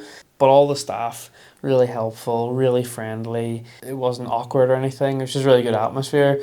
A lot of people from a lot of different countries. There's people from all over the place. Mexico, United States, Canada, Australia, New Zealand, Ireland, Europe, Northern Ireland. People from everywhere were there.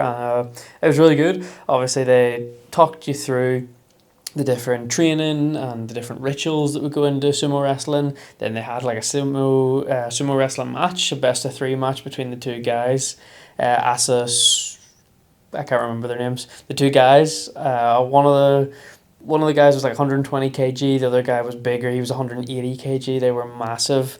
They had like a little dancing show with the geisha that you saw, and yeah, and then afterwards they allowed some of the audience members to get up and to wrestle. Your boy wasn't getting up. There's no chance I was going to get up and try and wrestle those two boys. They were massive, but it was just really funny. And it was nice to see, you know, them let a couple of people win and things like that. You could tell the sumo wrestlers weren't obviously trying very hard, but it was a cool experience. At the end as well, they give you like a free little goodie bag, which I'll show you guys. And what I should say is, you know, the meal itself, you paid for it, but then it was all you can eat, so you could go onto the menu online through the QR code and just order as much as you want. So I had like 3 bowls of that fried chicken because it was absolutely unbelievable, and you got free drink as well, so you just had to pay for a couple extra drinks. I had a couple of Cokes, like, so they were cheap. I think it was £2 for a Coke, you know, so really not expensive at all. And yeah, as I said, all you can eat, so you could just keep eating, keep drinking, watch the sumo. It was a meal and a show, and it was really, really enjoyable experience. I would definitely recommend it if you're in Tokyo. Go to the Asakusa Sumo Club. So it was pretty good activity for one of our last ever things here in Japan. And here's the little goodie bag that they give you. It's pretty cool. Like, it's got its logo on it, the Asakusa Sumo Club. I don't really know what this is, to be fair. Is it like a little tea towel, or just it's like a little cloth maybe, like a wee display thing that you hang down? Stickers, which is pretty awesome, that kind of say the Asakusa Sumo Club, and I'm not 100% sure what else some of these are. Maybe it's the fighters' names, not really sure. There's this little wooden box, which is really sick. I'm gassed about it. Like, it's obviously like pretty sturdy little wooden box, which again has their logo on it, the Asakusa Sumo Club. Not 100% sure what it's for. Do you put like a wee candle or plant pot, or I don't really know what I'm going to use it for, but it's cool. I'm hyped about the box. And then you've got, at the end, they take a picture with you and the wrestlers and the geisha. And yeah, just they give you that for free as well. You don't have to pay for that. It's a big one. Not like the other ones that we've been getting from the Tokyo Tower, the Skytree, the wee small ones. They give you like a proper big one without having to pay. And it comes with like a wee, it's a flimsy frame or whatever, but they framed it up and everything, which is quite nice. So pretty good little goodie bag as well. So plans for the rest of the day pretty much look like this. I'm gonna just chill for a while in bed, watch some YouTube, maybe some Netflix, things like that, catch up, and don't really want to go out walking about and exploring anymore, because I know if I do, I'm going to buy more things and I just don't have room for it in my suitcase. It's bad enough as it is already. So we're going to chill and relax. We'll probably go out later for probably get a drink and some snacks. I don't want to say dinner because that meal was late enough. I mean, we were eating like 3:30 there, so that's going to be our main meal for the day. We'll probably just grab a snack later, but we will get back out. And then tomorrow's our last full day in Tokyo.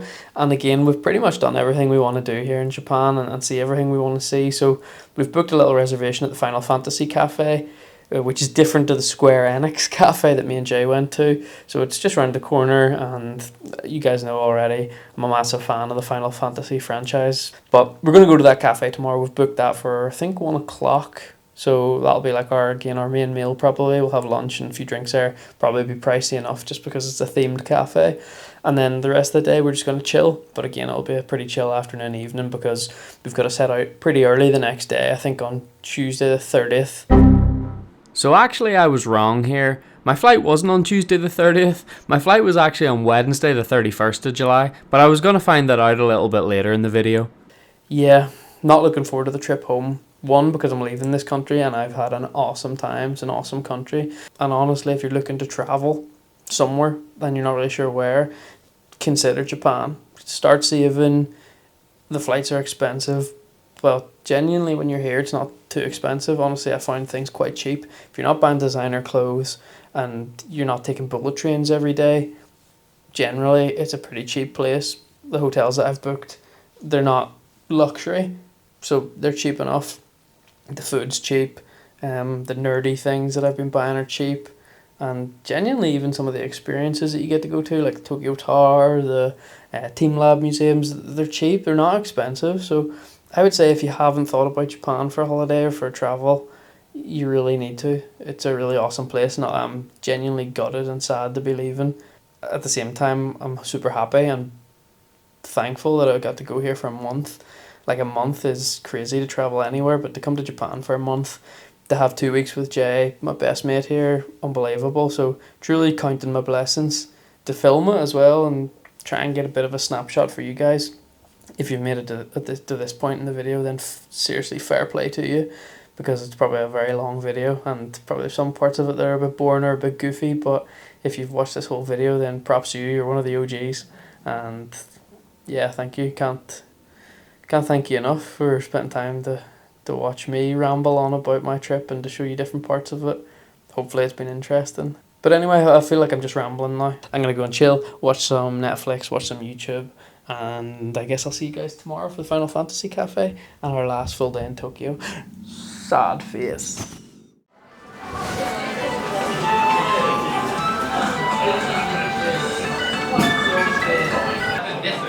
その前にですね、10周年記念イベントのお知らせがございます。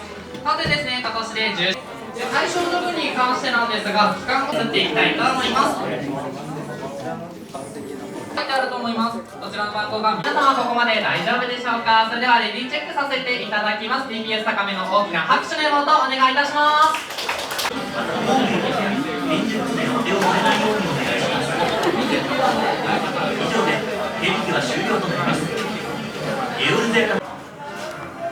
Alright, well here's my food. Definitely the cutest thing I've ever eaten in my life. I guess we get tucked in and see what it tastes like, although I feel really bad cutting it open.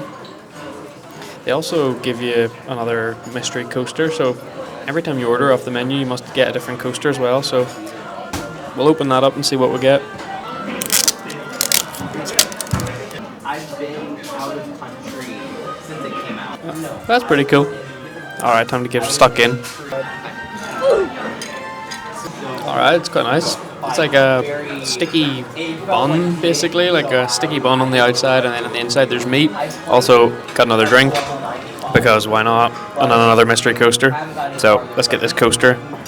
Maybe they're all the same, like on that side, and then when you flip them over, they're different. So that's pretty cool. We're getting a little collection of nerdy coasters.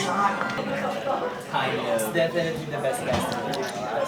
Wow, that is sweet, but delicious. But really sweet. And a wee bit sour. Another day, another coaster. Now we've got a chocobo bun, which I think is custard, so more of a dessert one. And another coaster. Oh my goodness. This is a dangerous game, because that tablet's right there. You just keep ordering things. The price is starting to rack up. Alright, another coaster. And time to destroy the chocobo now. Sorry, Mr. Chocobo. That is good. It's custard. Really delicious. Usually a radiator. Good morning, ladies and gentlemen. We went to bed last night discovering some bad news and some good news. So I'm going to give you the bad news first.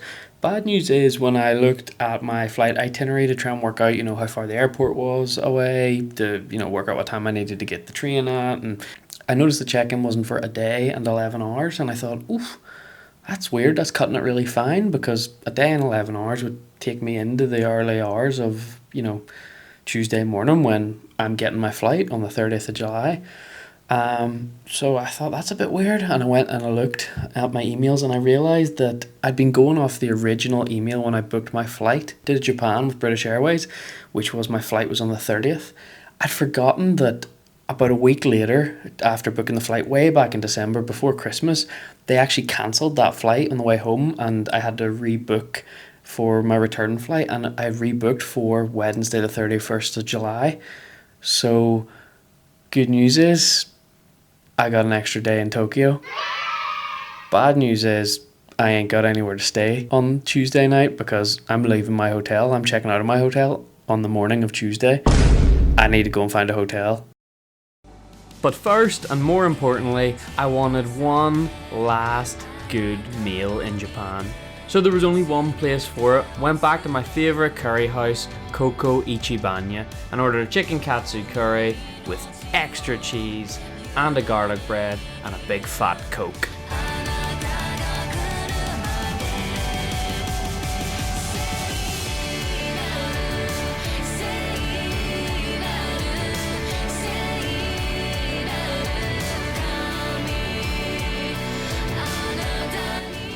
Alright, ladies and gentlemen, so we left our hotel of the Washington Akihabara. We were going to pay for just one more night and stay there, but it was like 95 quid, and around the corner we found like a hostel that was £32, so we've booked it and we have arrived. It's pretty basic but kind of cool, I like it. Quick room tour, bed, storage area, that's it. It's kind of like basic but at the same time has like cool electronic functions, which for some reason I'm really excited about, so let me show you them. For example, curtains that are operated by a remote. Pretty cool, right? And also, you don't have a room key for here. You've got like a little keypad that you press. Brings up some numbers. You press the numbers away, and then you hit in your code. So we're 4545. And then in we go. Welcome to the palace. So I don't know, that's kind of cool in my opinion. Like, two little quirky things like that. Obviously the main thing that's maybe an issue for some people, like no bathroom, no shower here. It's actually literally just at the end of the corridor. We're nearly at the end of the corridor, so it's about 5 meters that way. It's a shared space. It doesn't matter for us. Like, probably going to be checking out of here about 5:30 or 6 in the morning tomorrow because our flight's around 9. We've got to get to the airport probably 2-3 hours early. So, look, we're not really going to be staying here very long. And by, you know, if we're up at 5:30 in the morning getting a shower, there's nobody going to be there anyway. So shared space has never really bothered us, and a communal bathroom or showers never really bothered us. It's not going to bother us tonight. Don't really want to be doing it long term, but for one night, not even a full night, no bother for us. So we're about to go and grab some food and then get an early night because we're going to be up early tomorrow. This was our last full day in Tokyo, and you're thinking, well, we didn't see any footage of it, so what did you actually do? We went to like an indoor arcade amusement park called Joypolis here in Tokyo. It was like 20 quid. You could spend 4 or 5 hours there. You could spend longer there, honestly, but it was quite busy and didn't really want to have to wait on lines. We did maybe 7 or 8 rides, and you probably had to wait on average at least half an hour for all of them. So there's a lot of standing about, waiting about. If you ever go to something like that, be it Disney World, be it some random indoor place like Joypolis, definitely, if they have the option of doing like a fast track pass where you can skip the lines, do that. Didn't see anyone doing it today, so I'm not sure it's an actual option, but yeah, there's a lot of waiting about, but hit a few good rides. And in pretty much everything we did, because it's all arcade themed and video game themed, so in everything we did, we either won or came second, which was pretty good fun. And yeah, it was a good way to kill a day. So I was there by myself, so there's no footage from it. It's hard to video yourself while you're on a roller coaster, and they had quite a lot of strict policies about like using your phone or using a camera when you're on a ride. They didn't really let you do it. There's no point in me videoing other people doing it, so you just have to take my word for it that we went and we had fun. And now the plan is go grab some food, come back here, maybe watch a bit of Netflix or YouTube, get an early night, wake up early, and that's the next time you're going to see me. Early tomorrow morning to start the long journey home. Sad face. Good night.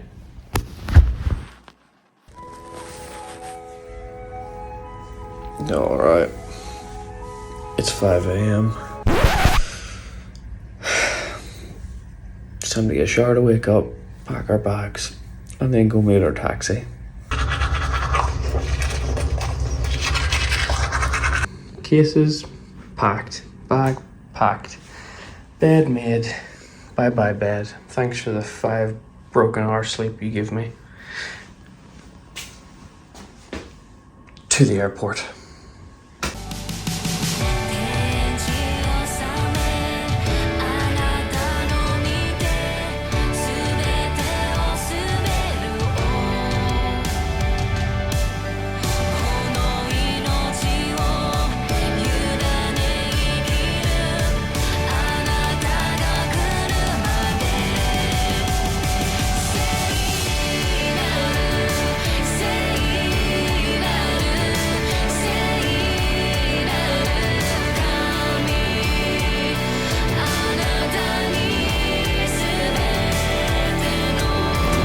Right at the back of the plane, and this is us for the next 14 hours, so it's time to get comfortable.